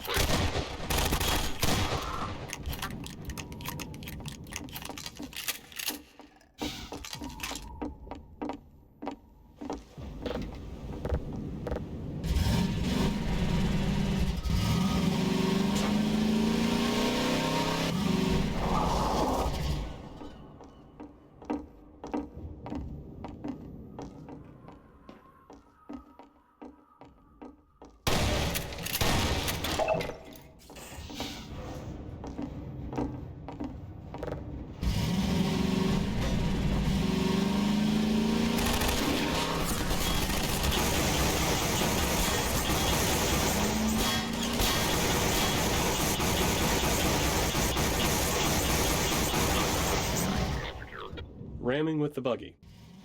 Our physics system is based on rigid bodies, which means it doesn't support any deformation or destruction of objects.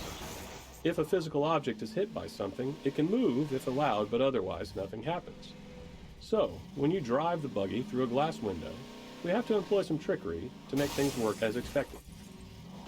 Because the window is fixed in place, the physics simulation will actually bounce the buggy off the window. But it does notify our game system that a collision occurred. The game system handles destruction, so it breaks the window into glass shards and tells the physics system to start simulating them. Crucially, the game system also tells the physics system to restore the buggy's state to where it was before the collision. This ensures that the next time physics is simulating, the buggy will drive freely through the now destroyed window. This process does produce a one-frame hitch in the buggy's physics, as it briefly stops and is teleported back to the instant before the impact. We're sorry if knowing this has made Half-Life 2 totally unplayable, but after watching playtests at the time, we decided we actually liked the momentary hitch. It added to the sense of impact. Opportunistic moments. Some memorable moments in the game come from the interactions of multiple game systems, but sometimes we realize these moments are likely to happen only rarely. When that's the case, we often wish more players would experience them. There's a tension here. The more we know players will encounter something, the more effort we can put into it. But if it feels too artificial, the moment can come across as forced, and players may not respond as positively. The gunship cinematic death is an example where we nudge things a bit, trying to increase the chances of a memorable moment without being too obvious. The design of this area and the gunship's flight path make it likely that the player and the gunship are in the right spots when it dies. If they are, we trigger the gunship's crash into the cars. If not, it dies in the usual way. It's totally gamey, but playtesters didn't seem to mind when the moment played out well.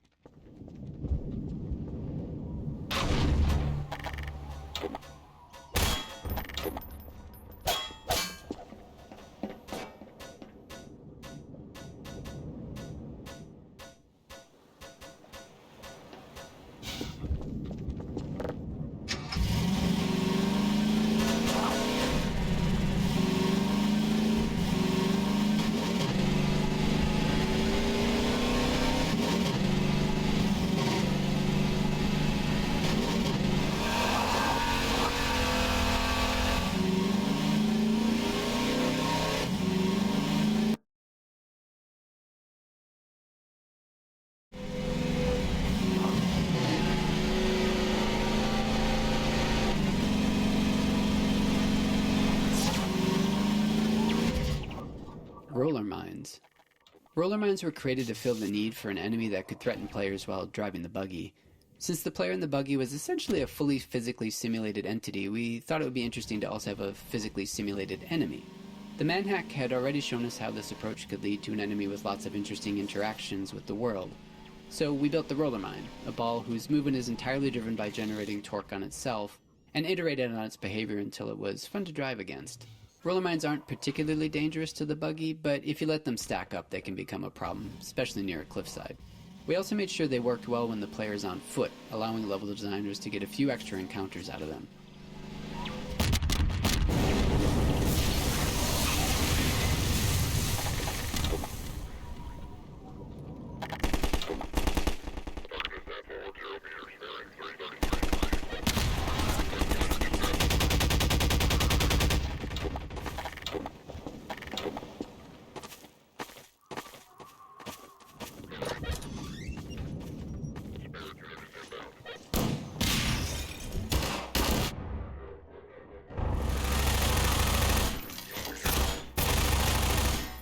Ambush.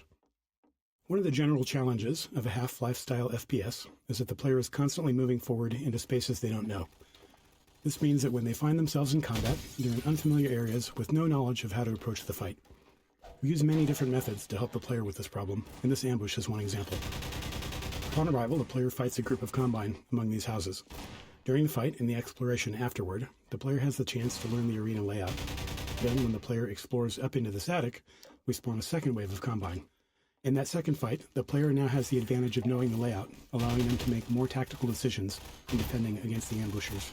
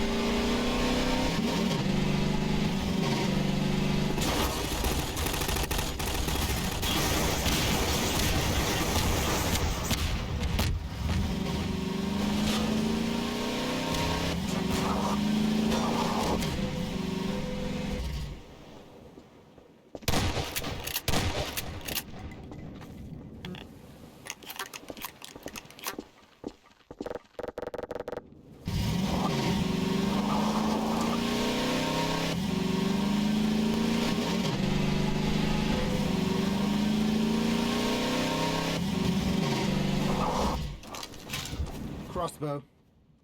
This is the player's first opportunity to get the crossbow in the game, and looking back, it's somewhat surprising we didn't gate it. It's entirely possible for the player to drive right past it. To make that less likely, we set up the roadblock and vantage point to encourage players to get out of the buggy, at which point they'd spot the crossbow and item crate. Playtesting showed that almost every player stopped and collected the weapon, but this is a case where the difference between playtesting and real play might matter. A playtester who's been playing since the start of Coast may not be as fatigued with exploration as someone who's been playing from the very beginning of the game. So, we placed another crossbow a few levels ahead, directly on the player's path in Nova Prospekt.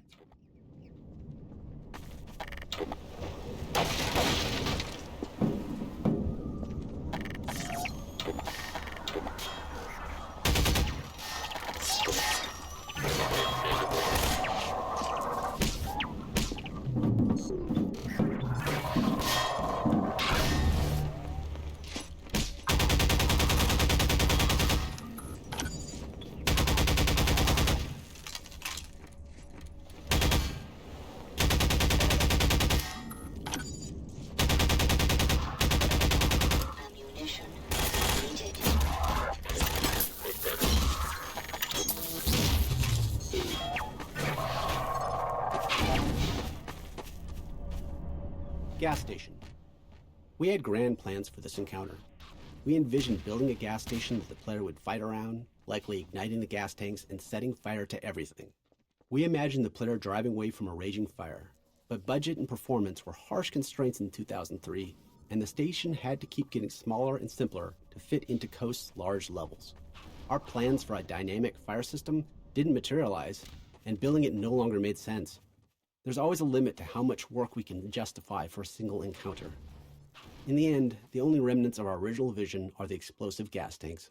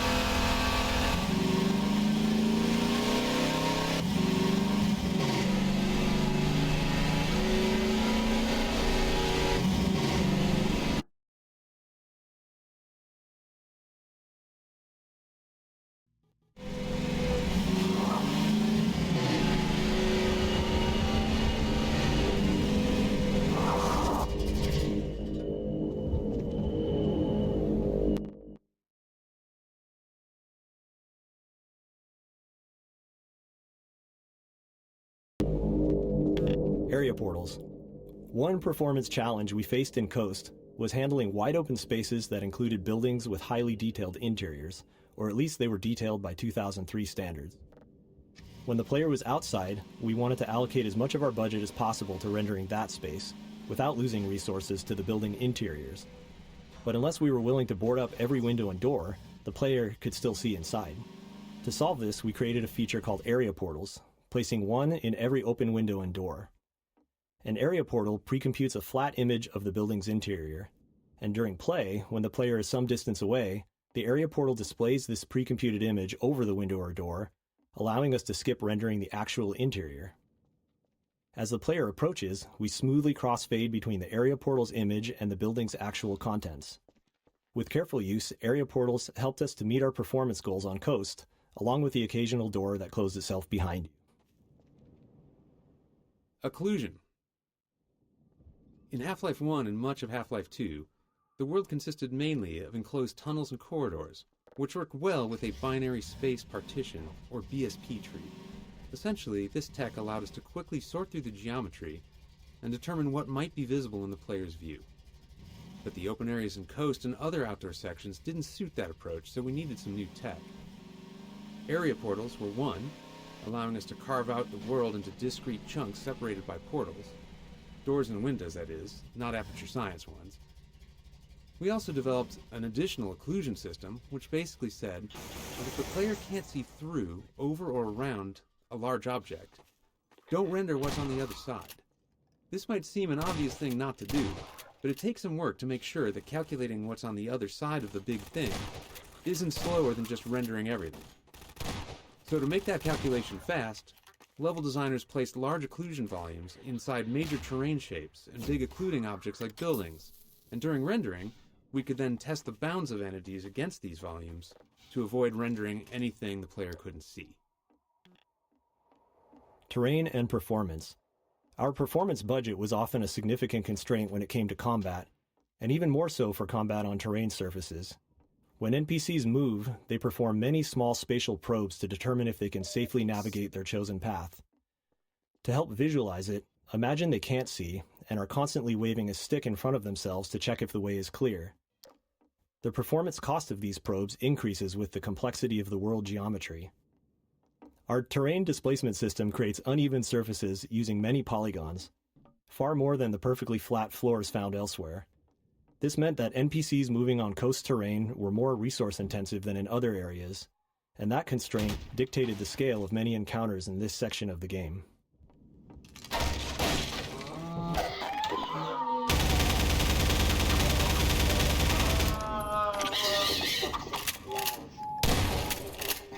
Medical systems. Morphine administered.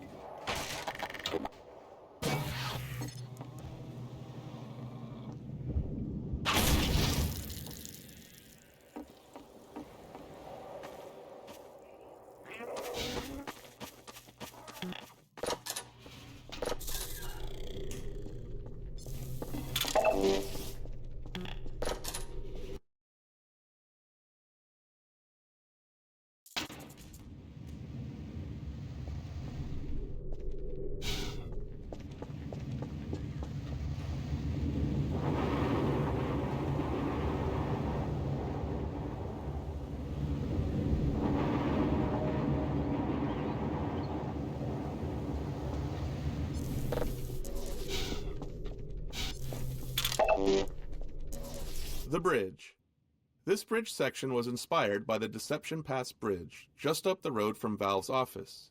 We initially built this section as a pure navigation puzzle, gradually layering more gameplay into it. It also became the primary test case for our players' edge friction. In our movement system, we subtly increase friction on the player's deceleration as they approach the edge of a surface. Players have never noticed it, likely because it aligns naturally with their goal of stopping at the edge to look down, matching human tendency to move more slowly and carefully near a drop. But it's a critical feature for this part of the game. We know this because at one point during development, we accidentally broke it, and suddenly all of our playtesters started repeatedly falling to their deaths.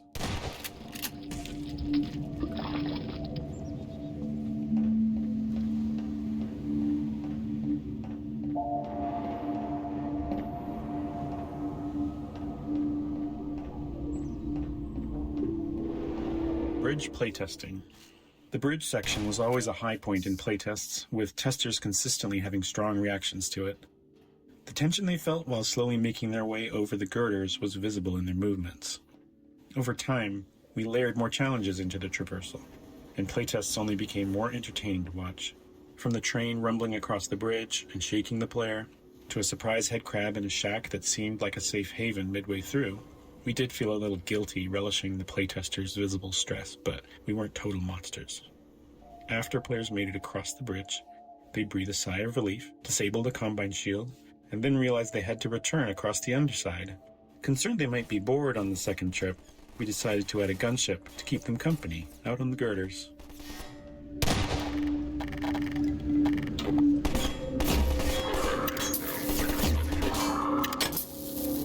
Bridge gunship.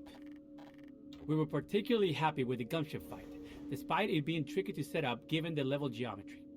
Being on the underside of the bridge allowed the gunship to move fully around the player, using all 3 dimensions to position itself above and below at different moments. The girders provide plenty of high-frequency cover, creating opportunities for the gunship's fire to produce a fun and dynamic visual and audio display.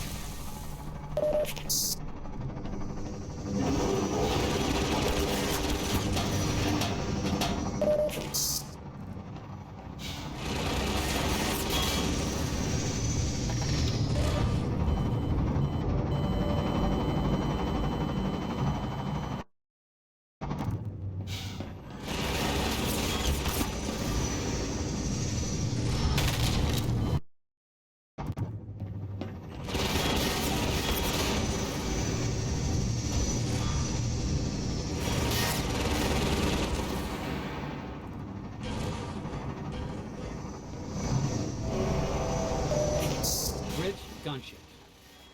We were particularly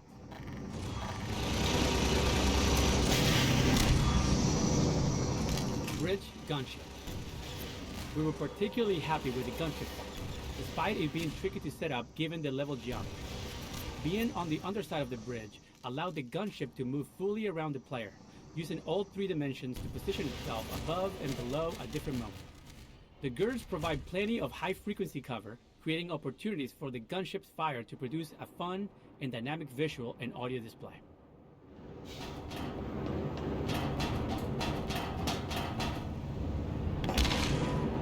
Major pressure detected.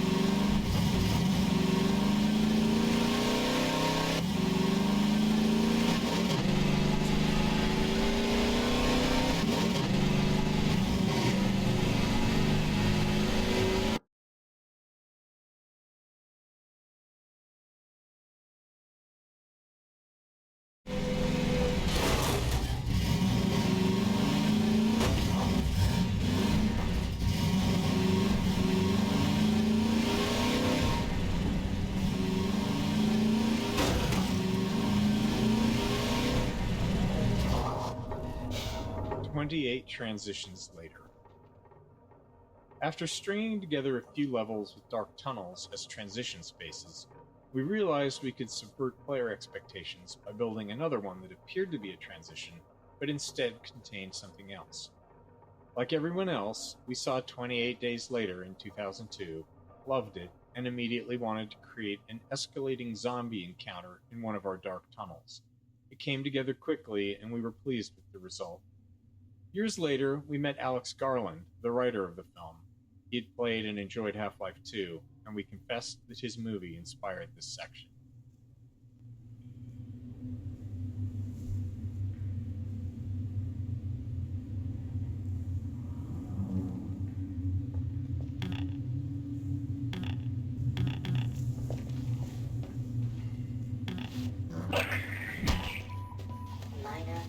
Ramming zombies with the buggy.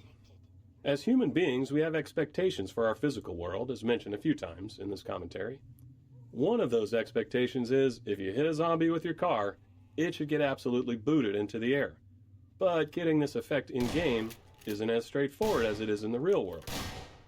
For performance reasons, enemies like the zombie use a simplified collision box during gameplay.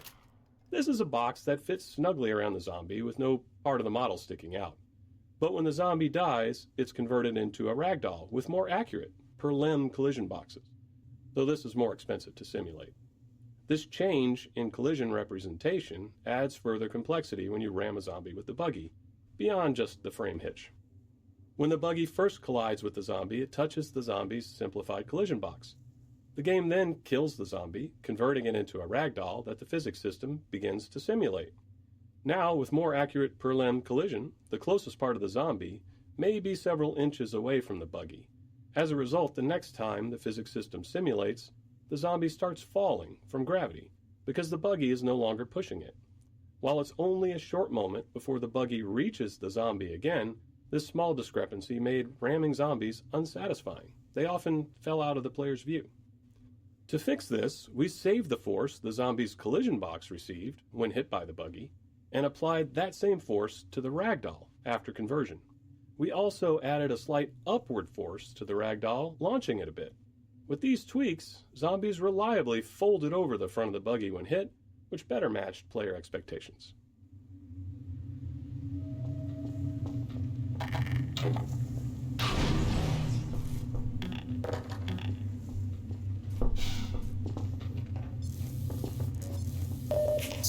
Flashlight power.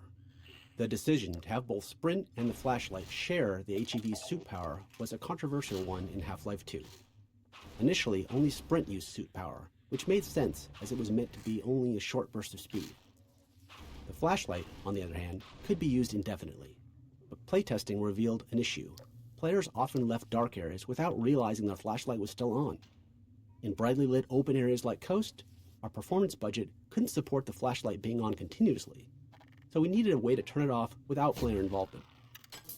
Limiting its power seemed like a simple solution, with the benefit of adding some tension to dark areas too. The challenge then became, what resource should it use? We already had suit power and didn't want to clutter the UI with a new resource just for the flashlight. We toyed with the idea of other player abilities using suit power, thinking it might be interesting to have players make trade-offs between them. This is a good example of game design often being about choosing between imperfect solutions. We didn't love the idea of Sprint and flashlight sharing a resource, but we also didn't want multiple resources cluttering the UI. In Episode 2, with no plans to add anything else that consumed suit power, we ultimately decided to give the flashlight its own separate resource.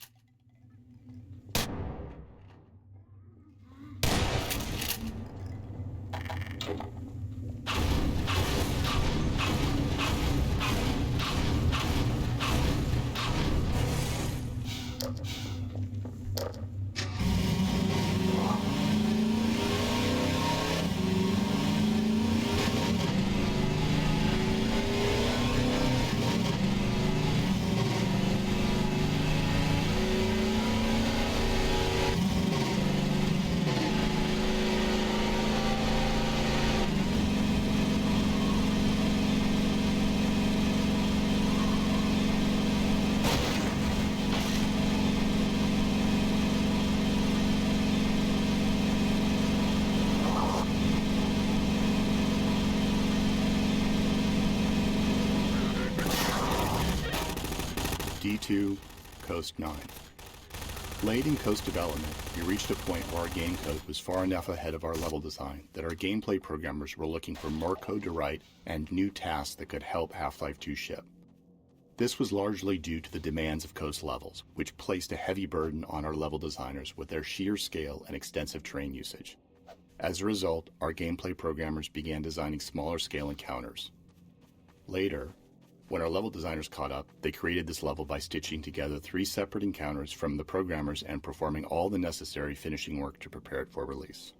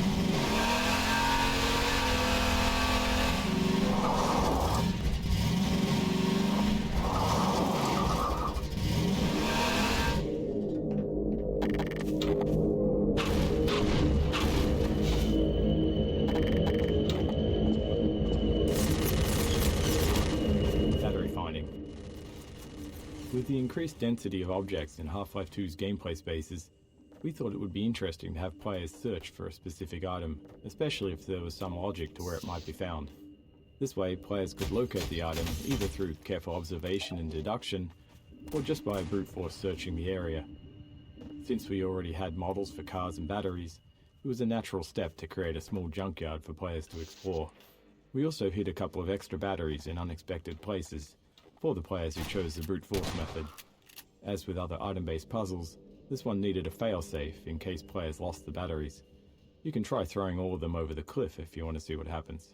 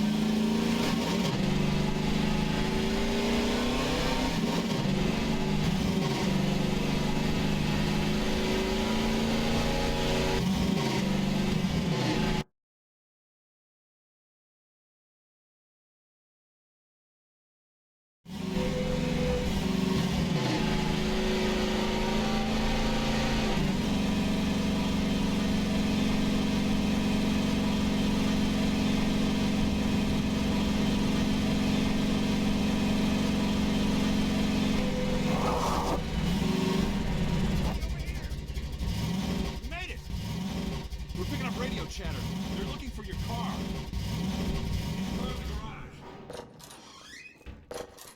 Buggy removal. Once we reached the point where we wanted the player to leave the buggy behind, we had to be very explicit about it. Throughout Coast, players had been leaving the buggy and then returning to it, so we found that playtesters would try to bring it along if it looked even remotely possible.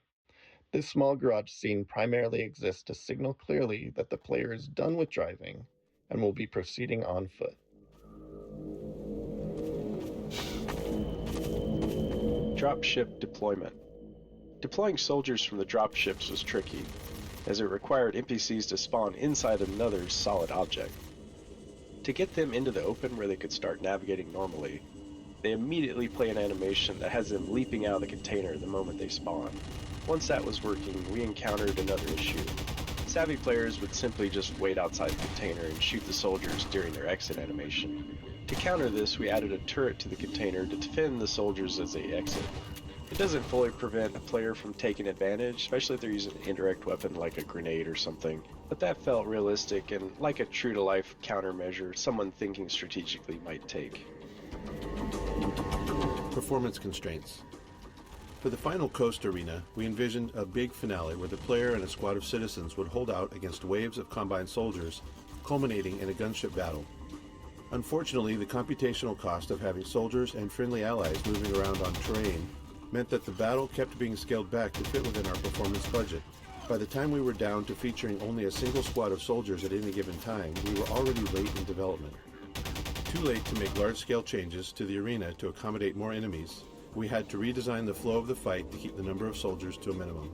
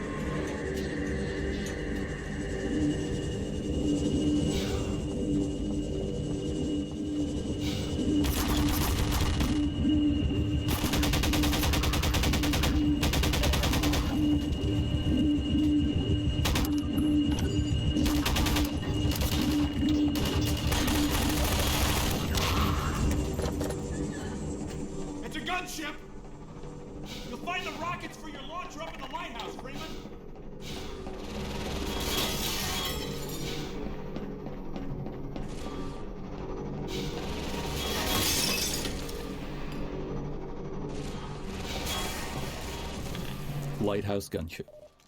The gunship scenario here took some work to play out the way we envisioned it. We wanted it to unfold as it would in a movie. In the filmic version, a gunship would fire through the windows as the protagonist ascended the lighthouse, anticipating their movements.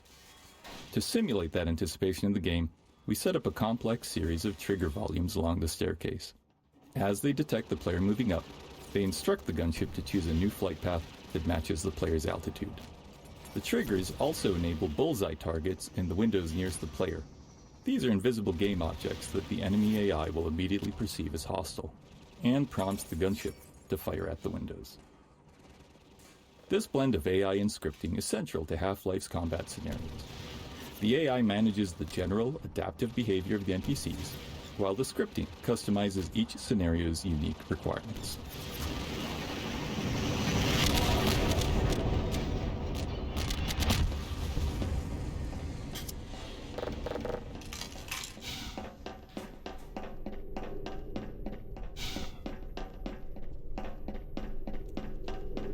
This way, Dr. Freeman. We'll take the cliff path before another gunship finds us.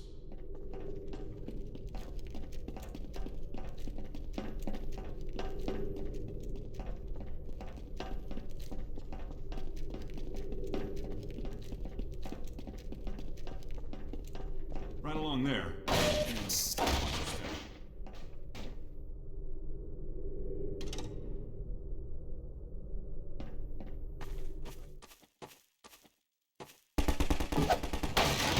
Buggy theft. As we built the end of Coast, we decided to have the Combine steal the player's buggy. It really doesn't make logical sense, but after watching so many playtests where players developed a strong attachment to their buggy, we wanted to play with that emotional connection. Once we implemented the theft, we had playtesters yelling at the Combine for stealing their ride, something we took as a sign of success. The soldier firing down from the cliff top is simply there to draw the player's eye up, triggering the look target and spawning the dropship with the buggy. Watching it now, 20 years later, we're struck by how ridiculous it all is.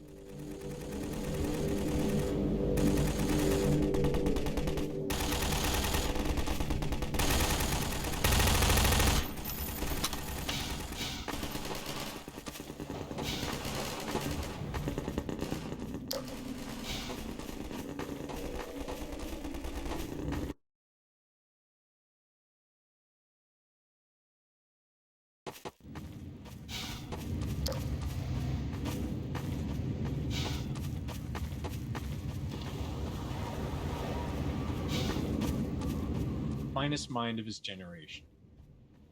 Here is another small interstitial scene that ended up working well. The only requirement for this moment was to teach the player to stay off the sand. With prior scenes, we were still focused on simply making them function. But by the time we got to this one, we were becoming more comfortable and started enjoying the process of putting extra thought into these moments. In doing so, we pushed the characters beyond being mere signposts, creating something more interesting and entertaining. After release, Laszlo went on to develop a larger-than-life following, reminding us how hard it is to predict what players will hold on to.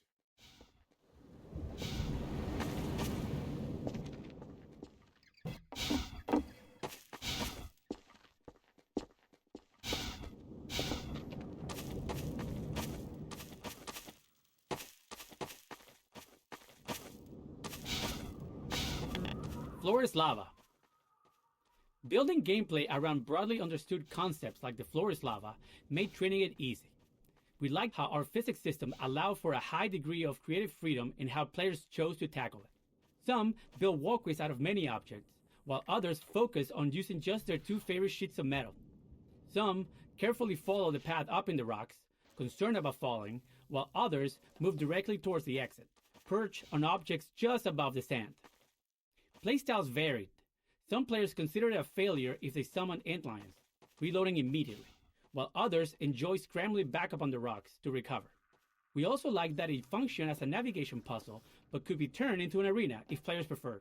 Some just jumped onto the sand and fought their way to the end.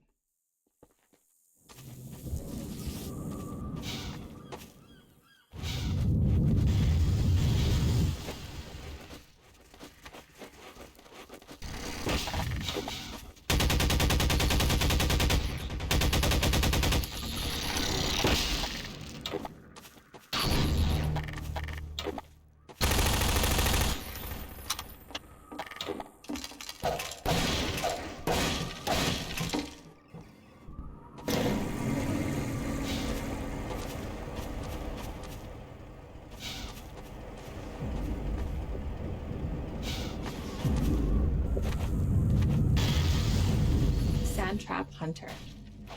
The explosive barrels are provided for players to use against antlions while standing safely within the Thumper's protection. But we're also using this as a hint for the upcoming antlion guard encounter, where players often use similar tactics to win the fight. Optional player actions, like launching explosives with a gravity gun, can be forgotten if they aren't used regularly. With the wide range of offensive options we give players, there's no guarantee they've used this ability recently. So here, we're subtly suggesting they bring it back into their toolkit before they face the guard.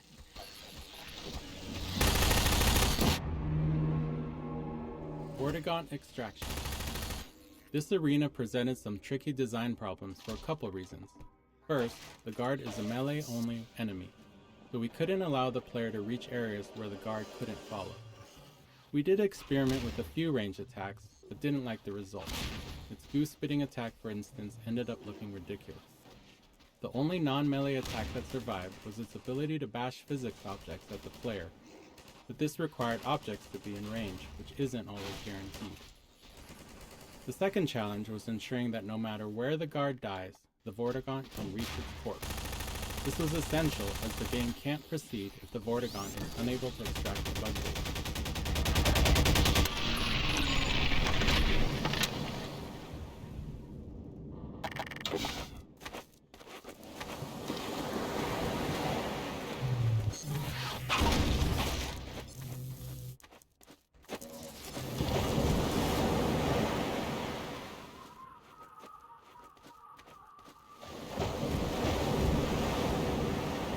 Freeman must follow. The Freeman will do wise to heed our extraction of the Myrmidon's aromatic pheropods. The process is not entirely hygienic, therefore stand aside.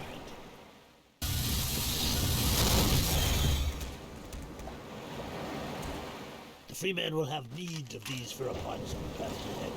Get the ball now. In rare cases, players could find themselves unable to kill the antlion guard in this arena. This would happen if they ran out of ammo, or had misused all of the available physics objects, leaving nothing to launch with the gravity gun. To address this, we added a citizen on the mounted turret above the gate as a failsafe, allowing the stuck player to rely on a citizen to kill the guard.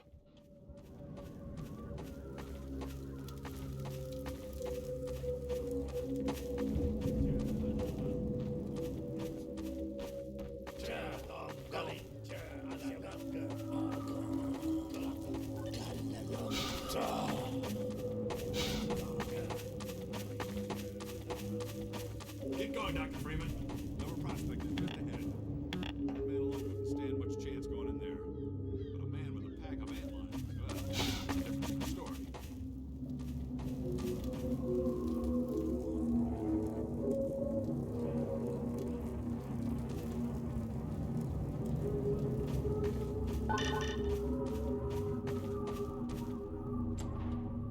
The Freeman honors us by his presence. Follow, Freeman. Bug bait training. This clumsy bug bait training is where we landed, having run out of time, but needing players to understand the tool for Nova Prospekt's design to work. Generally, we aim to add enough flavor and context to training so it doesn't feel like training. It feels like a natural part of discovering something new. Here, though, we didn't quite manage that. As obvious as it may seem, bug bait wasn't something players intuitively grasped. We're well into the game now, so players have plenty of experience dealing with enemies. Before we added any training, the first playtesters who collected bug bait entered the next level and instinctively shot the first antlion they saw, because that had been working up until then. Half-Life tends to encourage a shoot first, ask questions later approach. Similarly, when players reached Nova Prospekt, they didn't think to throw bug bait at the Combine soldiers and instead relied on their usual weapons. So, we needed this training not only to show how bug bait works, but also to demonstrate that antlions would be close to the player without attacking.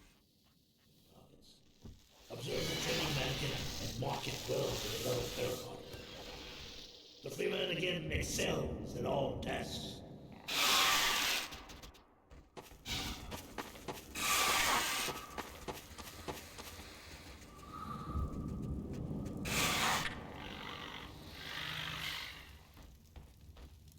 Now, attend well.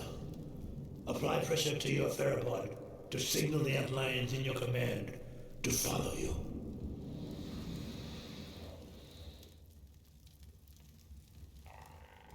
The Freeman must squeeze his bug bait sharply if he wishes the antlions to follow where he leads. The Freeman shows his excellence in all things. And now this one must bid the Freeman farewell. Nova Prospekt lies just beyond. Remember well what you have learned here. The Eli Vance has greatest confidence in you.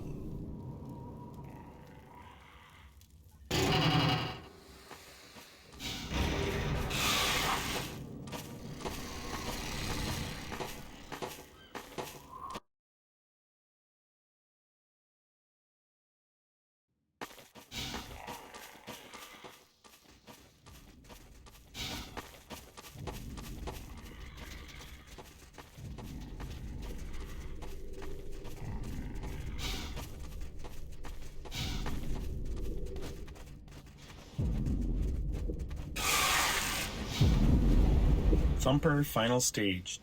We liked the final stage of Thumpers, where their purpose is inverted. Now, instead of serving as a tool for safety, they act as a blocker for the player's antlion army. However, we probably should have incorporated more thorough Thumper training before this point. While it was acceptable for players to only partially understand Thumpers in the earlier Coast levels, the stakes are higher now because players are also trying out bug bait for the first time. Players who don't realize that this first Thumper prevents their antlines from moving forward may misunderstand how bug bait works. If they throw bug bait at soldiers in the first bunker and no antlines arrive, they might conclude that bug bait is unreliable or doesn't work as expected and switch back to using their weapons instead.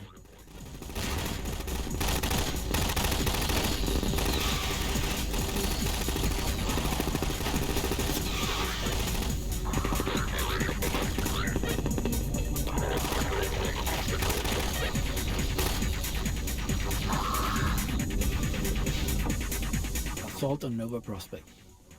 With an infinitely respawning antlion army on a coastline assaulting a fortified Combine base, it was hard not to try a Normandy-inspired level. Our initial prototype featured trenches leading up to Nova Prospekt, with lethal machine guns forcing the player and their antlions to stay within the trenches to survive. It was thrilling to have machine gun fire and leaping antlions constantly passing above the trenches. Unfortunately, we couldn't make it work within our performance budget, and ultimately had to set it aside in favor of a completely different layout. However, the mounted guns remained, as their lethality proved useful in encouraging players to rely on their antlions.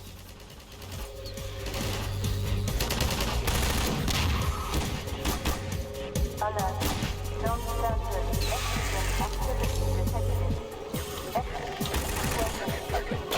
status.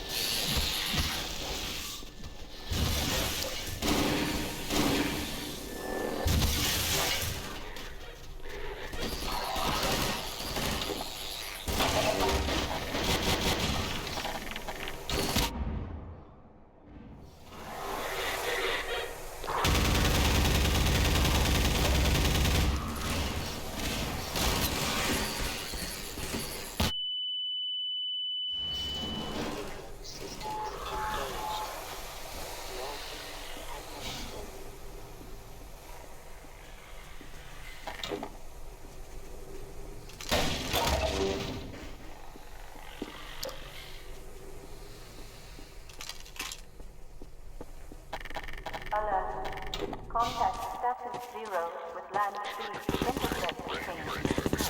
Possible Anticitizen One reinfection. All silver prospect stabilization delegates. Move to hard point.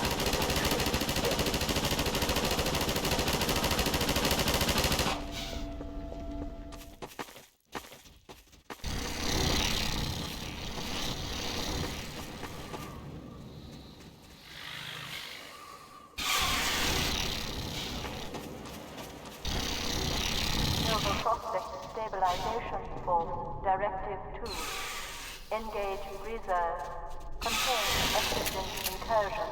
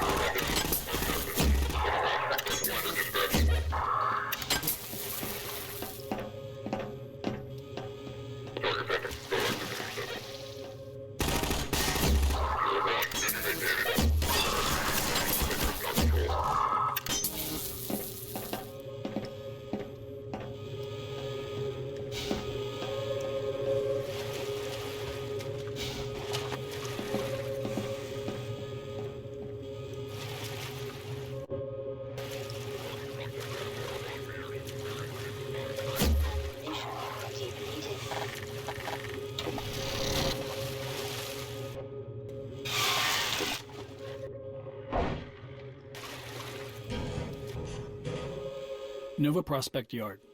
The combat throughout the Nova Prospekt Yard was largely inspired by our early observations of antlions fighting Combine soldiers. The antlions' high mobility and melee attacks paired well with the soldiers' range lethality and vulnerability up close.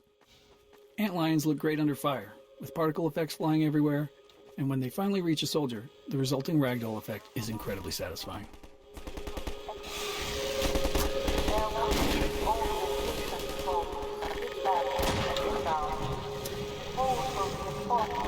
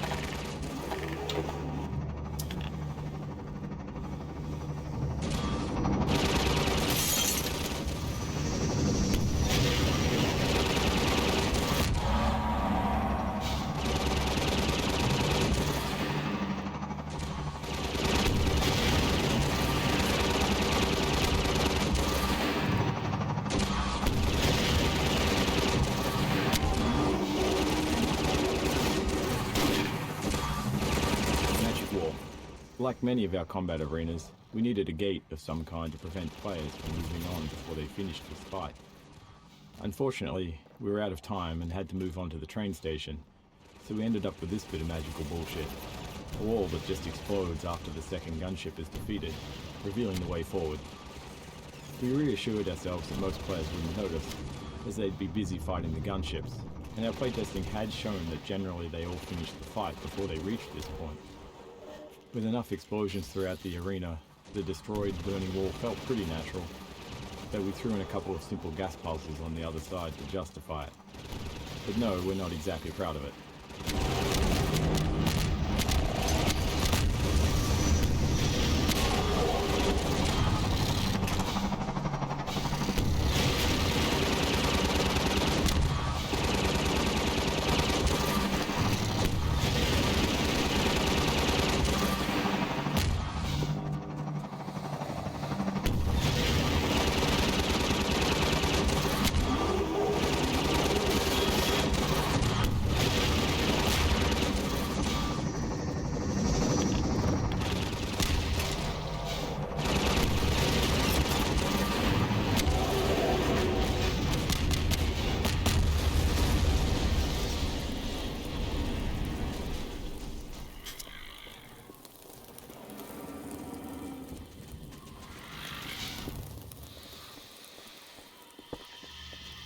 Priority alert.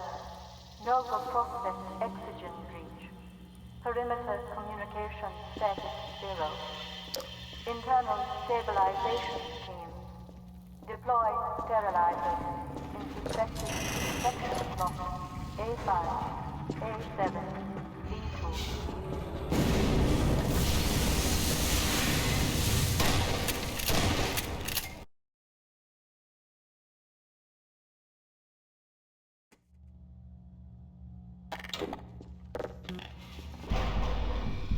The player has just completed 2 combat heavy levels, so we wanted to slow things down once they got inside. These early levels were designed as a pacing change, allowing players to explore the layout of Nova Prospekt's interiors. Along the way, we began to introduce the turret gameplay, first as an enemy to the player, and later as a tool they could use. Much of this level was built by reusing prototypes and art spaces created earlier in the project when we were focused on shaping the look of Nova Prospekt. Turrets.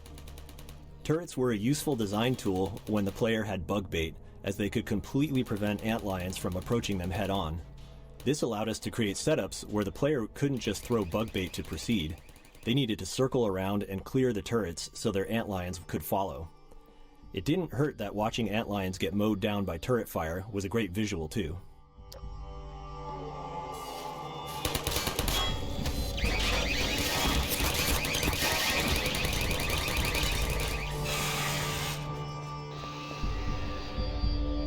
Nova Prospekt process. Like Ravenholm, Nova Prospekt was initially designed with significantly different gameplay than what ultimately shipped. The first version focused on player versus Combine soldier combat, with no involvement of antlions. Unlike other areas of the game, where gameplay and art evolved together, Nova Prospekt received a large art push early on. This produced a set of reusable, polished sections of level geometry with art already applied. Assembling Nova Prospekt from these pieces worked well, as the prison's layout was naturally repetitive. And then later, when we returned with antlions and bug bait, we had to repurpose the geometry to fit the new gameplay.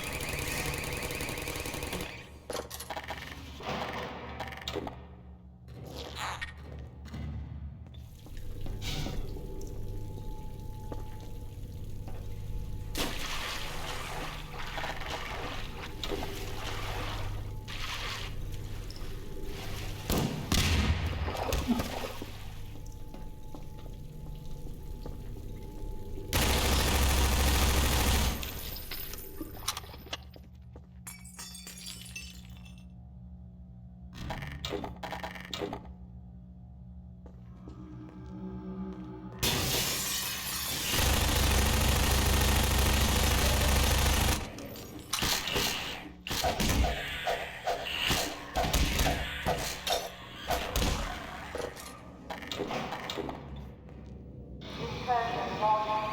Airwatch reports probable anti-citizen Freeman reacquired zone Nova Prospekt. Ground units deprioritize exigent containment. Hold for override code.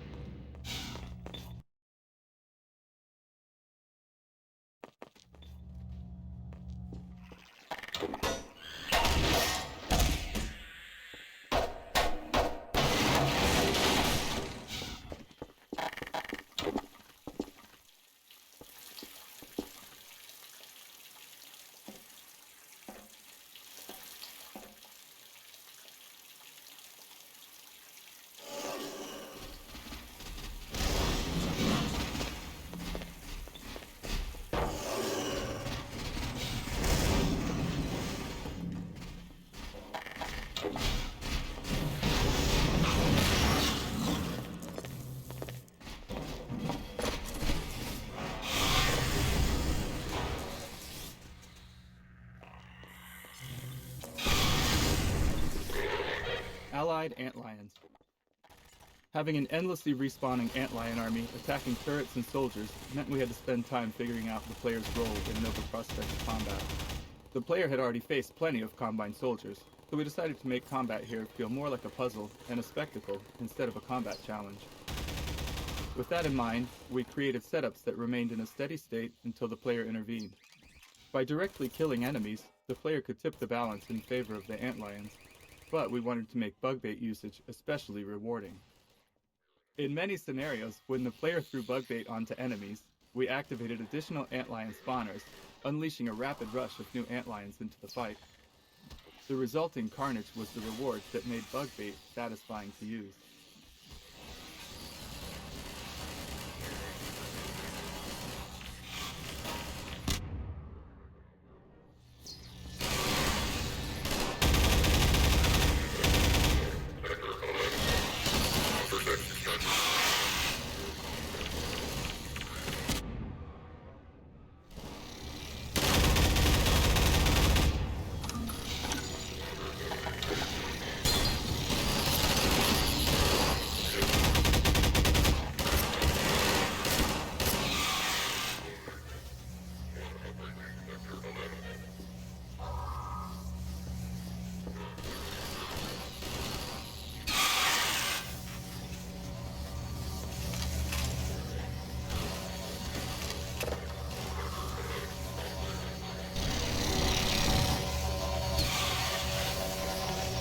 Ragdoll Vortigaunt.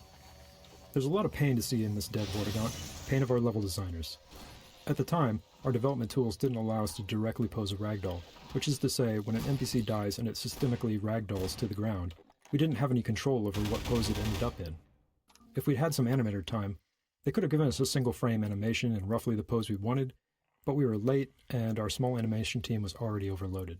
So a level designer positioned the Vortigaunt above the chair, told it to die as the level loaded, and waited to see what pose the ragdoll settled into. Then the designer moved the Vortigaunt slightly and tried again. We can't remember exactly how many attempts it took, but it was way, way more than you'd think.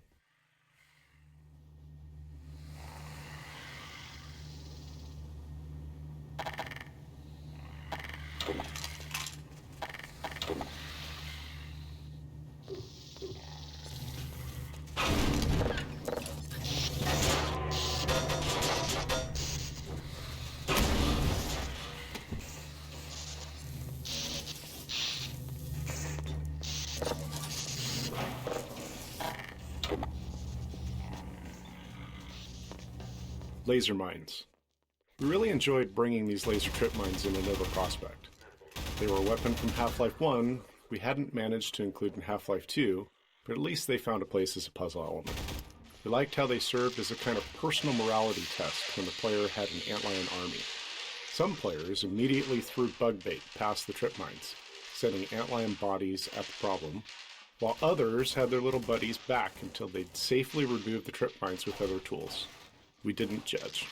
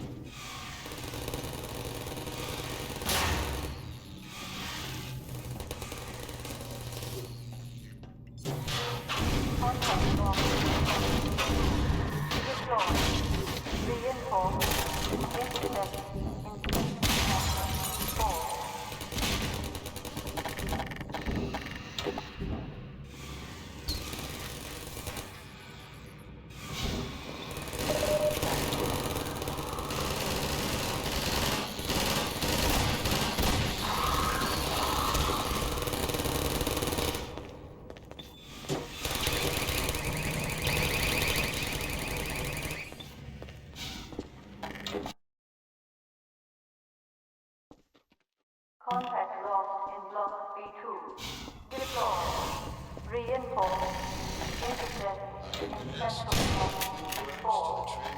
arm of Sector 17 Overwatch. Concerning recent successes? But I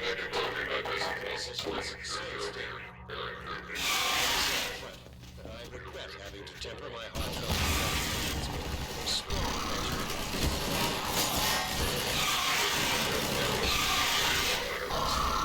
D2 Prison 04. Throughout development, our artists created small vertical slices of environments, which we called art zoos.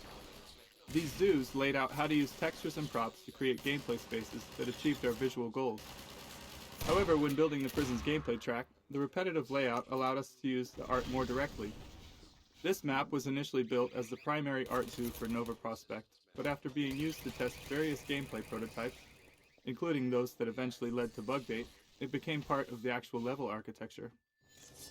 This might cause Freeman. It might cause them to question his allegiance, even on some.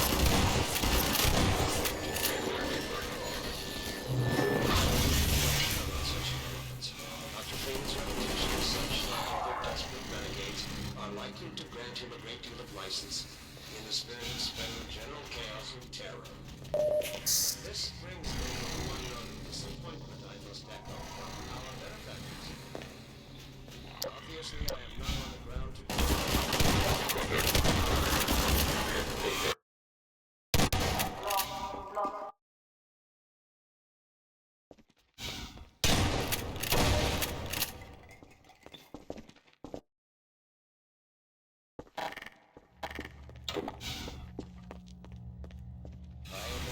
to say a few words to the transhuman arm of Sector 17.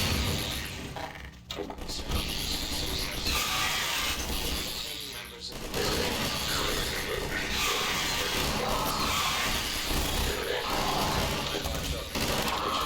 with a strong measure of disappointment. By as their administrator, I didn't pass along the message I had received from like Anticitizen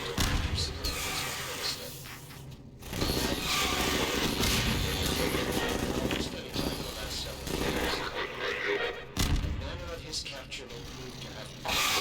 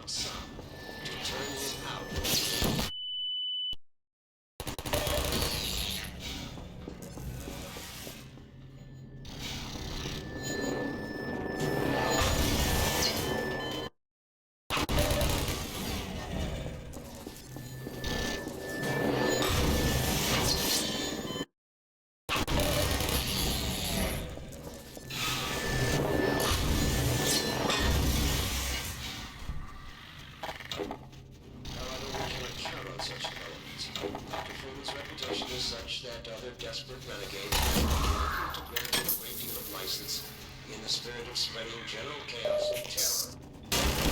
This again is one I must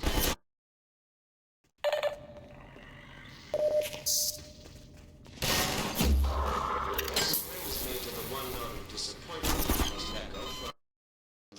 of disappointment I must echo from our benefactors. Obviously, I am not on the ground to closely command or second guess the dedicated forces of Overwatch. But this does not mean I can shirk responsibility for recent lapses and even outright failures on their part. I have been severely questioned about these shortcomings, and now I must put the question to you. How could one man have slipped through his fingers time and time again? How is it possible? This is not some ancient provocateur or... Gordon Freeman is a theoretical physicist who had hardly earned the distinction of PhD at the time of the Black Mesa incident.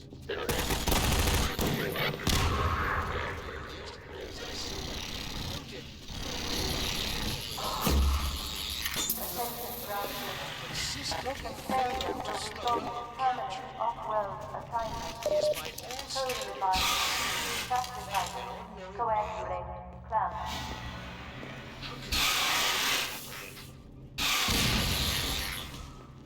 I will leave for another time to extend if necessary. It's the moment to enter. If the transhuman forces are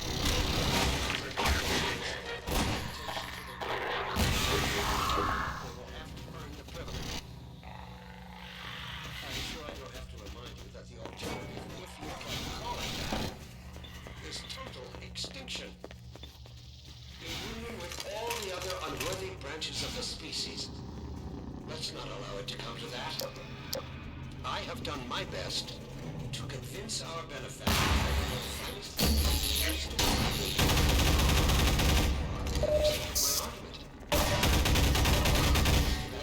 detected. My words sounded burden of proof is on you. As is the consequence of failure. I'll just leave it at that.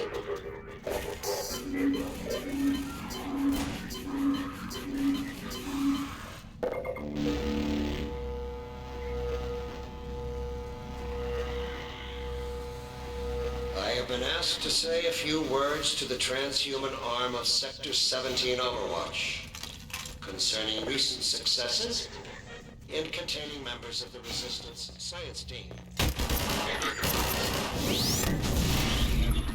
Congratulations with a strong measure of disappointment.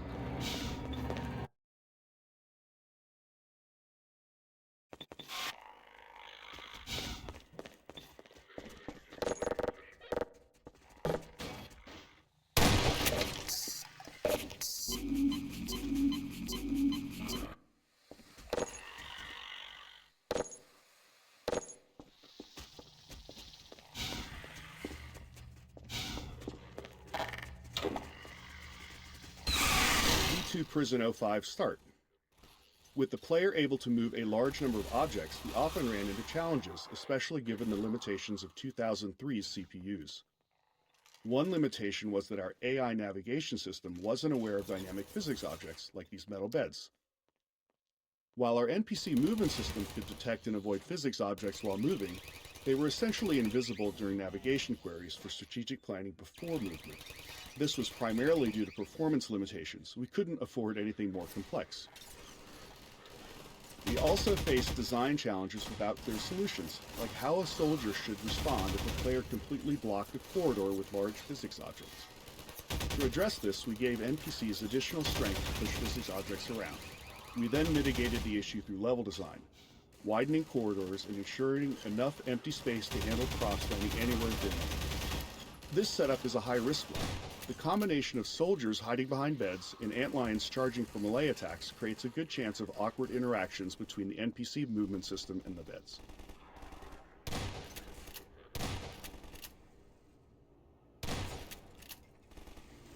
Laundry.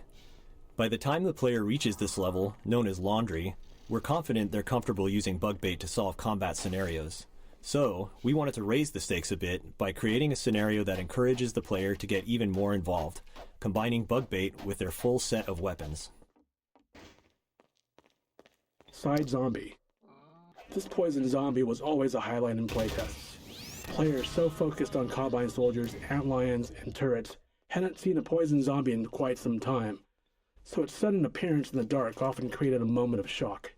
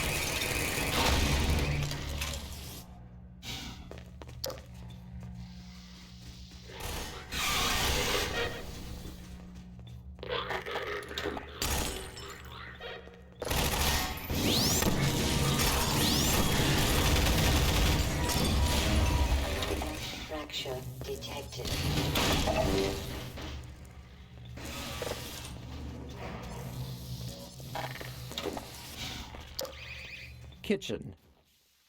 It's a well-known custom among game developers that all video game kitchens must feature a gas explosion.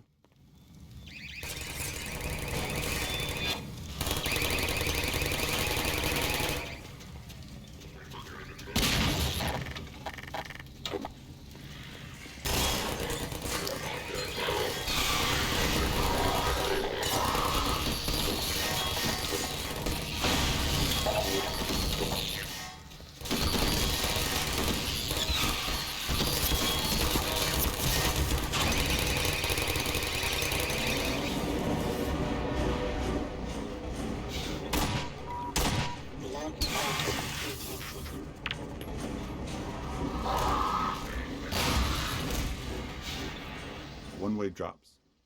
Players never know what's ahead of them, but they're familiar with what's behind them, so it's common for them to retreat to familiar ground when they encounter an enemy. If we've built an arena where we want the player to engage, especially for an enemy with specific geometry requirements, like the antlion guard, we need a way to prevent that retreat.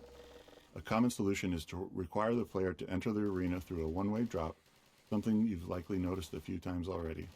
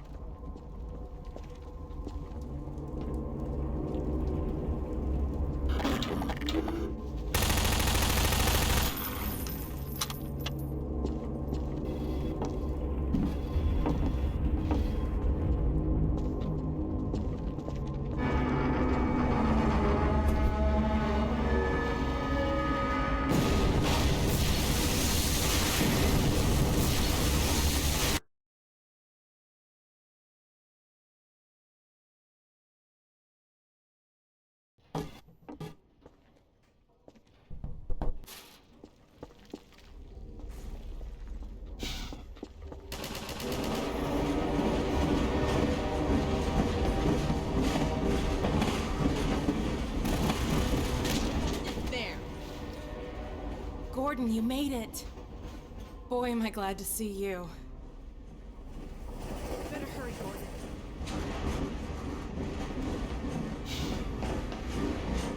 Alex's toolkit. Alex's multi-tool is incredibly useful for letting us use her as a key.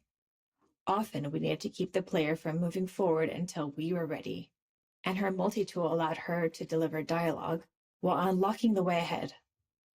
We probably relied on it a bit too much, but it was hard to resist. There's always a trade-off. Using Alex to gate a room instead of creating a custom solution saved time that we could spend on other parts of the game, often more critical ones. Alex as companion. This section became an unintentional prototype for what Episode 1 would eventually feature, Alex as a companion, moving smoothly along a path that blends dynamic combat with scripted choreography. We didn't yet have a clear model for how she would fit alongside the player in these scenarios, but even this brief section taught us a lot, despite not having enough time to iterate on it.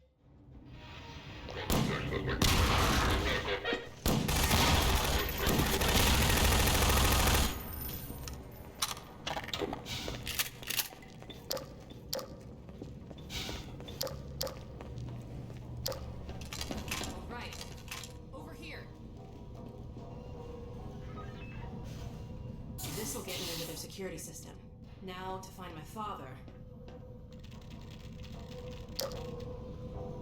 Oh my god.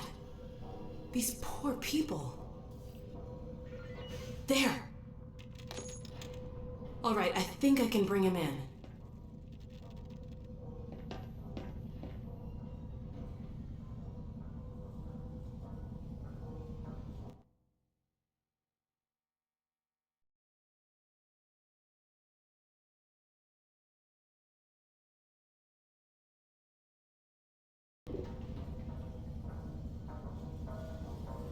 There!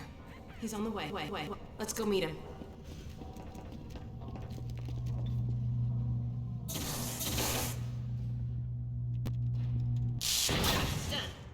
Follow me.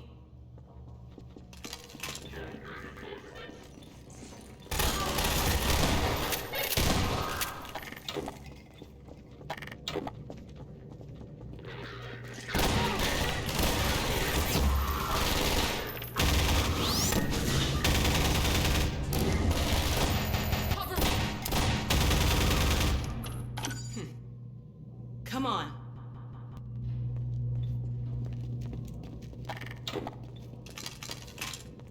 He should be in here. Let me just get this open.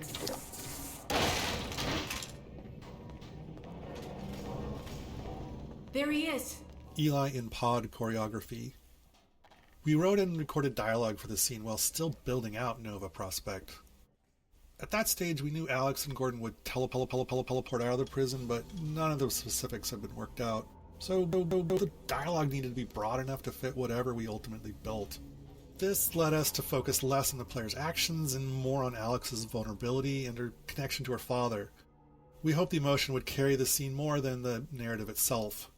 Ultimately, we're aiming for the player to care about these characters and want to prioritize what's important to Alex. Never mind me.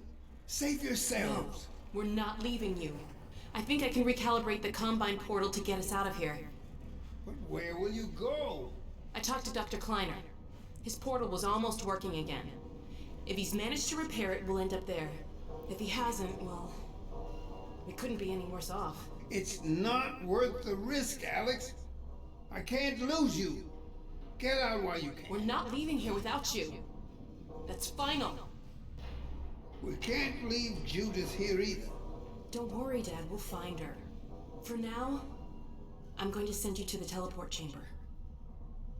I'm not saying goodbye, Dad. We'll meet you there. I know you will. I'll see you there, baby.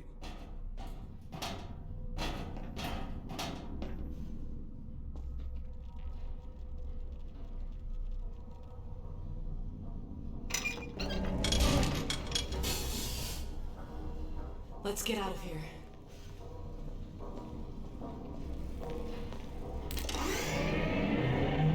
Right. Over here. I'm gonna head back to the security station and try to patch into your suit radio. Wait till you hear from me.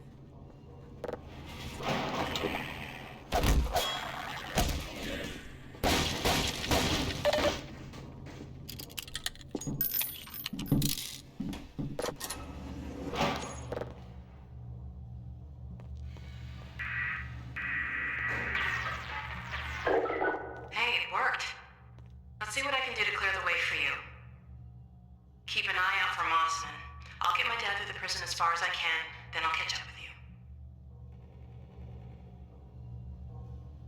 Hang on, I'll see if I can figure out how to get that gate open. Okay, got it.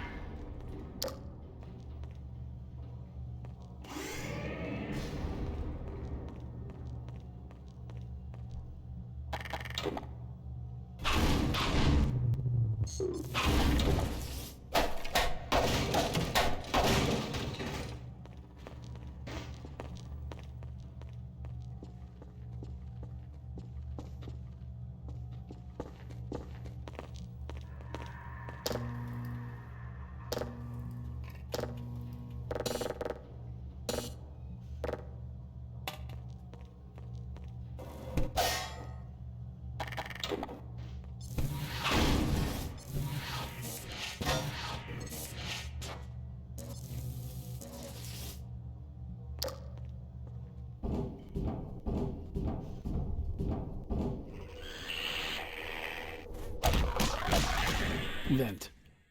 You probably know this, but if there's a vent, there has to be a headcrab in it. We don't make these rules. They, like the vents themselves, come straight from the top. I'm picking up a lot of Combine sensors in the area ahead.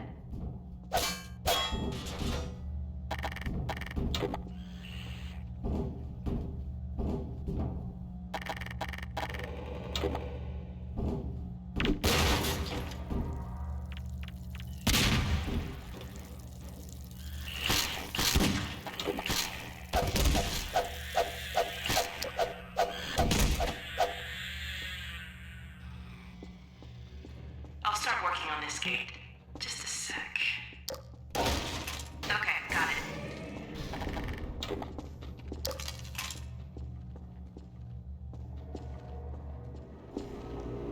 Uh-oh, look at the monitor. Look targets.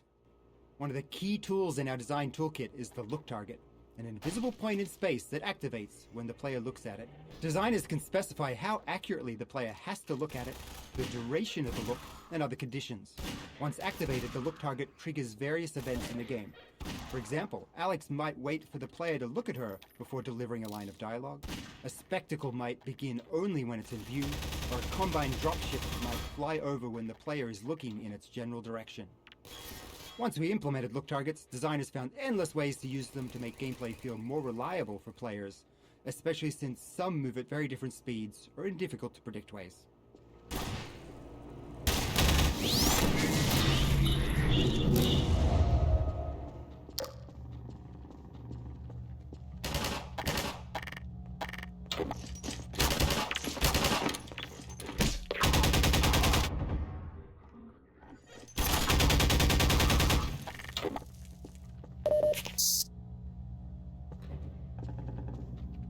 Grenade Puzzle.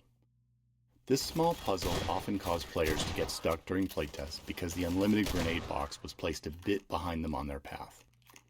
By this point in the game, players have fully learned to associate unlimited ammo boxes with puzzle solutions. So if a grenade box were here, they'd immediately know they needed a grenade to solve it. We wanted them to have to think a little first. Eventually, we added a subtle hint by making grenades visible on the desk through a window, just to remind players they're available. They also helped uncover a bug in a playtest when a player approached to look more closely and ended up collecting the grenade through the glass.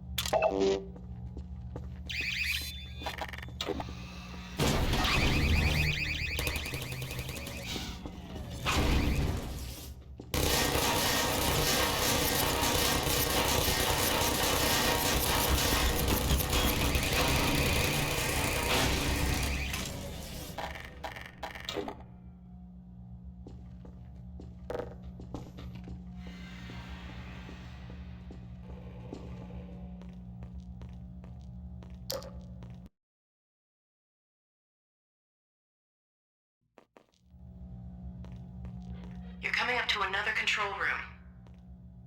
Looks like it's still occupied.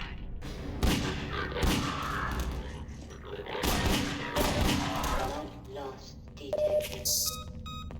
Warning. My guess is there's a bunch more soldiers heading your way. Quick, search the room. There should be some Combine turrets nearby. I can reprogram these turrets to attack the enemy. Set them up to defend the control room. Warning. Malignant viral interface bypass detected. Mossman's betrayal. Our original plan for Judith Mossman's arc was for her to betray the player around this point. But by the time we reached the scene, having developed other parts of the game, we felt she was more likely just trying to protect Eli. We envisioned her reconsidering, realizing she couldn't actually betray Gordon. We had ideas to clarify this shift later, but ultimately we never finished her arc. We liked the ambiguity in Mossman, but players didn't seem to. They almost universally hated her. That might be a success, though. We worked hard to build the player's affinity for Alex, and Alex wasn't exactly a fan of Judith either.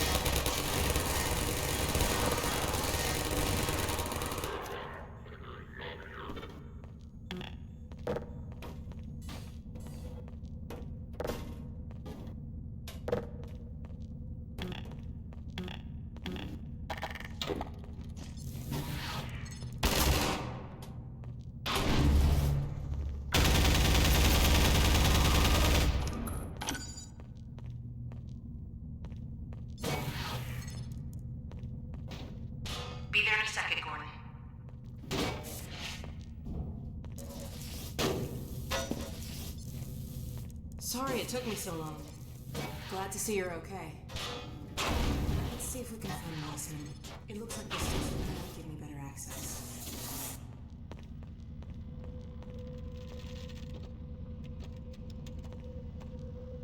There she is. Wait a minute. How'd she... It's from your area. I'm not calling about that. What's she up to? You promised you weren't going to touch Eli. Oh my God. The soldiers were a bit overzealous, I admit, but he was too tempting a prize to simply turn loose. Especially in the absence of Gordon Freeman. You would have had Freeman if you'd been patient and just waited for my signal. We weren't entirely sure you were ever going to get around to that.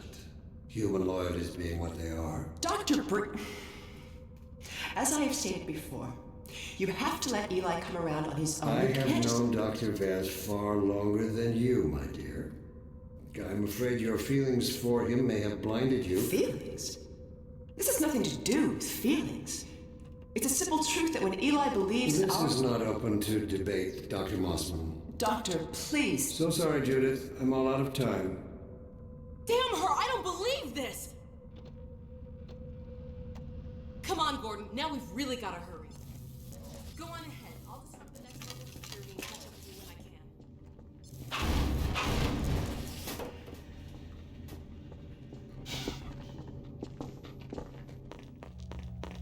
can. Turret training exit. This pile of trash, along with the cluttered descent down the stairs, is designed to discourage players from bringing a turret with them. While it wouldn't break anything if they did, we wanted to make it less likely. Making it inconvenient to keep the turret isn't an ideal design strategy, but it was better than nothing. Many playtesters eventually gave up and tossed the turret aside once they felt the game was trying to tell them something.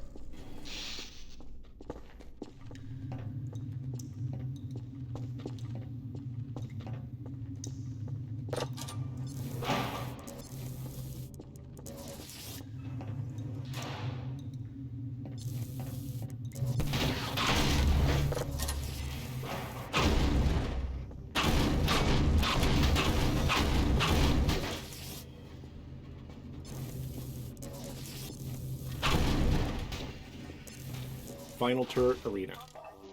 When building the arc of a gameplay element, like allied turret usage, we often build a prototype that represents the arc's endpoint first. We iterate on that prototype until the playtests show that it works. Then we work backward, adding preceding scenarios to introduce the element and build player skill. This approach ensures the final arc is engaging before we invest substantial time. It also means that, by the time we create training scenarios, we've observed enough playtests to know which skills need guidance and which players will grasp naturally. The final turret scenario was our goal, emphasizing the player's defense against enemies from multiple directions, requiring dynamic turret placement and recovery. Allied turrets balancing. Balancing this fight around the allied turrets was challenging. The turrets are the novel element here, so if players ignore them, the gameplay feels redundant, because so much of it is similar to what's come before. We wanted to require turret usage and reward strategic placement, but it was highly binary. Perfect placement made a fight easy, while allied turrets balancing. Balancing this fight around the allied turrets was challenging. The turrets are the novel element here, so if players ignore them, the gameplay feels redundant, because so much of it is similar to what's come before. We wanted to require turret usage and reward strategic placement, but it was highly binary. Perfect placement made a fight easy, while poor placement made it very difficult. Tuning and custom soldier AI logic helped. Soldiers became better at toppling turrets by throwing grenades or flanking to knock them down. These changes made the fight less about a perfect setup and more about actively maintaining turrets, as any setup will be disrupted at some point. Playtests vary wildly, with some players finding it too hard and others calling it their favorite fight. Running out of time, we ultimately made it a bit easier and shipped it, though we were unsatisfied with the final balance.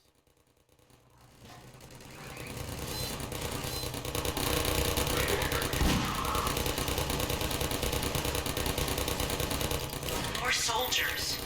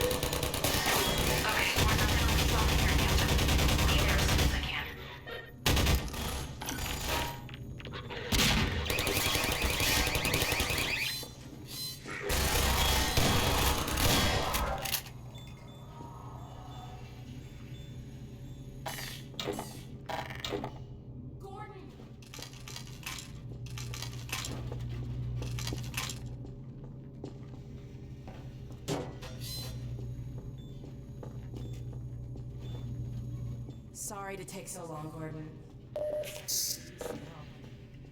I won't leave you again, though. Let's track down Mossman.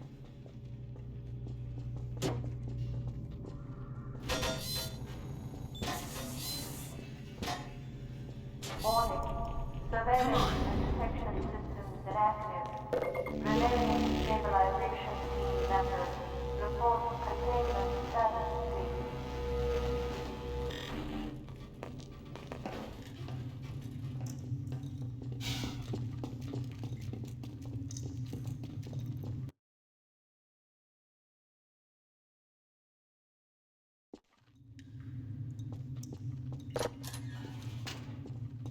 Flares. This section is a nice counterpoint to the previous turret segment in terms of production and cost and iteration. Built very late, it came together quickly as the AI for Alex and the Carbine Soldier was already mature. We liked the darkness and flares and filed it away as something explored further. Later, we revisited it when planning the dark sections in Episode 1.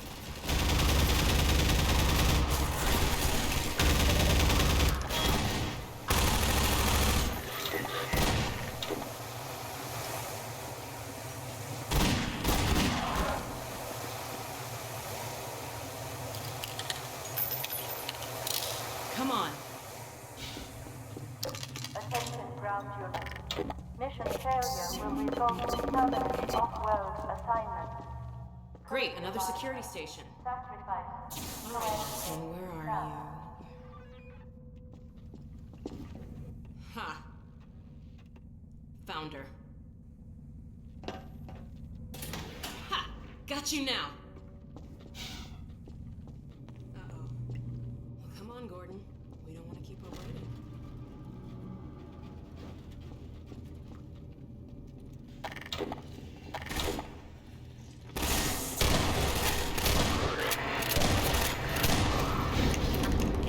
Come on, Gordon!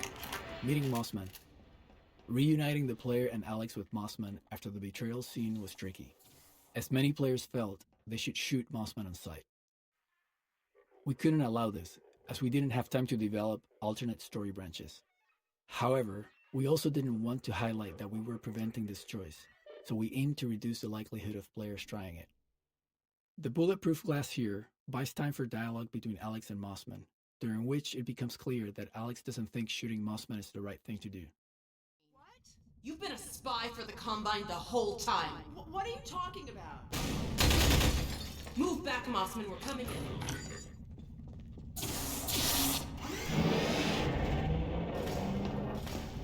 Alex, whatever you may think, I assure you, I have worked to protect your father. Shut up and be glad you're still some use to us. We're going to reconfigure this teleport and get the hell out of here. You see, we're working to the same end. I've already reprogrammed the modulator to emulate a Zen relay. That's my father's work you stole. It's my work, too. And I had to prove to Dr. Breen that your father would be the most valuable member of any research effort going forward. Enough of your bullshit! Look, Gordon, there's my dad. I'm going to bring him in. You found Eli? No thanks to you. Just enter the coordinates for Dr. Kleiner's lab and let's get moving. But we need access to the teleport platform and we're locked out. I'll take care of that.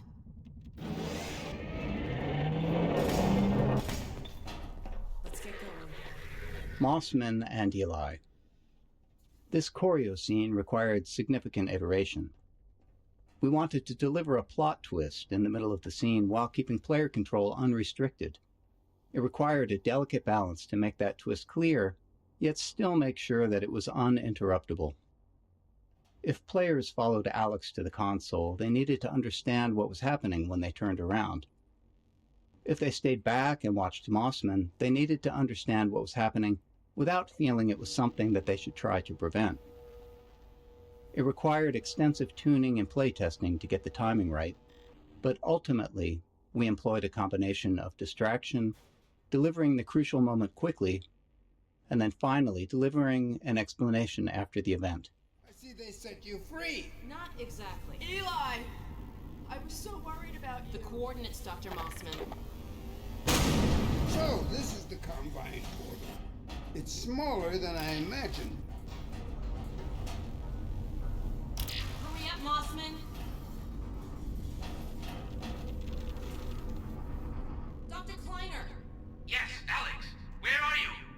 in Nova Prospekt, and we're running the Zen emulation for the first time. Are you ready for us? Ready, willing, and fully enabled. Good. We'll send my dad through first. He's in position for... What's that? Hold on, gotta bring this back down.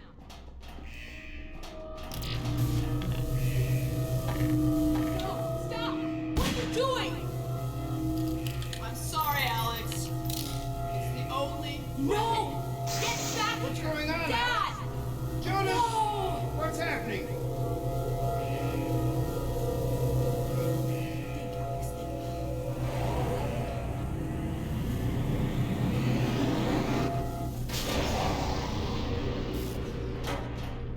Dr. Kleiner, you have to stop them! Stop who, my dear? Oh my god! What coordinates are these? Where the hell did she take him? No. Cover me, Gordon.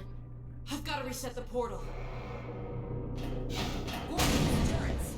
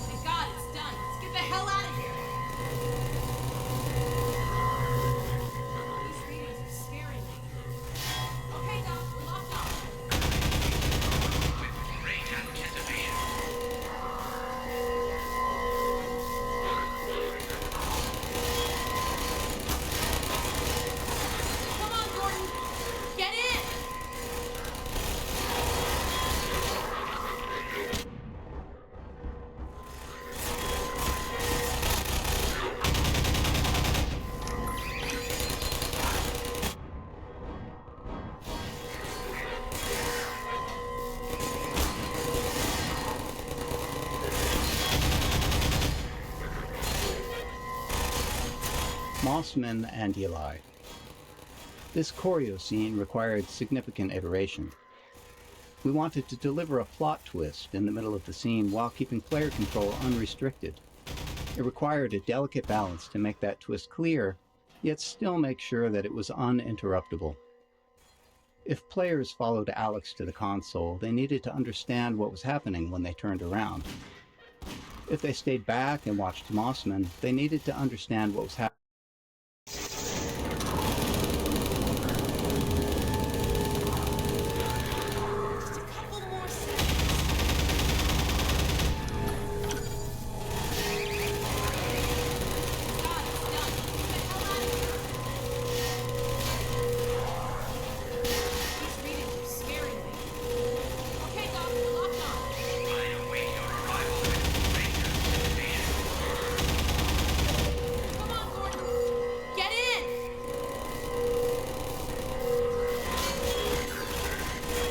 Mossman and Eli.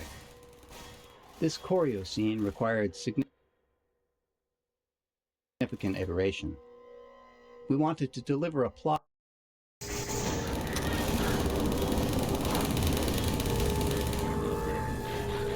Couple more seconds.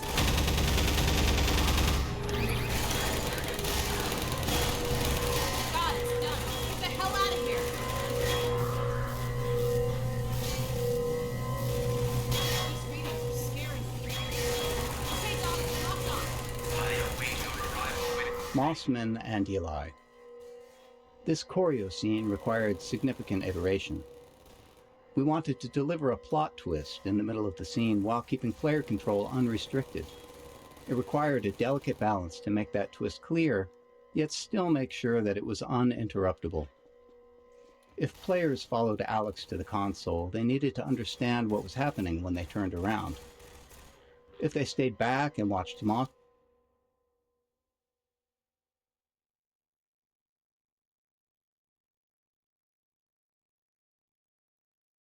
they needed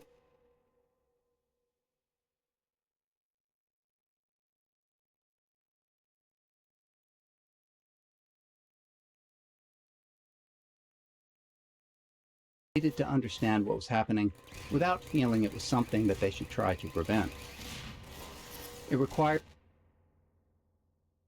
extensive tuning and playtesting to get the timing right, but ultimately we employed a combination of distraction, delivering the crucial moment quickly, and then finally delivering an explanation after.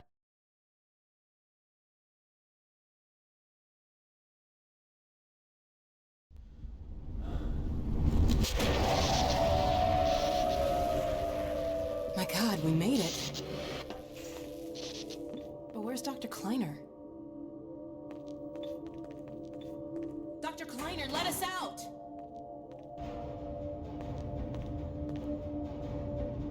Alex? Gordon? My God, how did you get here? And when? What's wrong? My dear, I had given up hope of ever seeing you again. I was afraid we might not make it either. I think the teleport exploded just as we were porting out. Indeed, it did. And the repercussions were felt far and wide, but that was over a week ago. What do you mean? Gordon and I were just there a minute ago. Fascinating.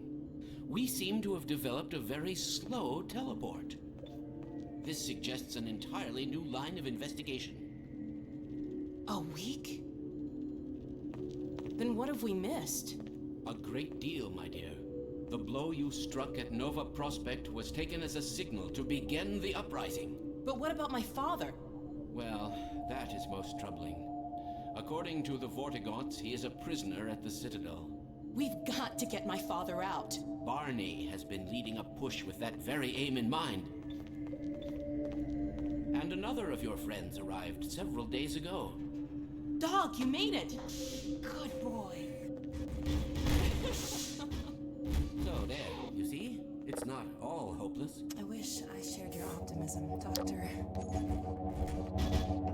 Doc, come in. Are you there? Hey, Doc, are you there? Yes, Barney, and I'm no longer alone. Alex and Gordon have just arrived. Well, man, that's good news. I almost gave you guys up for lost. We're planning to set up a staging area for attacking the Citadel. Gordon and Doc can head your way. I want to get Dr. Kleiner somewhere safer. Then I'll meet up with you. I'll take all the help I can get. Aw, crap! Incoming! Okay, Gordon, you heard him. I'll catch up with you as soon as I get Dr. Kleiner settled. Just a minute. I can't leave without Lamar. Now, where did she get to? Go on, Gordon. I'll take care of this.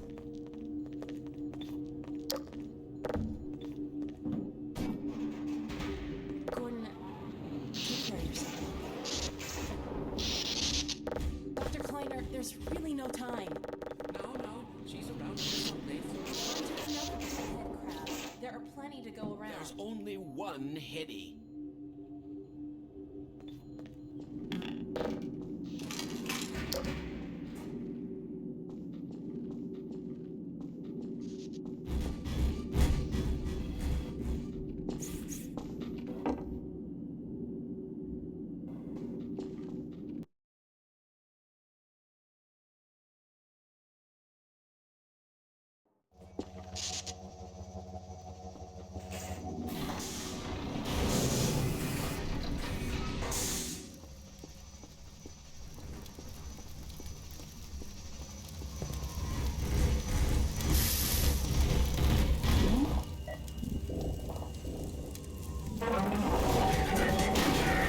Combat. Dog is a really fun character, and we were always looking for ways to include him in combat alongside the player.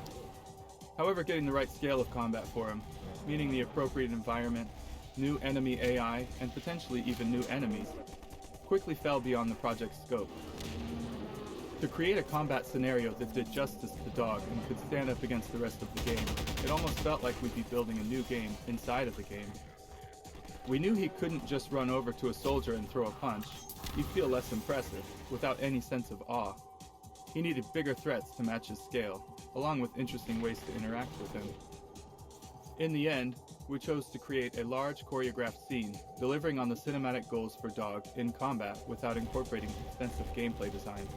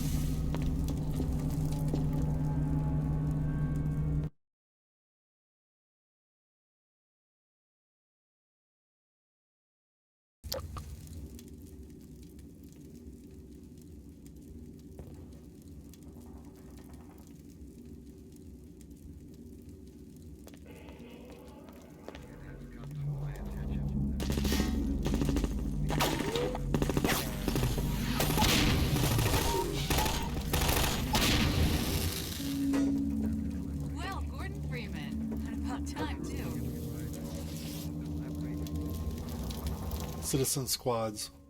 Our early tests of Combine versus Citizen street fights revealed an issue. Without boundaries, combat AI could drift significantly away from the player. Soldiers might retreat to reload and take cover, and Citizen AI would give chase. We needed a way to align the Citizen's actions more closely with the player's goals, keeping them aware of where the player was heading and which enemies the player wanted to engage. This led to the creation of a Citizen player squad.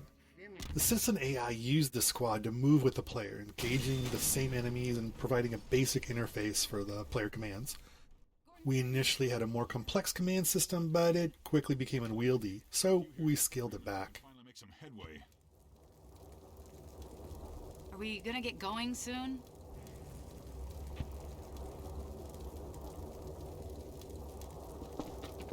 Once we'd established the Citizen Player Squad and started building scenarios around it, we found it created other interesting opportunities. Playtesters began to care about specific squad members, so we added more to their design. Squad members would pick up better weapons if they found them, pass the player ammo when needed, and medics would heal the player as necessary. We also had to ensure the squad could keep up with the player, who often took unpredictable paths. Off camera, the squad would cheat in various ways, regenerating health between fights, moving quickly to catch up, and even teleporting when necessary.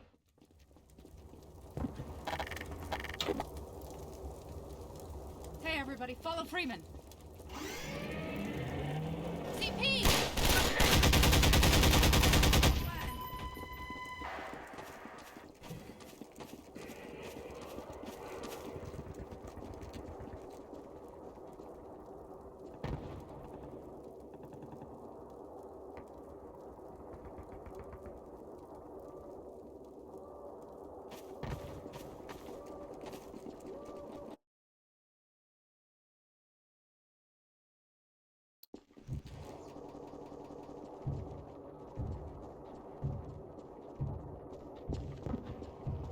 This corrugated metal panel was deliberately placed over the hull to encourage players to switch to the gravity gun and remove the obstruction. It's a bit of manipulation on our part because we found that training players on hopper mines worked much better if they immediately tried using the gravity gun on them, and the metal panel significantly increased the chance they'd have it ready. We placed multiple mines in the hull so players would have several opportunities to interact with them, increasing the chances they'd discover alternative ways of disposing of them. Furthermore, this is the first time we're doing training while the player has a whole squad of citizens with them, so we took advantage of that opportunity to include some dialogue lines concerning the hopper mines as well.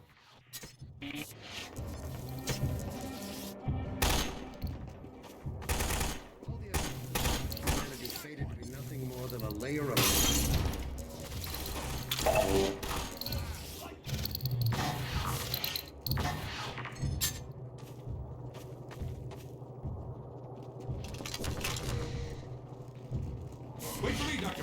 AI behaviors. One piece of AI technology we developed for Half-Life 2 was the behavior system. Behaviors were chunks of AI gameplay code that guided NPCs in specific situations. For example, we had a lead behavior that enabled an NPC to guide the player, and a follow behavior allowing an NPC to follow the player or another NPC. Behaviors worked alongside the NPC's base actions, so a medic squad mate using the follow behavior to keep up with the player would still know how to fire at enemies, or dodge grenades, or offer a med kit.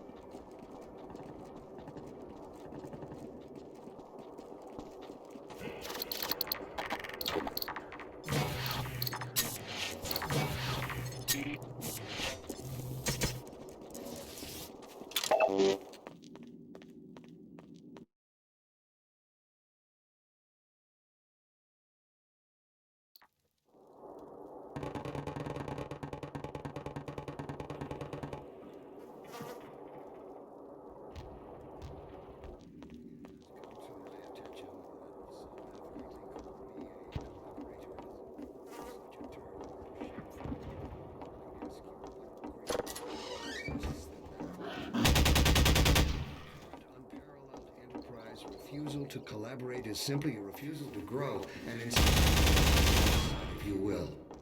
Did the lungfish refuse to breathe air? It did not. It crept forth boldly while its brethren remained in the blackest ocean abyss, with lidless eyes forever staring at the dark, ignorant and doomed despite their eternal vigilance. Would we model ourselves on the trilobite? Are all the accomplishments of humanity...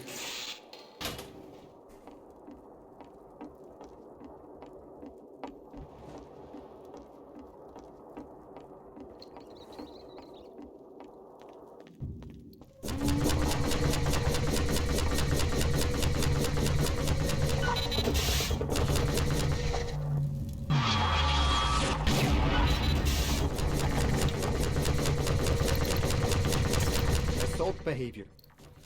The most complex behavior we built for Half-Life 2 was the assault behavior, which is used throughout this section of the game. It allowed level designers to set up combat scenarios with combined soldiers and citizens, establishing battle lines between them and controlling how those battles played out based on the player's actions. NPCs involved in an assault would try to find smart firing positions and use cover based on the battle line's location. As the player advanced down a street, they might push the battle line forward, causing allied citizens to advance while enemy soldiers fell back. Alternatively, a player might need to knock over some combine turrets or take out a soldier behind a barricade to move the battle line forward.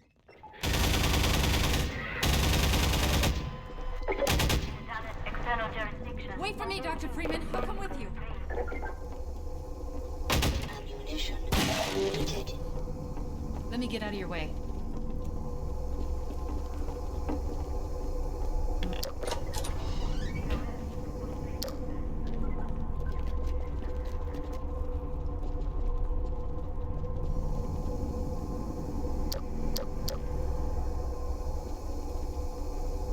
Here goes nothing. Yeah, sorry, Doc. You got it. Action!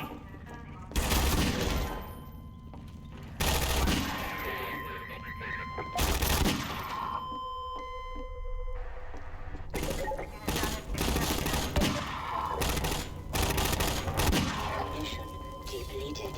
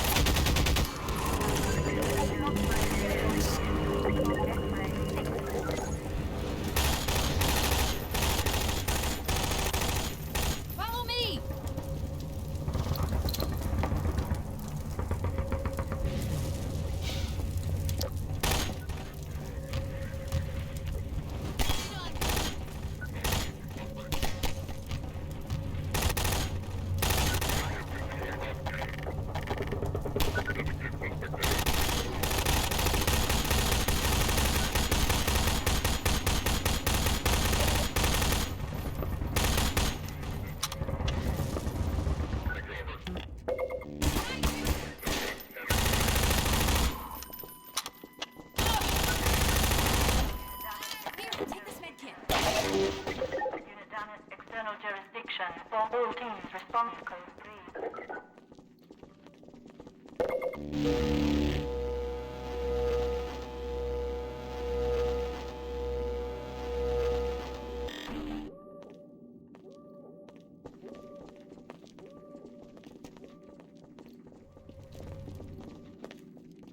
Let me get out of your way.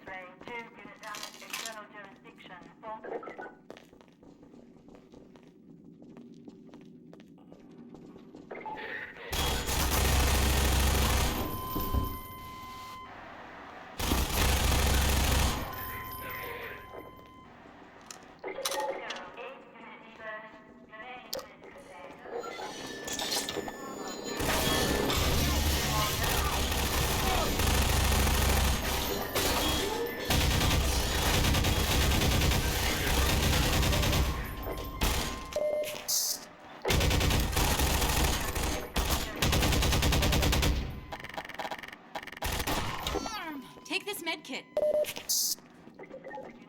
External jurisdiction. All teams respond to code 3.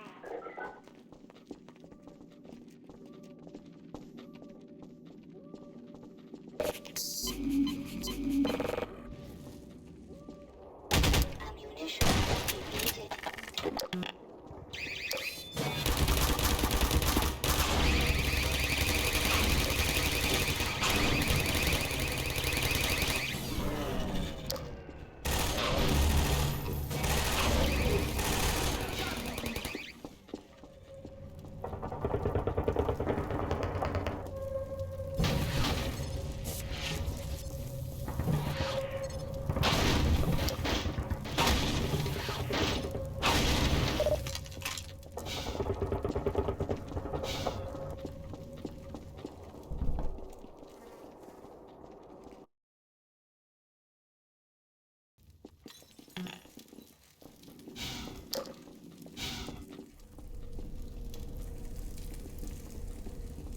Cities.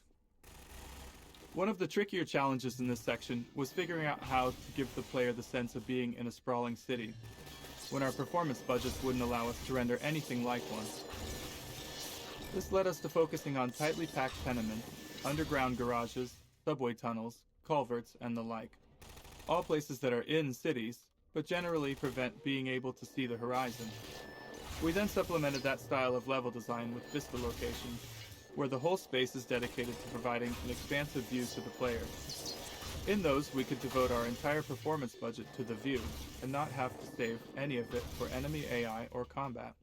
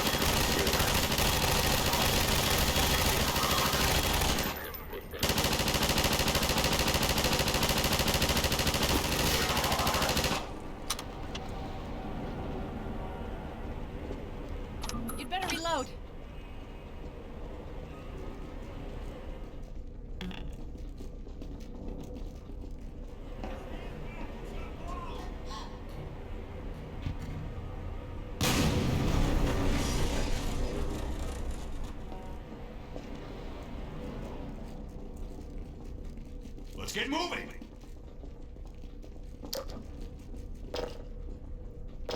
Here, have a med kit. That door's locked from the other side, Dr. Freeman. Maybe you can find a way around.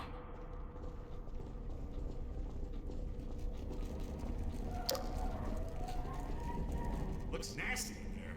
Good thing you got that suit.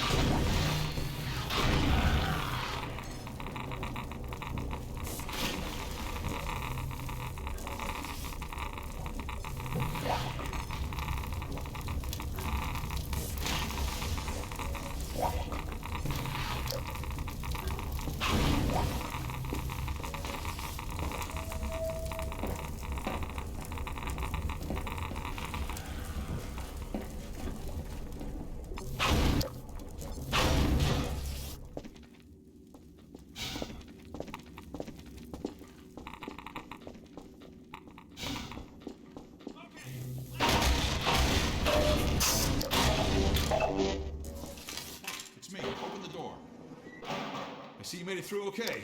Figured you would.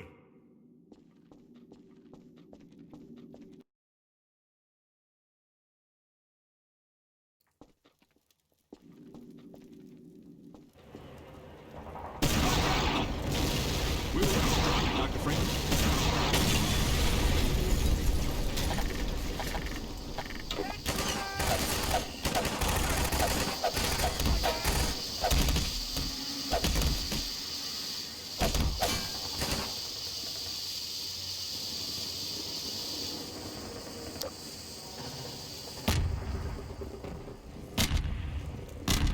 Freeman? If you were looking for a place to hole up, it's not safe here anymore. They're shelling the hell out of us. Keep moving, Dr. Freeman. I'll send word you're coming and see you up ahead.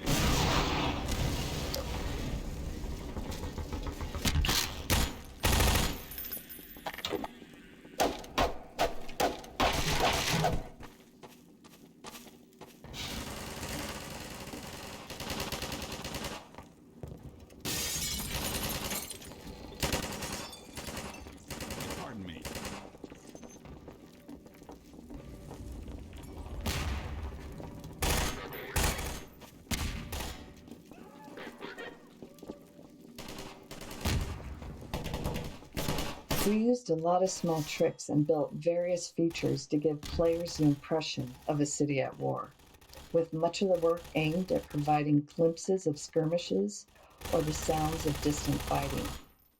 Look targets help make something happen every time a player looks through a window, while tools like tracer markers allowed designers to create fake tracer fire between 2 points.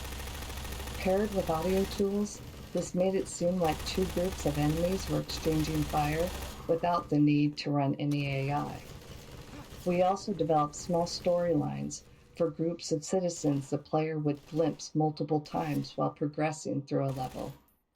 All these moments were fine-tuned through playtests to ensure as many players as possible would experience them.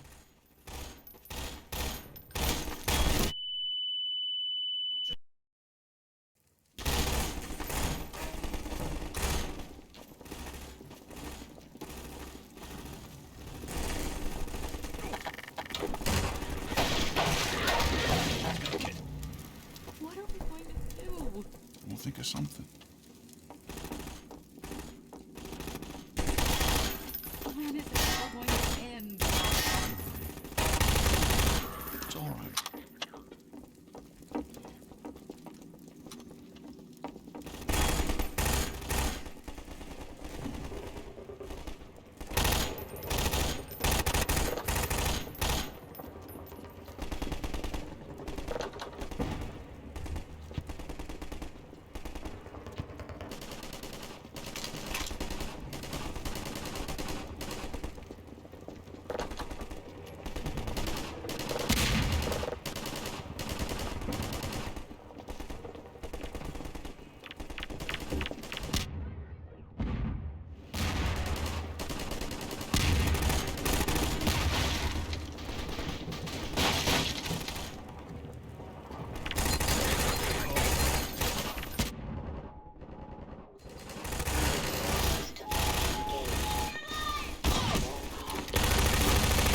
Yourself have a med.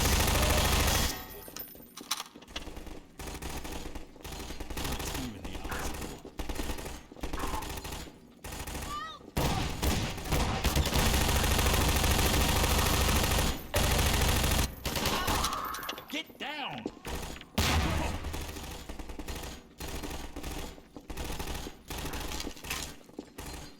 Take this med kit.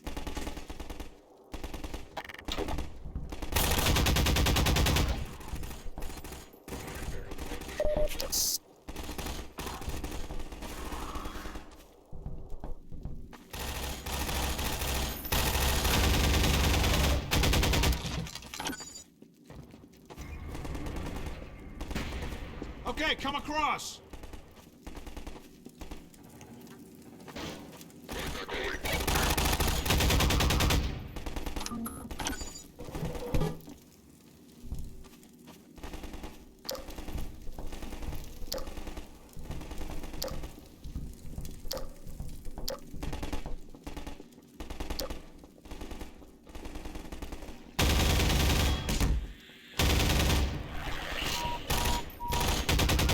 Take this med kit.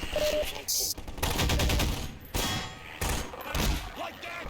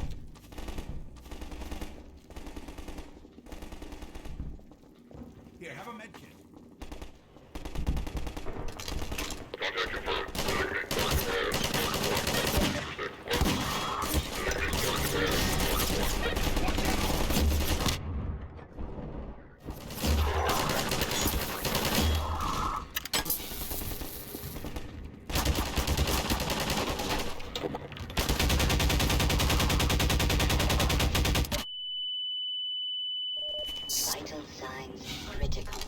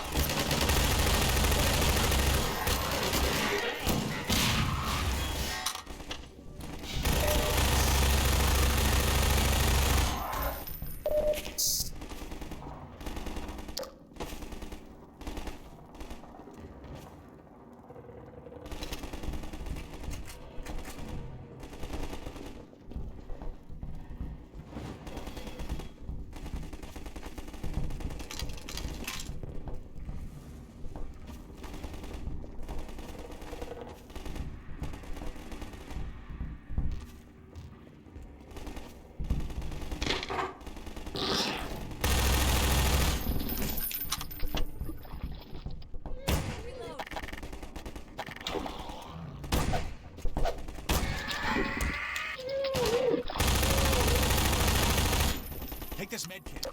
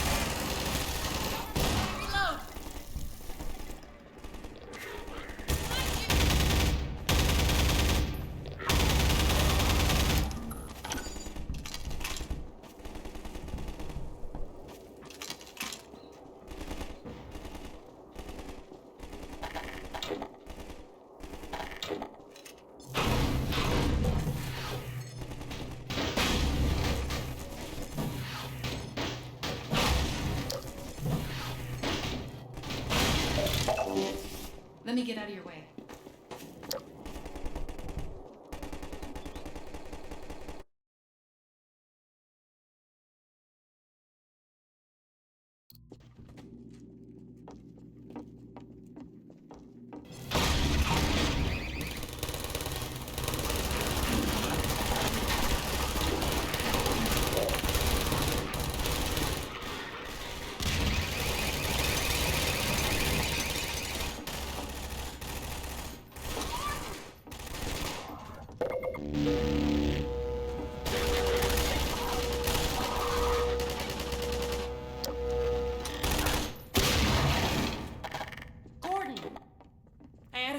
I'd find you here. I've got Dr. Kleiner in a safe spot. Now we can join up with Barney. There's a command center downstairs. I'm hoping to find information about generator locations. Ready? Let's go.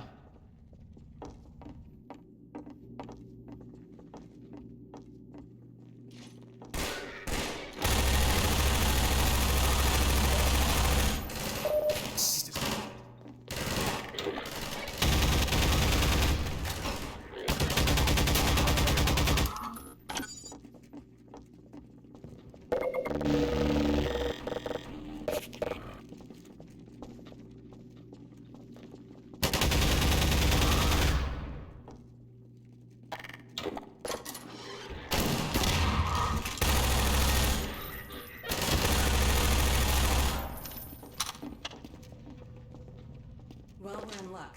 There's a generator in the square outside. We're trying to disable as many as we can to loosen the Combine's grip on this sector.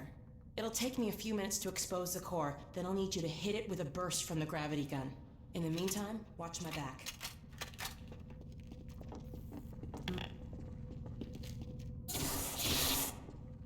Oops. Let's go.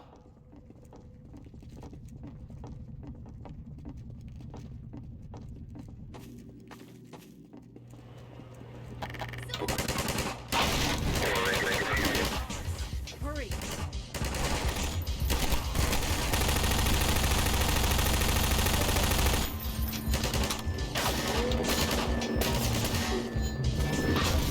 Shouldn't take too long. As soon as the generator's down, I'll open that gate and we can get out of here. It's a standard panel.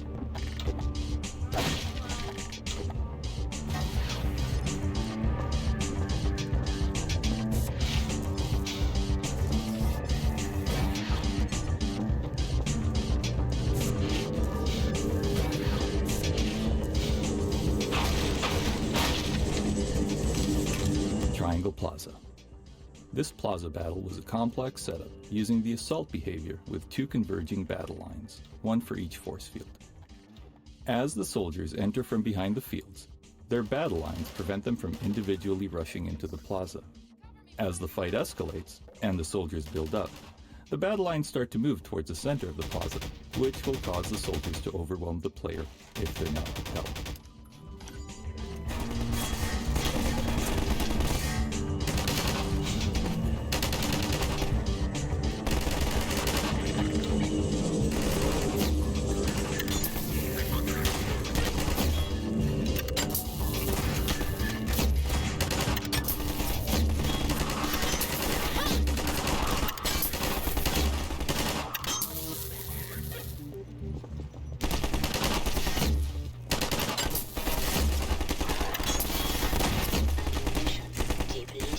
Cover me while I reload.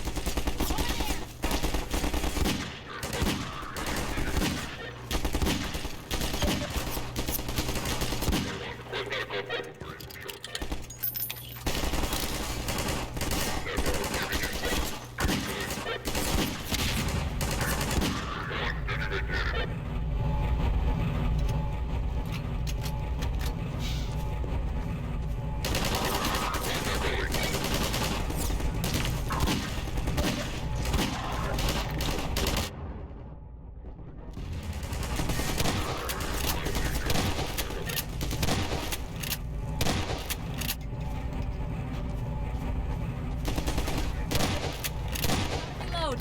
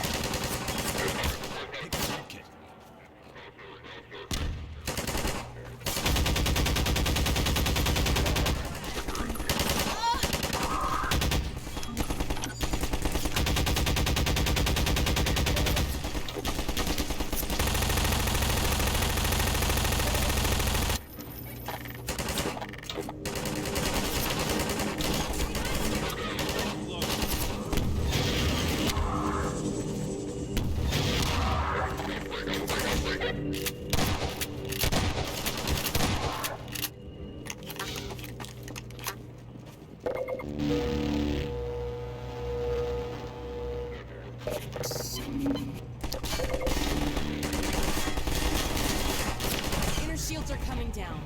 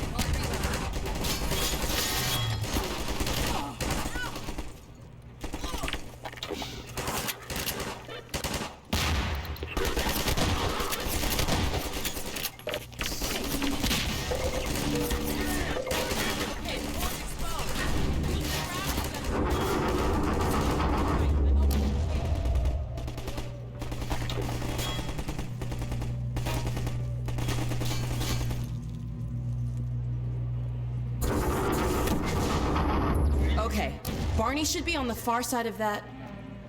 canal. Well, there used to be a bridge here. Let me see if I can scout a new path. Ah, wait for me here.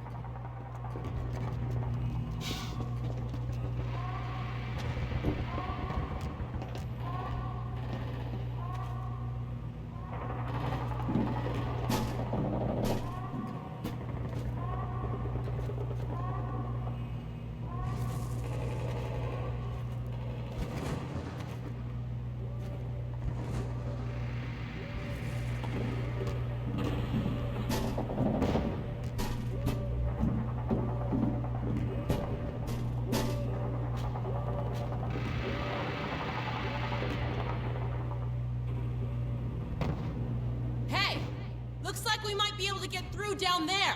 Let's head that way. Ah, no!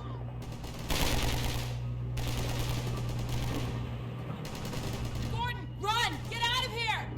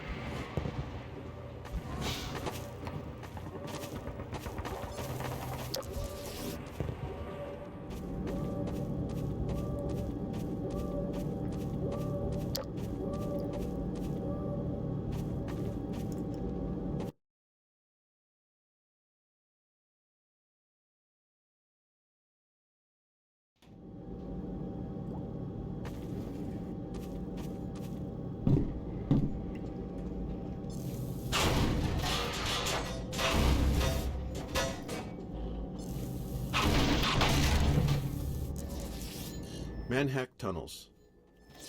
When developing the AI behavior for an NPC, we found it useful for the AI programmer to have a test map in which to experiment. That map would often evolve into an environment specifically designed to showcase the NPC's unique capabilities. Later, when the AI was ready for use by level designers, the test map served as a valuable point of reference. Without it, designers could accidentally build scenarios that made an otherwise interesting AI less engaging. In some cases, we were able to incorporate these test maps directly into the game. This small section, for instance, started as the tunnels used to develop the Manhack's AI.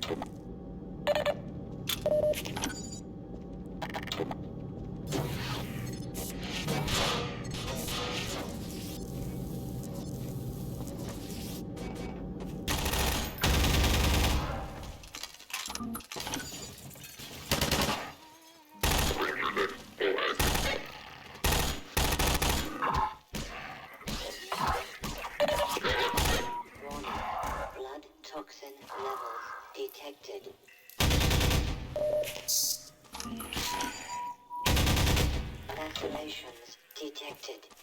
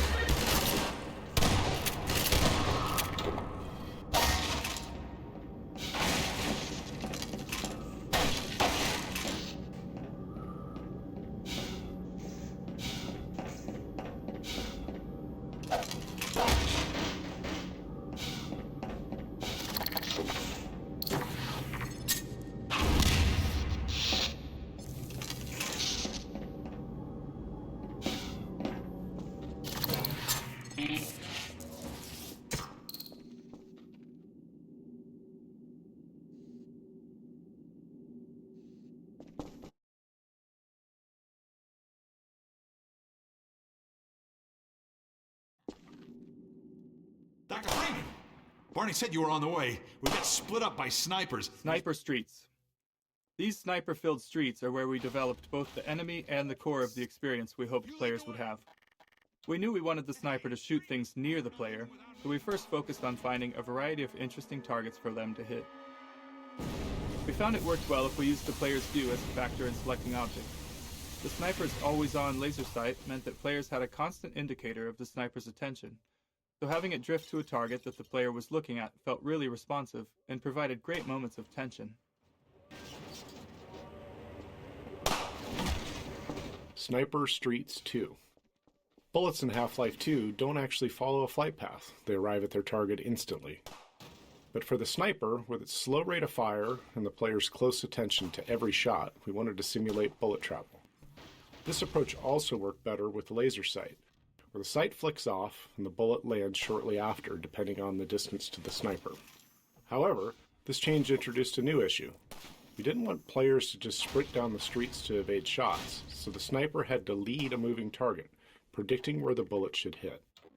Predicting the player's future position was tricky, as players can change direction much faster than would be possible in the real world. So we added extra checks to catch behaviors like players quickly tapping left and right as they ran.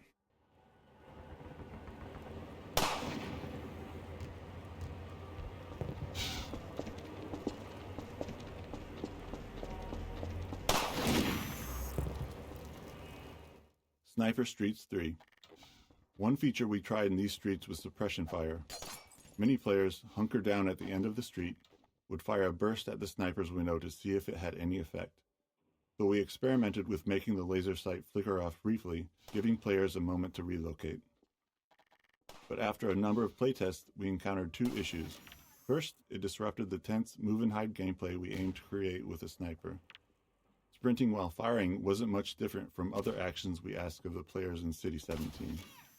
The second, more subtle issue was that players who discovered suppression fire first assumed it was required and would burn through ammo fast. If they ran out halfway through, they'd often give up, thinking they'd failed. If they made it, they'd frequently be left with no ammo. On the other hand, players who completed the scenario by stealth used almost no ammo at all. This resource gap between approaches made it near impossible to balance ammo for the sections that followed, so it didn't make it into the final game. Help me! Help me! We thought we'd be safer down here. Little we know the place was infested. The rest of them headed upstairs. They took the chance with the snipers. I guess they're still up there.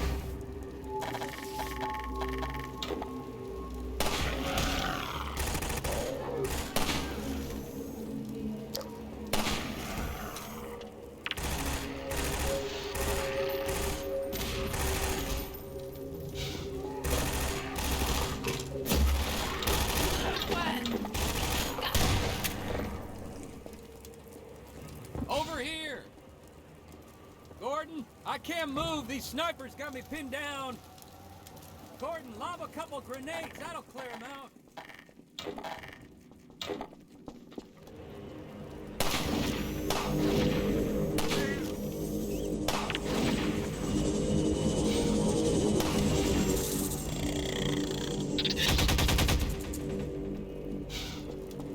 Gordon, take out these snipers, would you?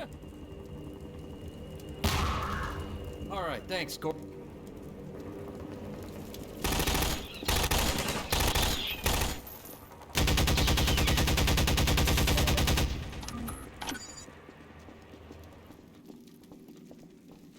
Hey, come on! Follow me.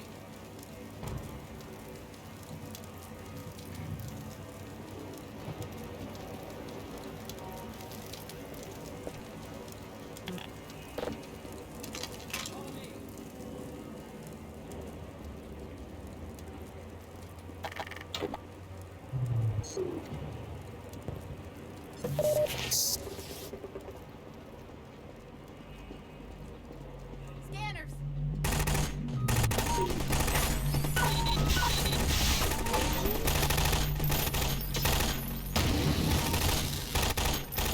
Cover me while I reload.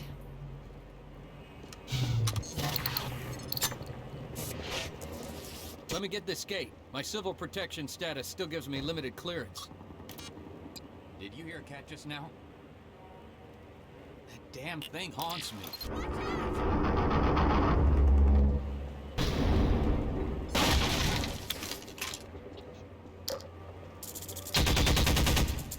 Watch the headhumpers, Gordon!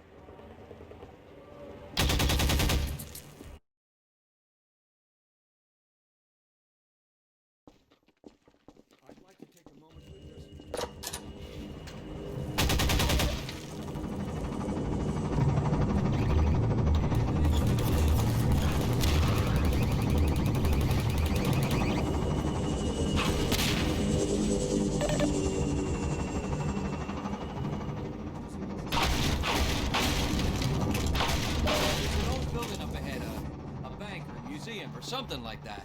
Whatever the hell it used to be, now it's a nexus for Overwatch in City 17. It's a big source of data.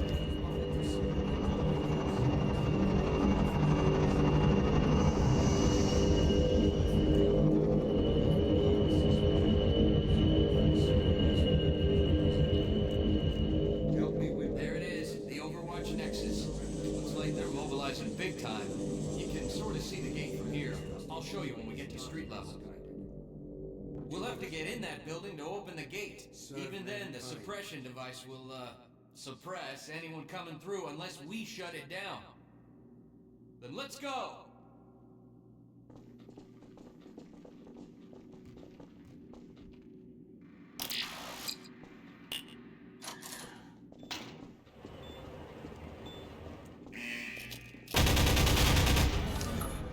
So much for stealth. Been spotted!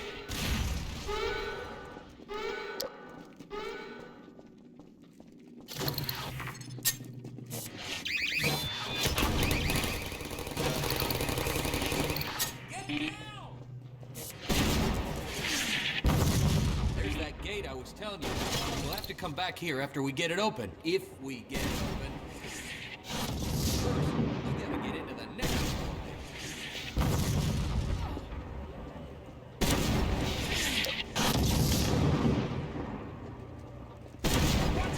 I'd like to take a moment to address you directly, Dr. Freeman. Yes, I'm the so-called one free man. You're not gonna hurt that thing from down here, Gordon. We'll have to shoot it down from the side. Oops. Toward the truth. I'm hurt. Choosing instead to embark on a path of ignorance. This is not a scientific response. This is death and finality. You have plunged humanity into free fall. Even if you offered your surrender now.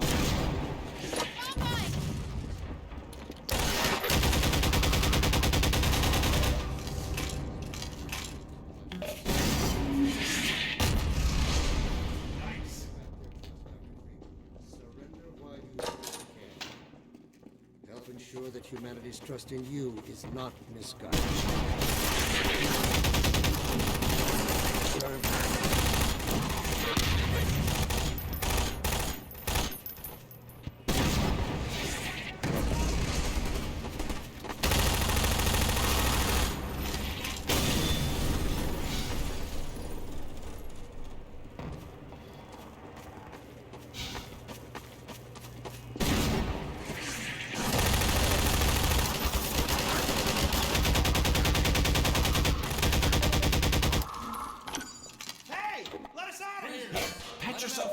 We could use their help. Let's even the odds a little. Take this med kit.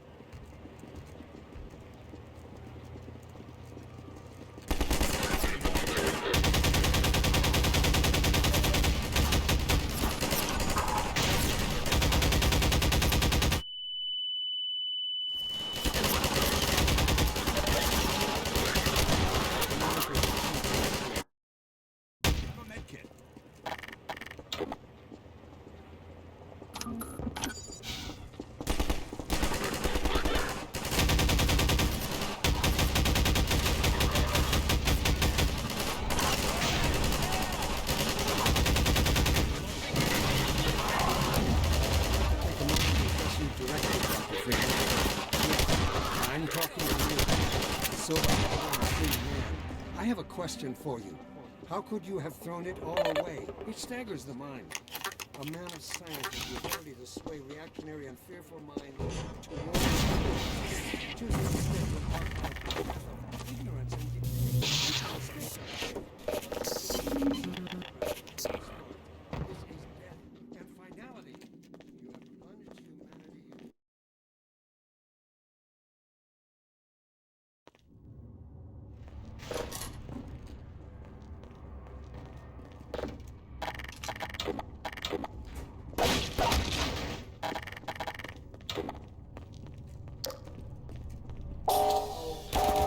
Hey, you've got the HEV suit. You deal with them. Great. I'll open this up.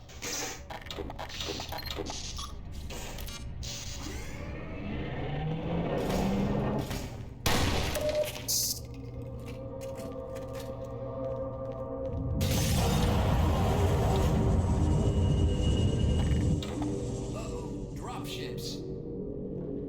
They'll be coming from the roof. If we want to get through these shields, we'll have to take out the generators one at a time.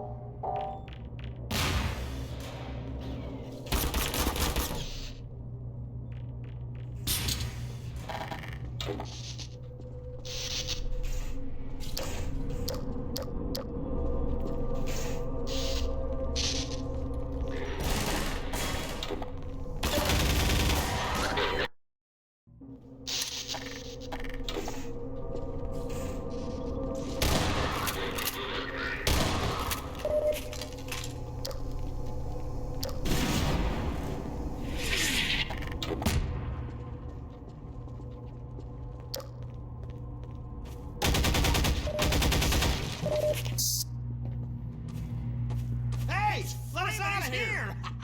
Let us out! We'll throw in with you! Dr. Freeman, wait! We'll come with you. Finally. Nice.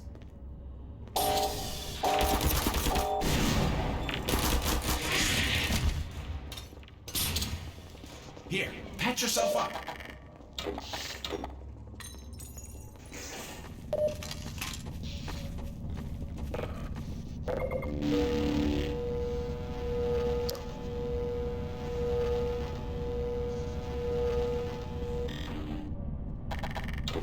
We've got 3 generators to disable. We'll start with this one. Okay, 2 more generators to go.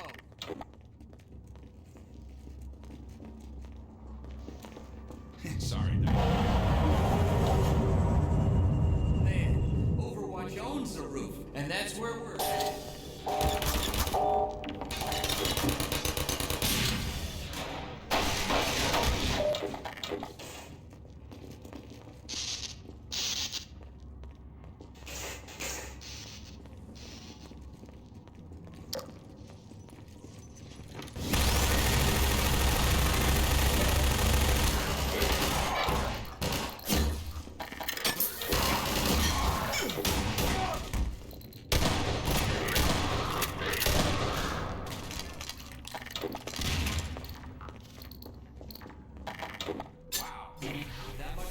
There must be something good in there.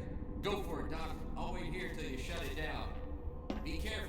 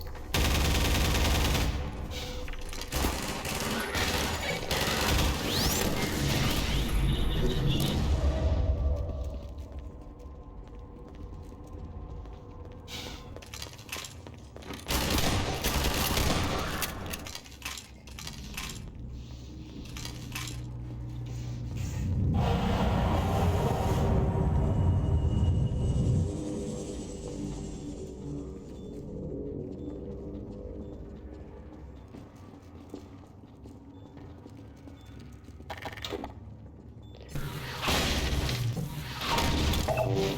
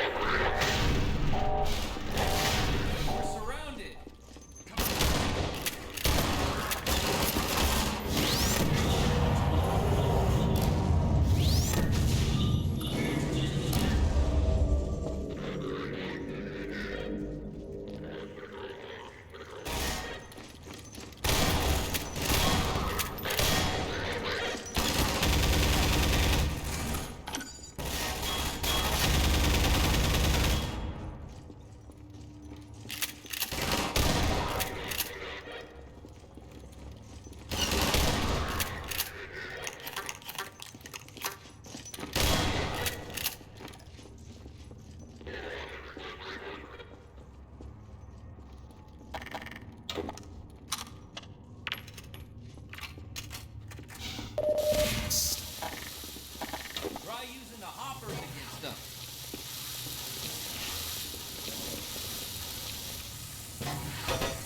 Set some traps for them, Gordon.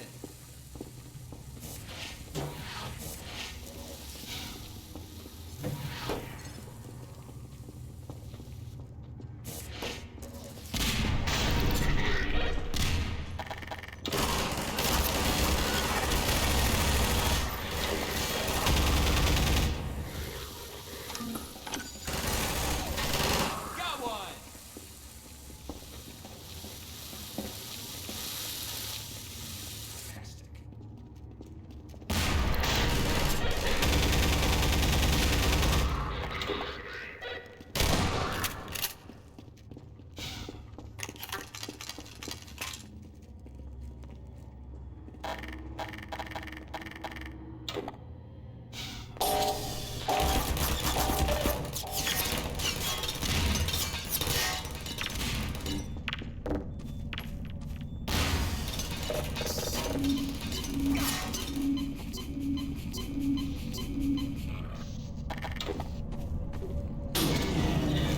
Fantastic.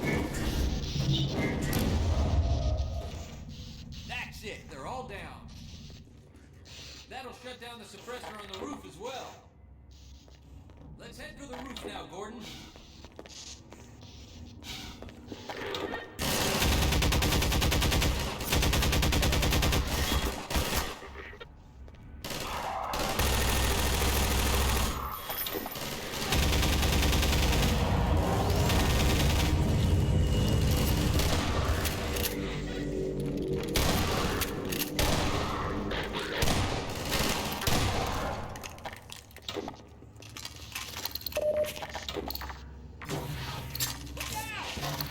To the roof, Gordon. Follow me. Let's head for the roof now, Gordon. Follow me.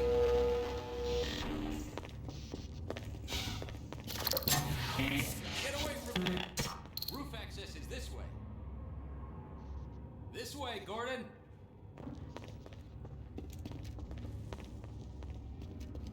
There's our gate. Let me just get it open. Done. I'm gonna stay here and keep these gates open long enough to make a difference. Go on up and connect the sky bridge. We need to let reinforcements come through from every possible direction. If any more citizens come through, I'll send them up to find you. See you when I see you, Gordon.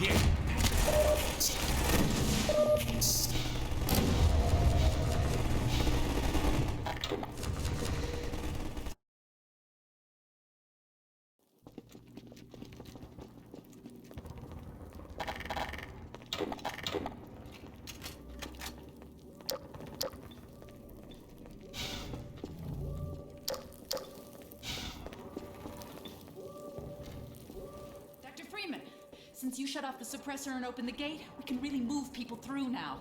The Combine's gonna feel the squeeze. We dropped a crate of rockets coming across the plaza.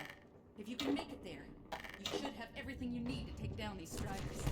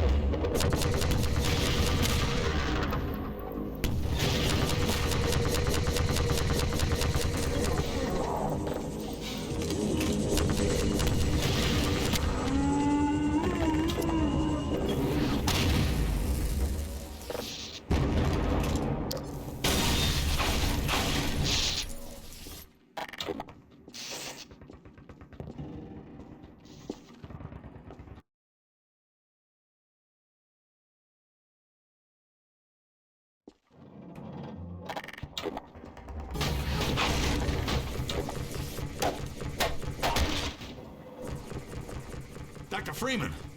It's a mess out there. This close to the Citadel, they've turned the streets over to Striders. I think we can push them back if we can just get to high ground. We're almost to the Citadel wall, Doc.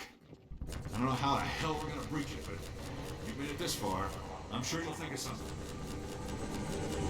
We have to get to the horse!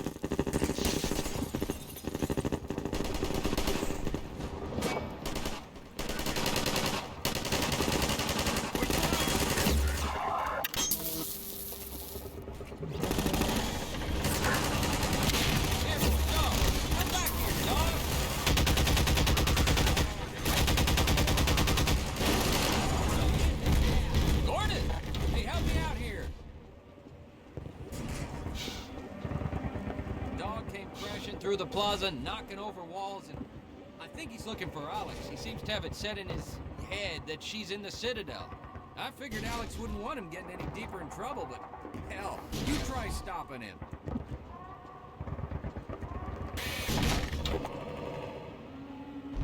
Hey, dog! Not there! You can't get through that way!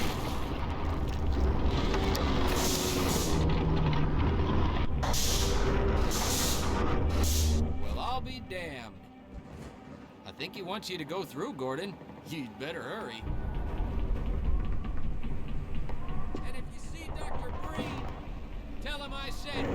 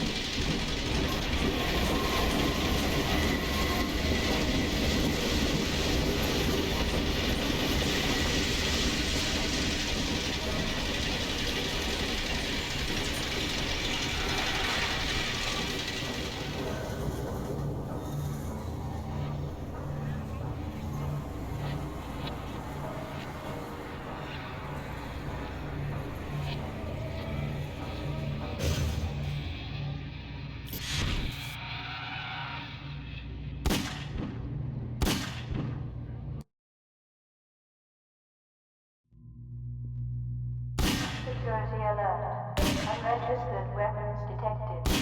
Confiscation field engaged.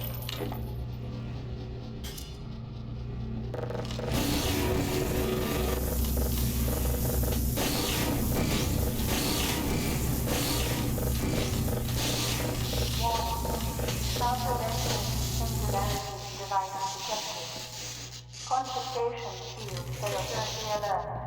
Illegal countermeasure singularity device detected.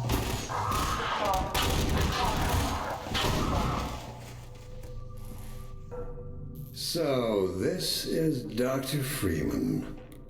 At last. I wish I could say this was a pleasant surprise, but it's neither a surprise nor a pleasant. Well, I'm nothing if not pragmatic.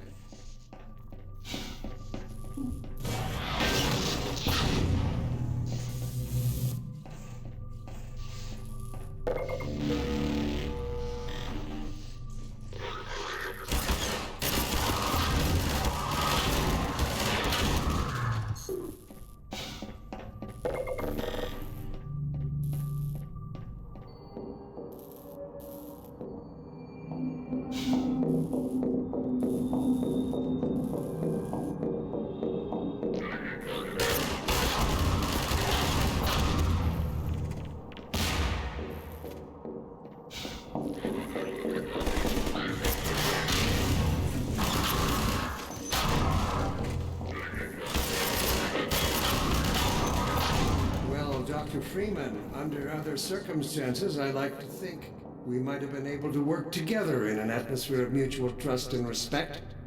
Certainly, judging from your brief tenure at Black Mesa while I was its administrator, you showed every promise of becoming a valuable and productive contributor to the scientific process. And yet, I'm not sure what spurred you to it. But there is really no place in this enterprise for a rogue physicist.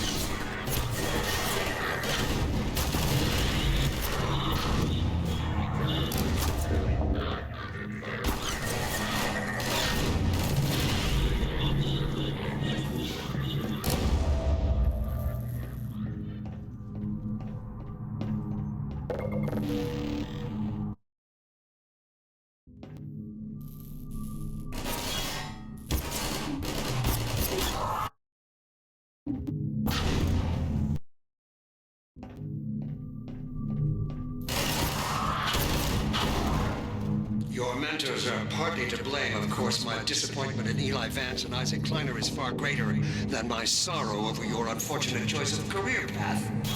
In a way, I suppose you could not have done otherwise. Who knows what seeds of iconoclasm they planted when you were young and gullible, and how they take responsibility for the recent troubles. It is you alone who have chosen to act with such willful disregard for humanity's future.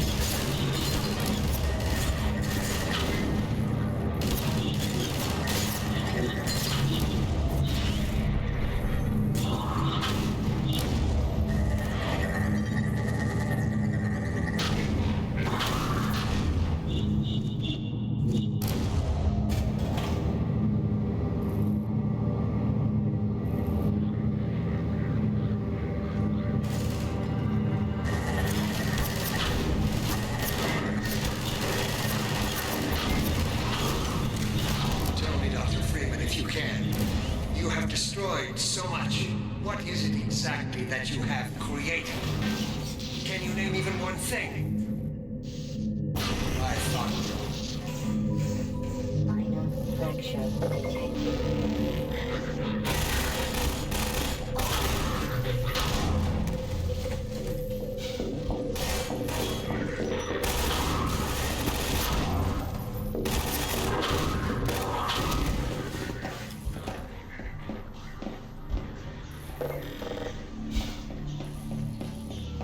I have laid the foundation for humanity's survival. And not as we have narrowly defined ourselves, but as something greater than we could ever imagine. Something we can now only begin to glimpse.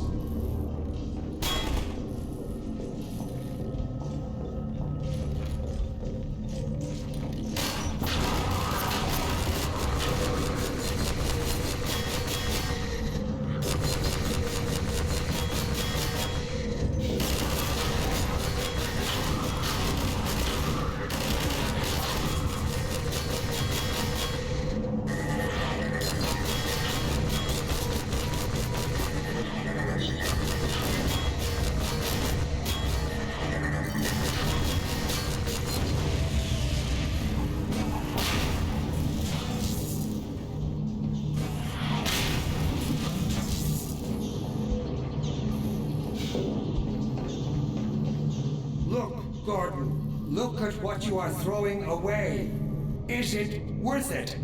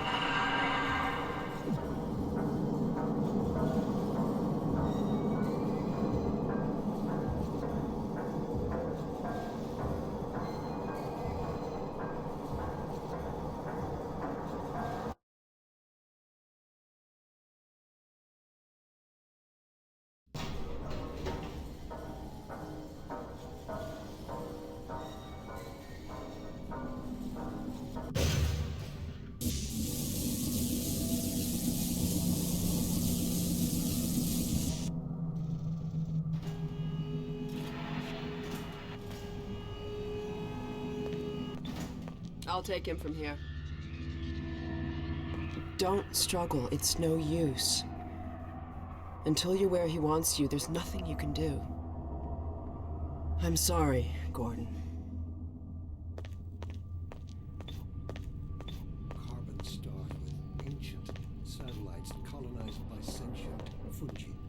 gas giants, inhabited by vast meteorological intelligences, worlds stretched thin across the membranes where the dimensions intersect. Impossible to describe with our limited vocabulary. What I've seen is also beyond words, Breen. Genocide. Indescribable evil. Good God. Well, if it isn't Gordon Freeman at last. What's this? I'll put it over there. You have my gratitude, Doctor. First you lead me straight to the doorstep of my oldest friend, and then you deliver yourself? If I'd known you were going to come straight up to my office, I wouldn't have bothered hunting you in the first place. Having both of you in my keeping ensures I can dictate the terms of any bargain I care to make with the Combine. Dr. Breen. Wallace. Yes, Judith, what is it? The bargain we should be making is for Eli's life so he can continue his research. Thanks to you, we have everything we need in that regard. You're more than qualified to finish his research yourself.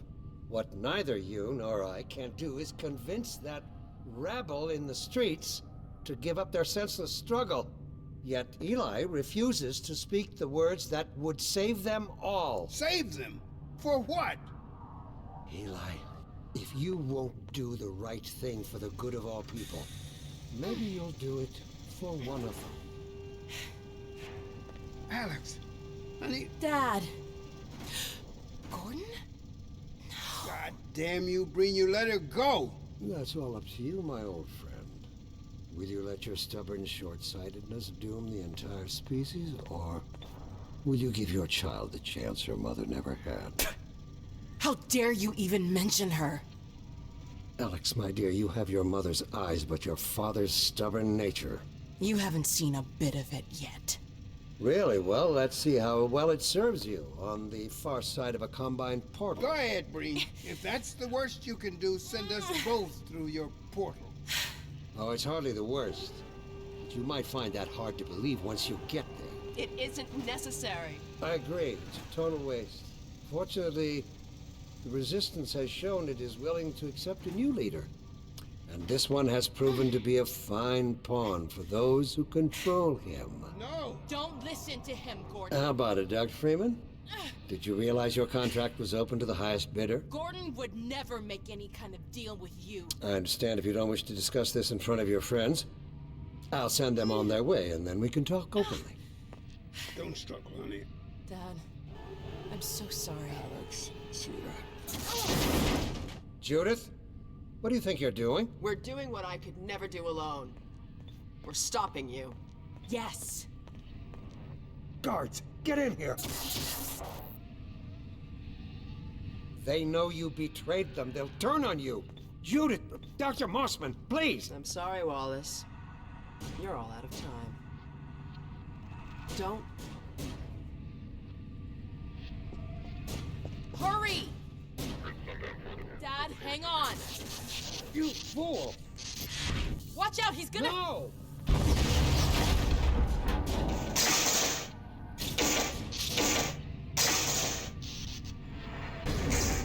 Dad! No.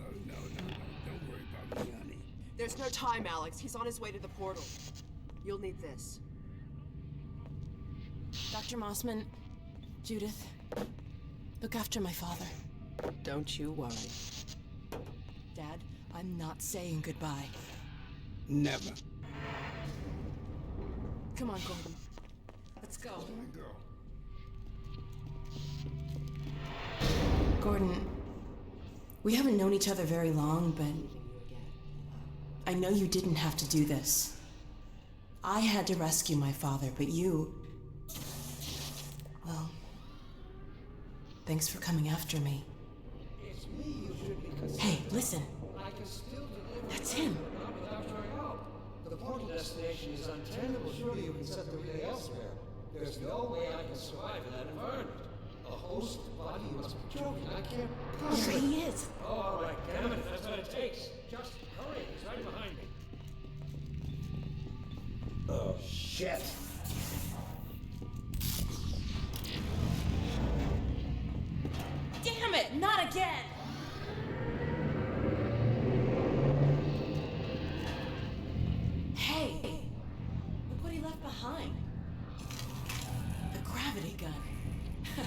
He doesn't have a clue, does he? I wonder where he's going.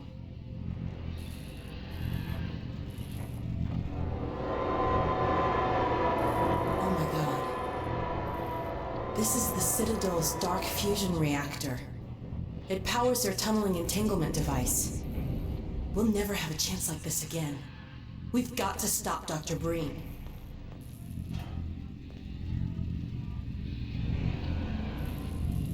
I can't shut it down. Looks like he's turned over control to the other side. You'll have to go into the core and do what you can. Get in the elevator and I'll let you in. Don't forget to charge up your suit.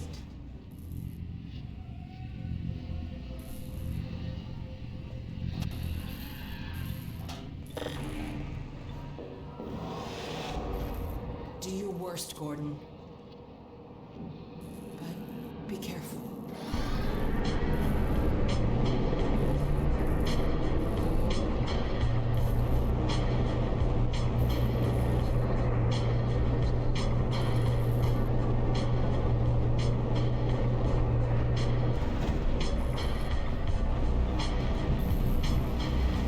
It's Dr. Freeman. There he is. Dr. Freeman, you really shouldn't be out there. At the moment of synapse, as I teleport, this chamber will be bathed in deadly particles that have yet to be named by human science. Perhaps when I have the leisure to do the work myself, I'll name one of them after you. That way you won't be completely forgotten. When the singularity collapses, I will be far away from here, in another universe, as a matter of fact. You, on the other hand, will be destroyed in every way it is possible to be destroyed, and even in some which are essentially impossible. Oh no, Combine soldiers. Where did they come from?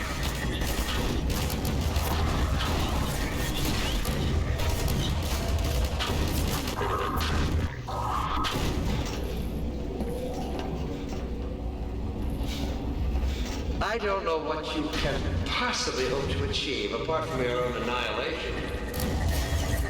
Don't listen to him, Gordon.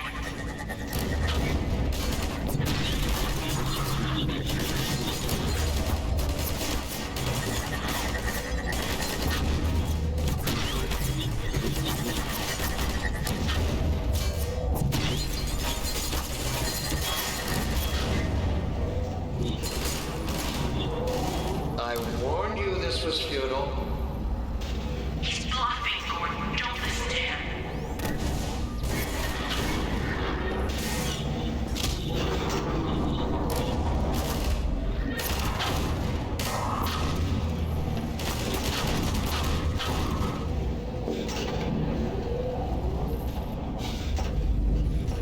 Great. Oh no, Breen started his ascent. Hurry, Gordon, before he escapes.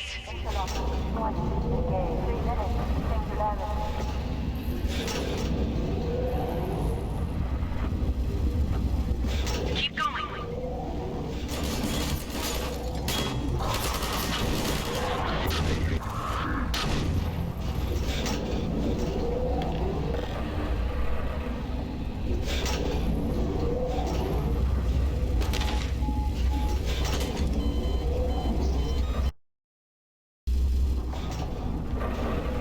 I could have told you that was pointless, Dr. Freeman. Go, Gordon.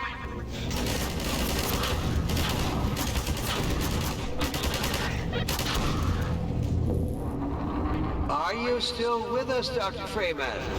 Not for much longer, I think.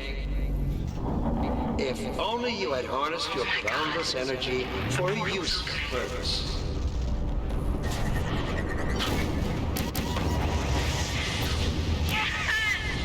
Go back, Freeman. You have no idea what you're doing. I hope you said your farewells.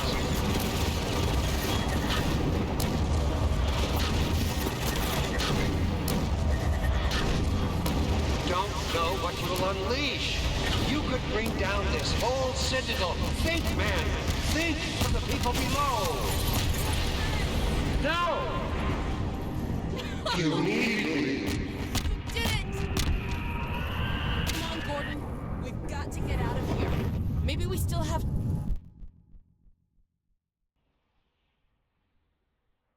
time, Dr. Freeman?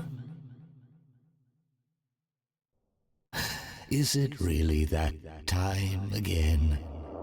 It seems as if you only just arrived. You've done a great deal in a small time span. You've done so well, in fact, that I've received some interesting offers for your services. Ordinarily, I wouldn't contemplate them, but these are extraordinary times. Rather than offer you the illusion of free choice, I will take the liberty of choosing for you, if and when your time comes round again. I do apologize for what must seem to you an arbitrary imposition, Dr. Freeman. I trust it will all make sense to you in the course of... well, I'm really not at liberty to say. In the meantime, this is where I get off.